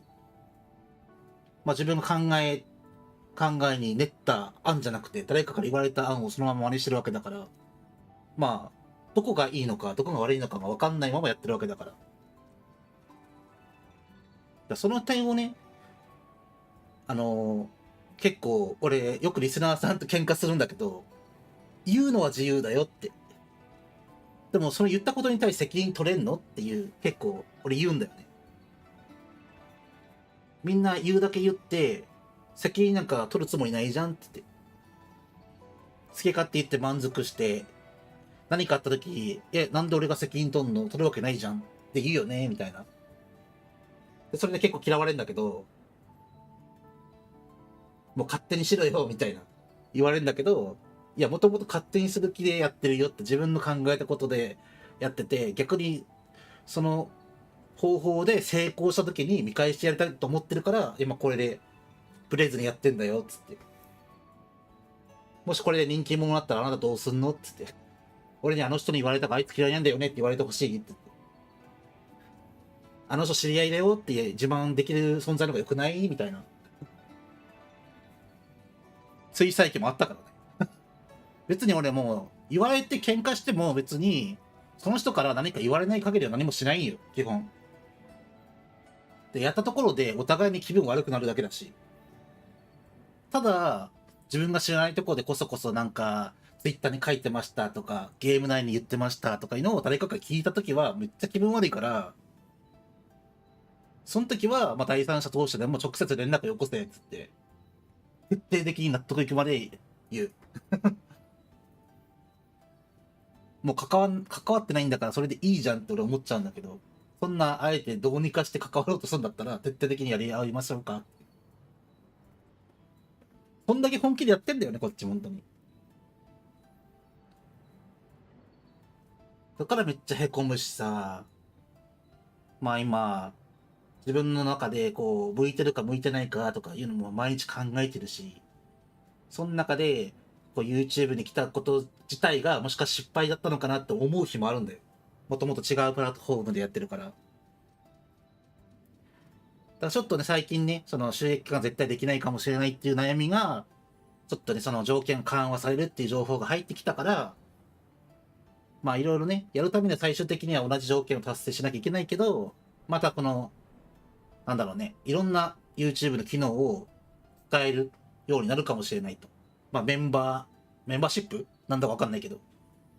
そういうので、自分のコミュニティを作って、もしそこに、まあ、入ってくれる人がまた一人一人って増えてったら、まあ、自分のモチベーションも上がっていくし、目標もまたできるかなと思って、昨日やったわけよ。耐久を。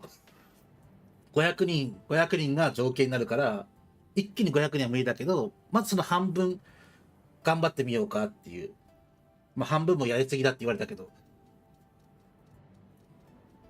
その結果192人かなになったのかなの方が来てくれて、まあコメントくれた人もいるし、まあこっそりこう見守ってくれてる人もいるし。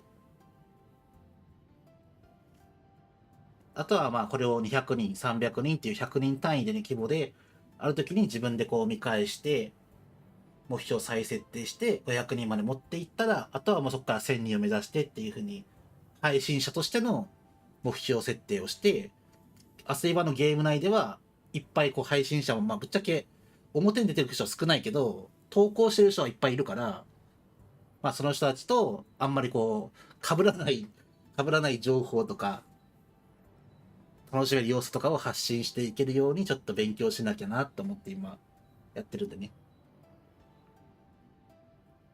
そう、目標がなかったら何もできないんよ。たまたまなんかやったら、あ、なんか成功したっていうのは次何していいか分かんないから。だから目標設定して、まあ、長期目標と短期目標をいくつも作ってやっていくスタンスだね、俺は。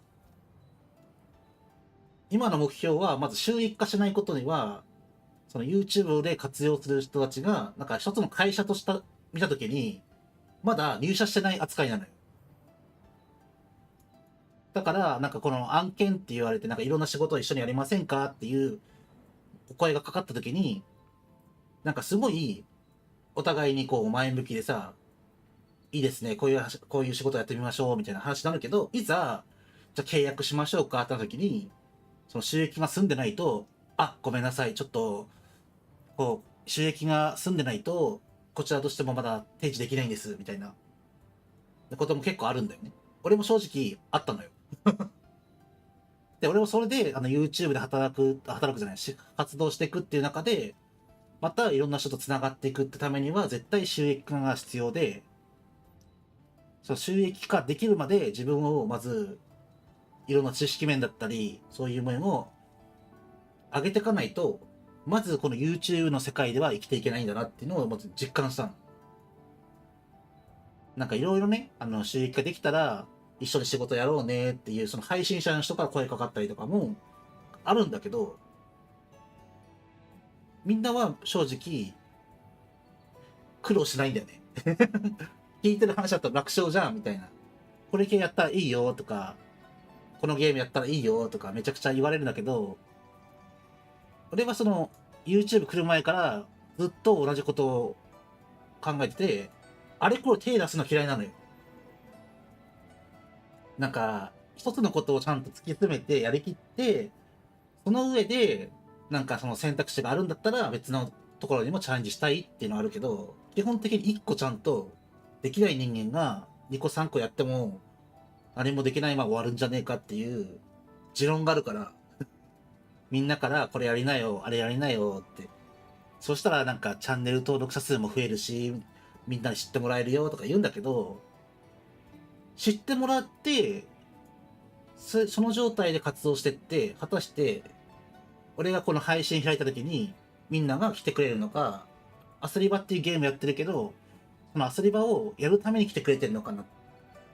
別のゲームで配信したから別のゲームをやりたくて来てんじゃないかなとか、いろいろ考えちゃうんだよ。では今、その自分の精神状態とか病気の件で何もほんと手につかなくなった時に、このアスリバのゲームとして出会って、なんかやりたいなと思わせてくれたゲームだから、このゲームに対して貢献したいと思ってるんだよね。自分が下手くそだとか、まあその、課金をいっぱいして、その運営がしやすいようにっていうのは無理なんだけど、ただ自分がプレイしている動画とか配信とかで、なんか、やったことないけどやってみようかなっていう思う人が一人でも多く増えるようにとか、なんか飽きてもうやめようと思った人たちが、なんかこんな楽しみ方あるんだね、じゃあもう少し頑張ってみようかなっていうふうに思ってもらえるような活動をしたいと思ってるのよ。だからすごい有名人になりたいとかじゃなくて、ほんとビビたる力しかないから、それで少しでも何かの役に立てたらいいなと思って活動してて、それが結果さ、収益化につながって、もし自分の生活面とかもこの配信で補えることができたら、他の心配しなくていいから、ひたすら俺は配信飲み込めるわけよ。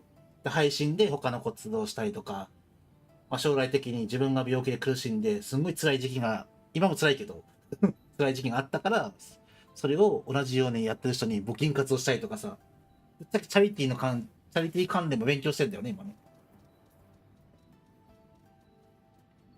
だ今はアスリバっていうこのゲームで配信活動をして、まあ自分の成長とともにいろんな人に見つけてもらって、まあ力を貸してもらって、まあ YouTube 業界を駆け上がれるように頑張ろうっていうのが目標。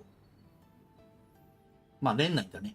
年内で、できれば年内でチャンネル登録者1000人を達成して、まあ新しい新年、収益化の申請をして、新しいその目標を見つけて、まあ協力できる企業さんとかといろいろお話ししたりとか、まあ一人の個人事業主としてなんかもう一回一歩を踏み出せるように今頑張ってるからまあ応援してくれたら嬉しいです、本当。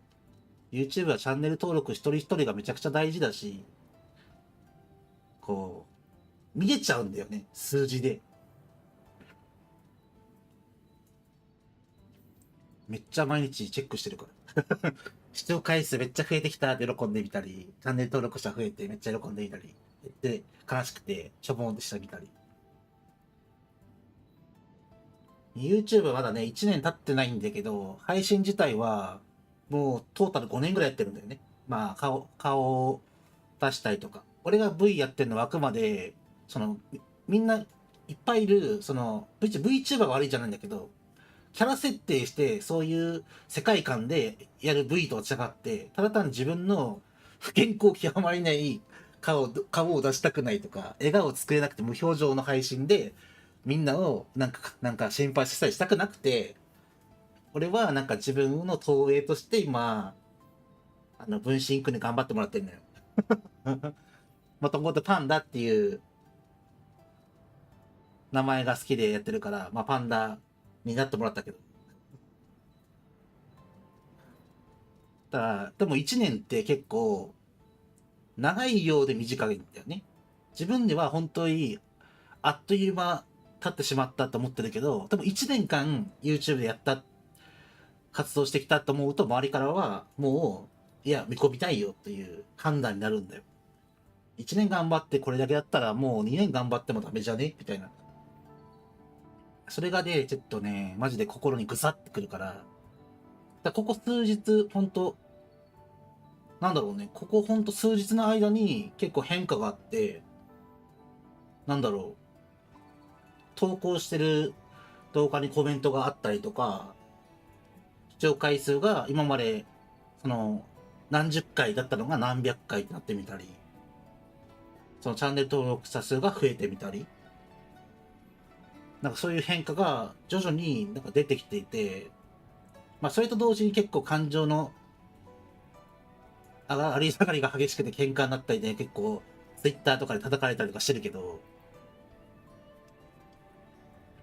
なんだろうね、なんか悪いこともあるんだけど、いいこともちょっとちらほら見え始めてるっていう。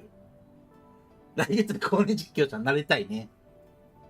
でも公認実況者はやっぱりみんな、公式ディスコードとかから見に行くと、絶対収益化済んでるんよ。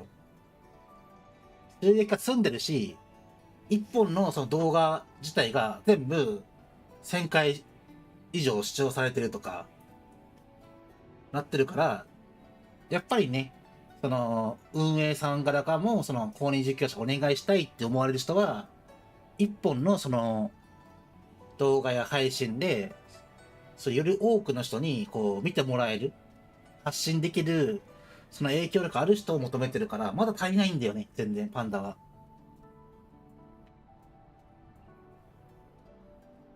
その1000人ってどれだけのその興味を引くようなものをしなきゃいけないかと思っても、配信しかしたことがないんだよね。要は雑談メインの配信が多かったから、今更動画編集をやってくださいって言われても、難しいわけよ。まあ、専用のツールが必要だったりとかもするし、ただ単に動画してそのままポンって上げればいいっていうんだったらできるけど、そうじゃないじゃん。何か必要な分だけを切り抜いて、そこに分かりやすいテロップつけたりとか、効果音をさらに後付けでつけたりとか、よりこう人がパッと見でこう目を引くような何かを作らなきゃいけないって、すぐできるもんじゃないんだよね。まあ練習としていろいろいじくってはいるけど、やっぱりこうしたいと思った時にその機能がなかったり、それは無料の版ではできなかったりとか、そうなるとまだね、費用がかかるわけよ。まあ、スペック的に同時に起動できないとかさ。だからこう、配信ただするっていう今までは携帯、スマホ1台あればできたけど、なんかゲーム配信をやり始めるとなったら、今度モニターが必要になって、ゲーム機が必要になってとか、どんどんこう機材も必要になってきて、で、それを今度、フルに使いながら技術的な要素を、まあ、勉強してやっていくっていうことが、パンダもね、いろいろ言われてるけど、少しずつね、変わってきてるんだよね。動画とか配信の最後にエンディングつけて、そのエンディングに自分の投稿してる動画の広告が宣伝されるように出したりとか、チャンネル登録ができるように、専用のボタンを出したりとか、調べてできそうなやつを一個一個こう追加してって、今に至るんだけど、本当に少しずつなんだよ。一方的にこれできるよ、あれやんないのっていう人はいるけど、ちゃんとさ、今、パンダのこの配信のスタイルだったり、その、技術的なレベルを見て、今できることはこれだね。これはちゃんとやった方がいいよとか、今後これをできるようにしようねっていう風に、なんか教えてくれる人がいないんだよ。全部独学なん。これやろうと思ったら有料でしたとか、これやってみたいけど、そもそもやり方がわかんなくて、しかもどういう名前かもわかんないから調べようがなくて、みたいな。それをゆっくりやってるから、本当にね、成長スピードがめちゃくちゃ遅い。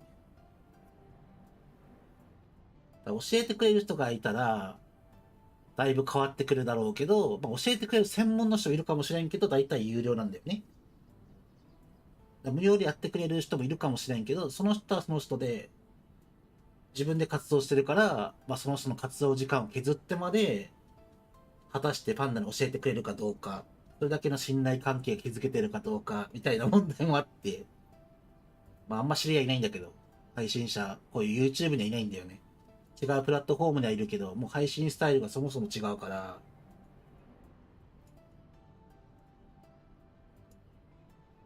難しいよね。でもそんなのんびりやってる余裕もないから、ある程度ね、早くできるところはやって、もうほんと巻きでやって、時間かけなきゃいけないとこはちゃんとかけて、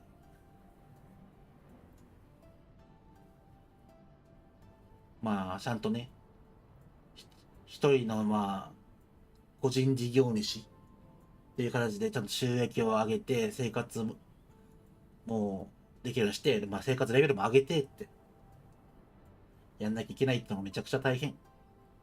もうね、無理せんといけんところまで正直来てんのよね。たまにそれやりすぎて倒れたりするんだけど、なんか逆に無理しても分かんないもんは分かんないんだよ。調べてもなんか全然分かんないこと多くて。でもやらんと変わらんから、まあ、ちょっとでも新しいことをちょっとやって、その反応を、まあ、YouTube のなんかのやつで見て、生活レベル生活レベルはね、もう完全に終わってるね、今ね。ファンダの、もう、なんだろう、ヘルパーさん呼んで、ヘルパーさんがなんとか頑張ってるぐらいだ。ほんと。で、それで最近、あの、全員に言えるわけじゃないから、こう特定のね、こう普段から話して相談できる人だけに、その今の現状を伝えて、なんだろう、助けてもらったり、手を差し伸べてもらったり、なんか、してるんだけど、でもそれでもやっぱり、なんか、人を助けるってなかなか難しいじゃん。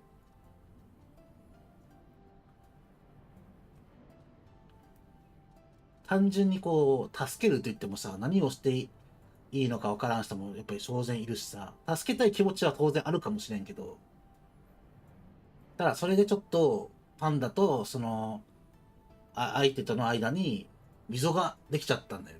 溝っていうかすれ違いかな。そうそう。パンダは、どうしようもない状態から少しでも前向きにね、前に進めるように相談しているんだよね。ただ、相談してるから絶対助けてほしいっていうご利用してるわけじゃないのよ。でもこういうことがあってって話聞いてほしいってもあってさ。で、その中で、なんか、助けるって言われたら、なんか、ほんとこういうご時世なのに、なんかそういう気持ちを持ってもらえるってだけですんげえ嬉しいわけよ。でもその中に具体的な案を出してくれる人もやっぱ中にいて、で、それに対しては、いや、本当にいいのみたいな感じになって、だからもうちょっと、ごめんねって言いながら、自分は待ってたわけさ。ただ、その状態でこう助けてくれた人も当然いるんだよね。当然いて、まあ感謝して、まあ当然、まあ今も交流続いてるんだけど、中には、その、助けるっていう風に具体的な案も出して、そのまんまだった人がいて、で、パンダは、のんびり待ってられる余裕があったら、別に、そもそも相談してないんだよ。自力でなんとかしようと思うから。ただ、ちょっと、あまりにも切羽詰まりすぎて、ちょっと栄養出張になっちゃって、もう、ちょっとやばいかもしれないっていうので相談して、いろんな人から少しずつこう助けてもらって、だから今こうやってまた配信が継続できてるんだけど、中には助けると言ったまま、何事もなかったかのように、なんか放置っていう言葉が正しいかわからんけど、何もなかったのよ。でもその都度、どこかでこう話のタイミングで、結局体調どうだ、心配なんだよとか、そういう話があって、でもこっちから催促はできないから、催促はせんのだけど、でもこういう状態でちょっとしんどいね、みたいな。それがやっぱり1週間続いたんだよね。1週間待ってもなんもなくて。で、ついにパンダの中で我慢の限界が来たわけ。できないならできないでいいのよ。そんな無理してまでやってもらって、パンダ助けてもらっても、その本人が同じような状況になってしまったら意味がないから、できないならできないって言ってほしかったんだけど、何も言わないまま、そのまま時間だけが過ぎてしまって、で、パンダもだんだんこう気持ち的にどんどんこう余裕がなくなってって、なんか抗体反応って言うらしいけど、ほんとイライラすることが大きくなったのよ。で、それで、なんか手を差し伸べてくれることにはすごい感謝してるよと。ただ、言ったままやらないのは罪だよって言っちゃったの、ツイッターで。まあ確かになんか周りからもすごい反響があって、なんか助けてもらう側なのに、その言葉はないんじゃないのみたいな。むしろ自分でやれよみたいな。それでなんかいろんな人がすんげえブロックされて、自分でできるのは当然やってるし、ギリギリまで耐えて、やったからこそ特定の人の言葉になんか相談してこの結果になって言い方も悪かったかもしれんけど、それですごい大事になってしまった。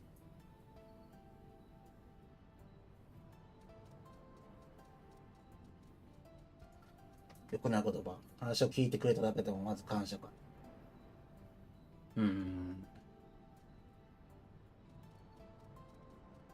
でもその後ずーっとさ、こう、話聞いてくれるなれば、なんか言ってほしいよね。ずっと。なんか何も言わないまま。まあ当然のことくさ、この、地元の親友とか長い付き合いとかじゃないから、お互いにそのお互いのこと分かんないわけじゃんか。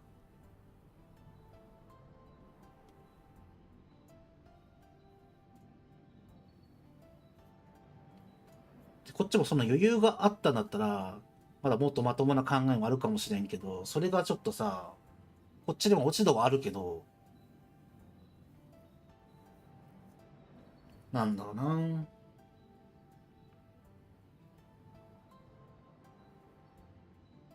いや、そうじゃないんだよ。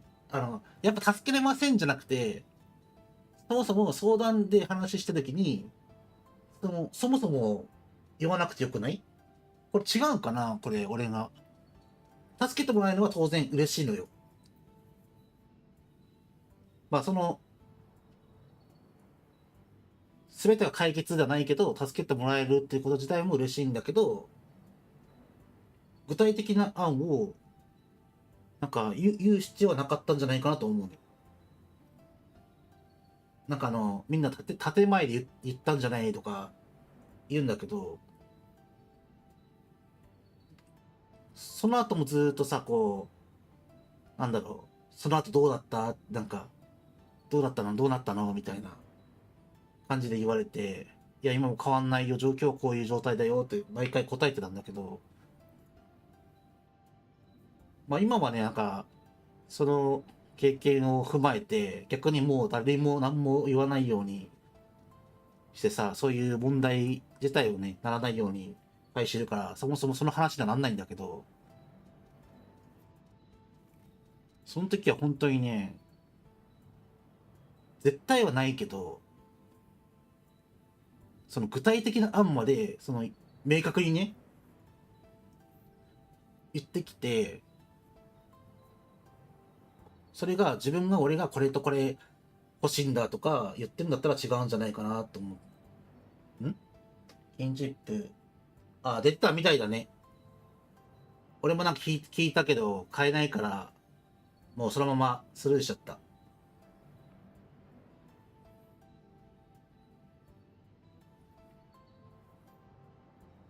深海難民なんで買えないです。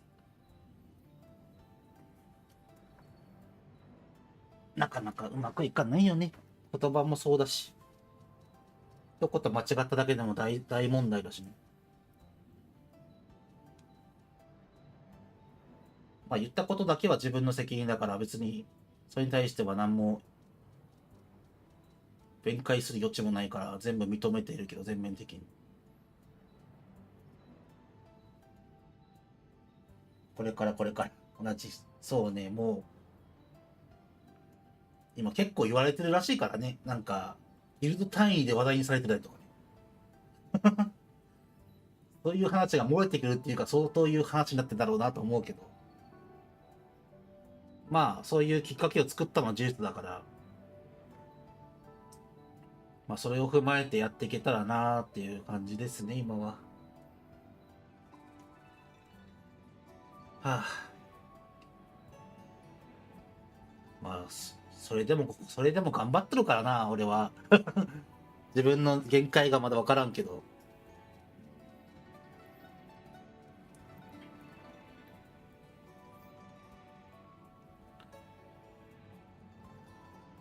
うん。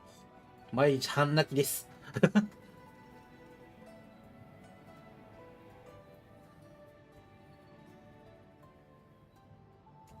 来てしまったことはしゃあない。ちょっと振り返って全力で前を向けばいいです。前向きすぎて、のけぞって、まあ前に倒れてるけどね。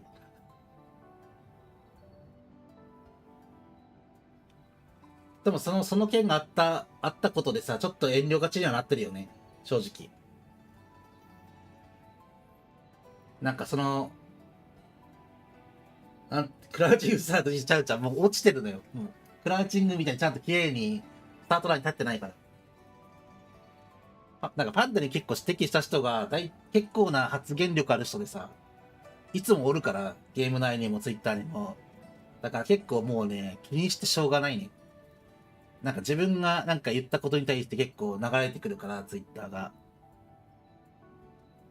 だからなかなか最近思うように言えないのはある、正直。ゲーム内の悪口とかも。なんかその下が見かけたらなんか言われるかもしれないと思ってとっさにやめるもんね。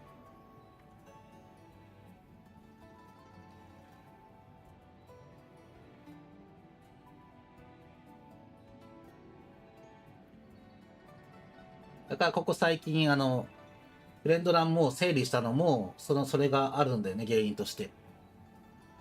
ゲーム内でもともと知り合った人たちだけど、まあギルド関連が多かったから、だから一旦整理して、自分のこう配信の中で、なんか知り合った人からもう一度こう、なんだろうね、一からこう作り上げていくっていう気持ちで整理したのよ。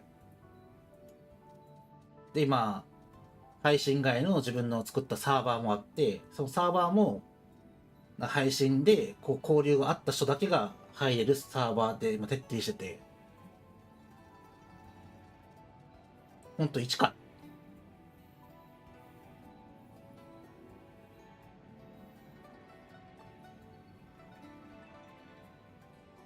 このタイミングで1からだいぶ精神的に辛いんだけどね。正直なところ。仲良かった人もダメになっちゃったから。あ、そのくんいらっしゃい。ばんは。もうすべて終わって完全雑談モード入ってたわ。大丈夫大丈夫。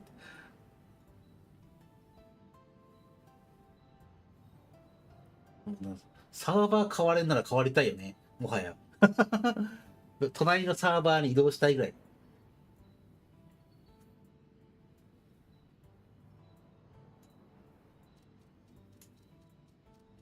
今帰りなのだ。帰りなのだ。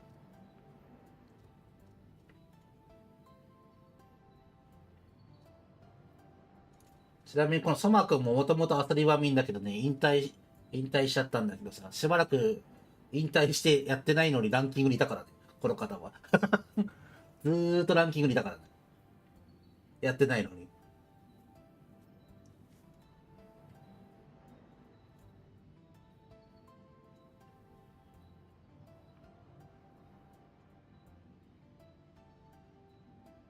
スタートダッシュ勢だね。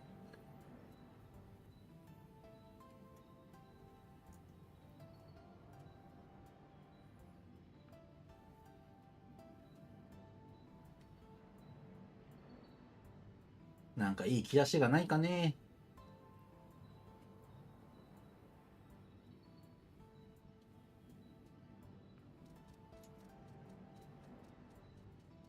ランキング昨日見たけど、一人だけ58レベルちょっと面白かった。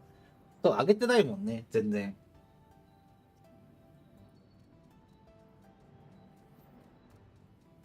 もう、レベル一人だけ低いのに戦力だけなんか似たり寄ったりで、あれおかしいなっていうランキングだな、そしたら。なんでレベル低いのにこんだけ高いのみたいな。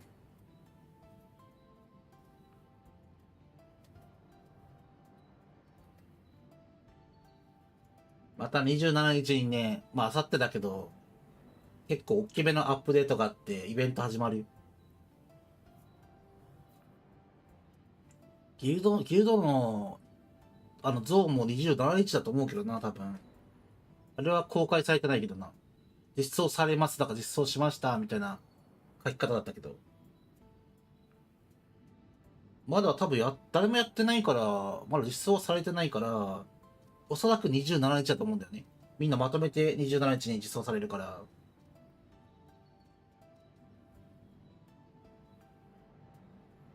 彫刻だけやりたいって。ビルドのどこに置けんだろうな、あれ。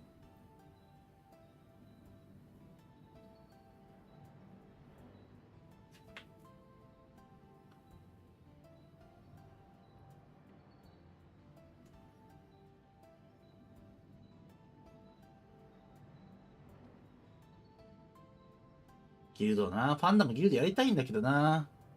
一回断念してるからな。ただ今から1からやるのはちょっとね、ギルドはちょっとしんどいよね。人工島は昨日の耐久で作ったけど、今まだ2つしか埋まってないけどさ。なんか未だにギルド稼働してる方がいてちょっと心が。まあだってギルド稼働してなくてもテクノロジーは使えるからね。安全調査とか、今ギルド飯になってさ、AR 訓練とかなくなって、昼の部と夜の部でご飯食べたら、ギルド貢献値もらえるから、それで貯めてテクノロジー上げれるからさ。まあまだ8人以上稼働してて、宴とかできるんだったらもっともらえるし。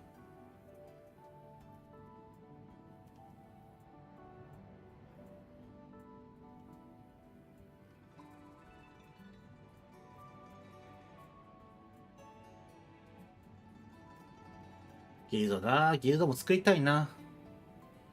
メンバーがいれば。今こっちでもな、一から作ってギルドが今駆け上がってきてるから、やっぱりメンバーがいたら、無理ではないんだなっていうのが分かった。大抵の人が大体どっかの引退したギルドの、なんか、もらって、なんか名前だけ変えて、そっから再スタートみたいなやってるところが多いけど。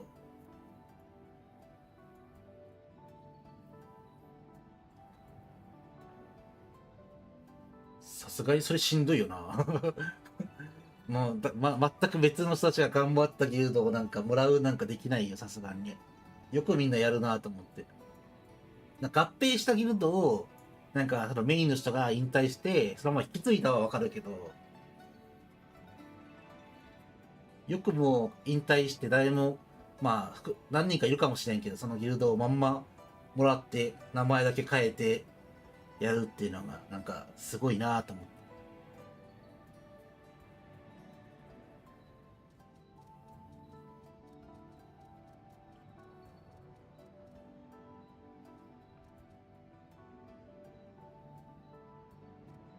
ああ。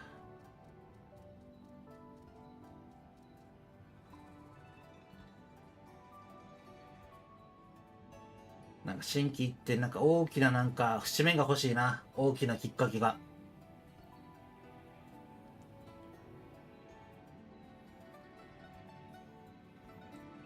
今回ペガサス号があってからなんかいろいろあったから、もう一回新エリア開放してくんねえかな。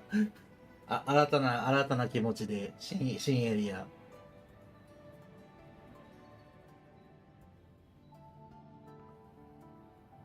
今回なんかボス戦があるからなんかもしかしたらレベル70か新エリアのなんか伏線っぽい感じもしないでもない。今までの歴代のボスが全員出てくるみたいな。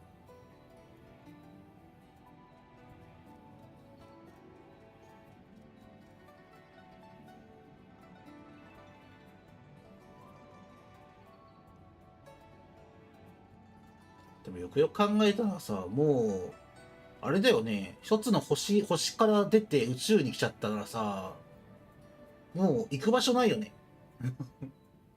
行く場所ないよね。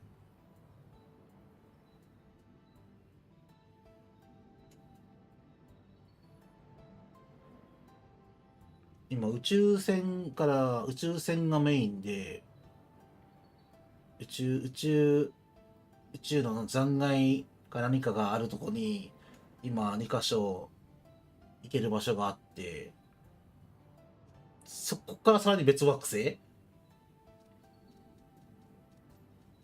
ワールドマップ見るとまだ追加。でも追加され、どうなん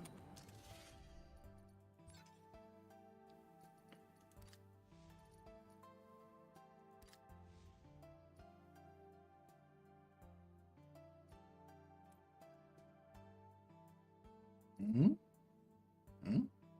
横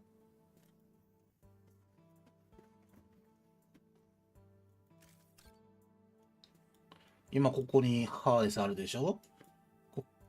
こにゼウスがあるでしょ。ここフェイト号でしょ。で、真ん中がいつものメインとこで、まあ、消えてるっちゃ消えてるけど、そんなスペースなくない？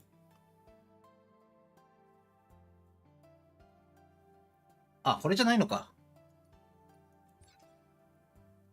こっちか。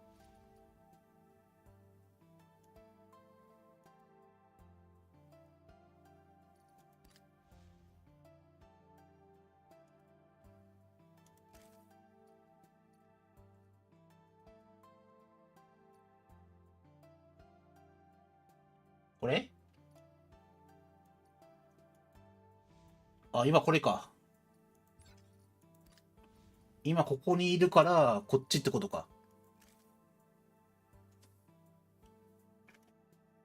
なんかここにちっちゃい星あんな、これ。ちっちゃい星。なんか丸い球体があんな。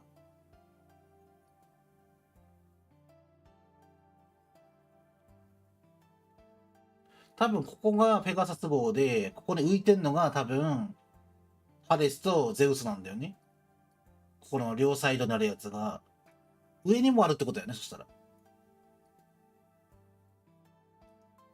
なんかあちこちちっちゃいの浮いてるけどさ、名前がここに書いてある。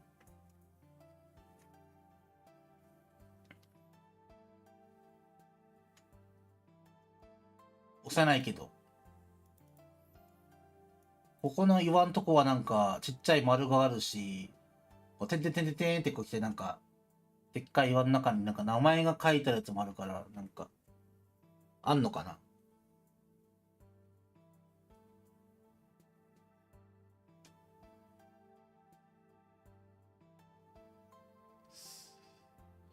3は来そうな気がする。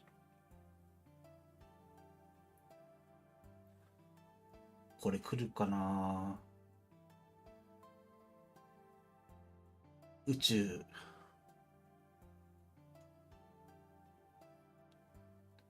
でもここまでさ、星から出て宇宙まで来てさ、ここで終わっちゃったらさ、次どこ行くんだってなるよ。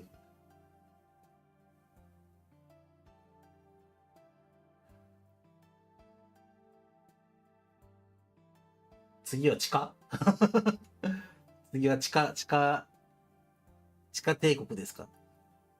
それともなんかワームホールとかワープホールみたいななんか出てきて、なんかその先にこの襲来している敵の本拠地があるよみたいななんか時を超えて行った先になんかまた原因の何かがあるよみたいな。それぐらいしかないよね。宇宙イコールなんかブラックホールとかだ、そんな感じじゃん。もう宇宙に上がっちゃったら降りることは多分ないと思うから、ストーリーで。そしたら宇宙の中で何か解決するしかないよね。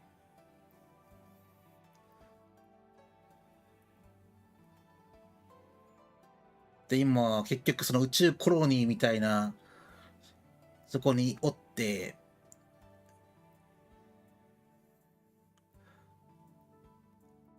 そのまんまどっかに移動するのか、なんだろうね。でもそう考えてもなんかそんなに、なんかレベルキャップがさ、100とかにはならなそうな気もするな。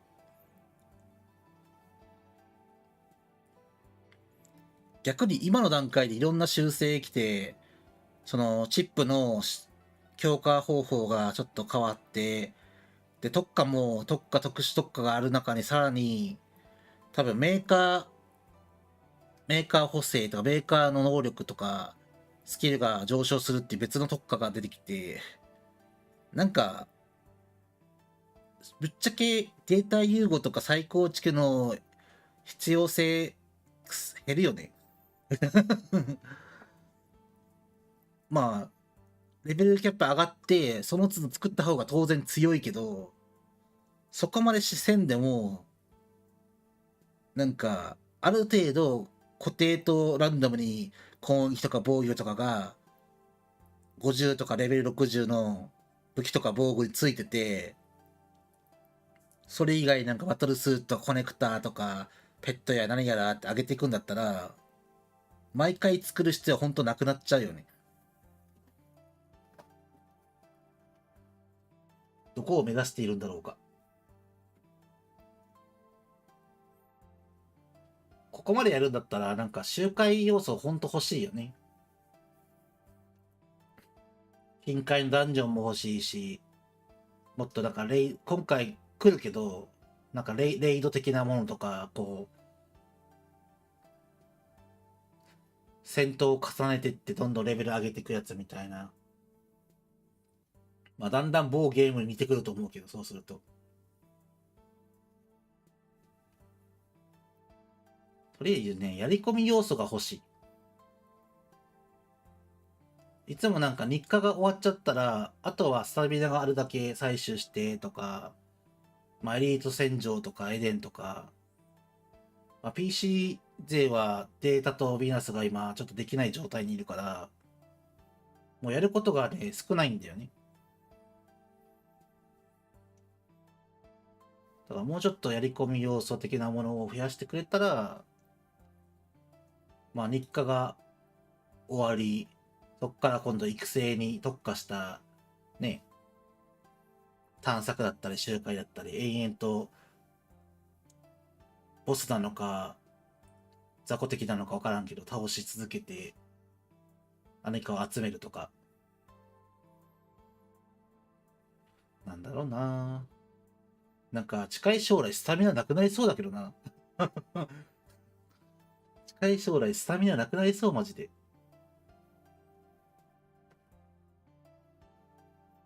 スタミナ概念なくなって、完全に確率ドロップの、なんだろう、周回時間を費やしたもんだけが手に入れられる素材とかさ。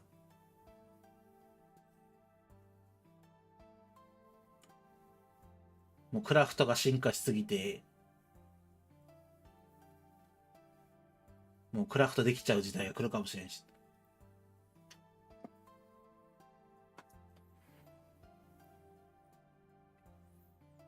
いや、もうちょっとな。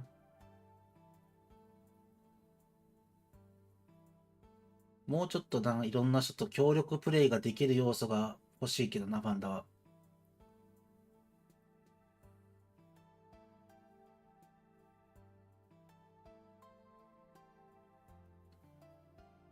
まあ、27日に期待しましょう。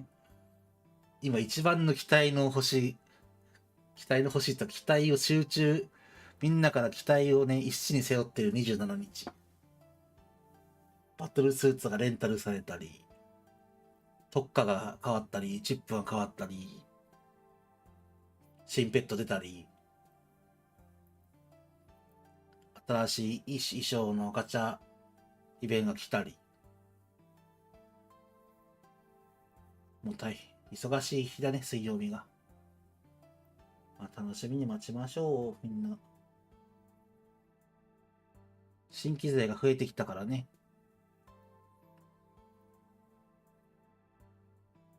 パンダも新しいアカウントで一からやろうかな。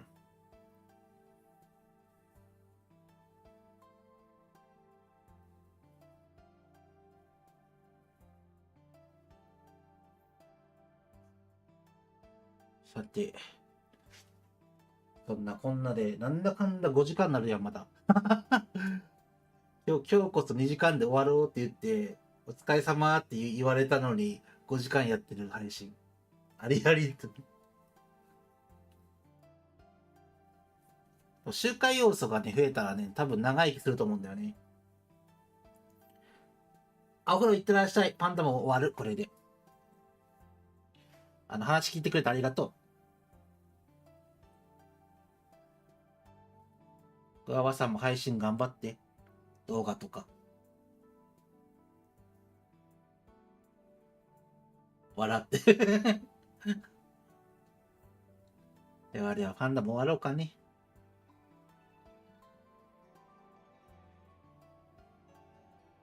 今日のメインの再構築が完全に薄れた雑談配信だったね。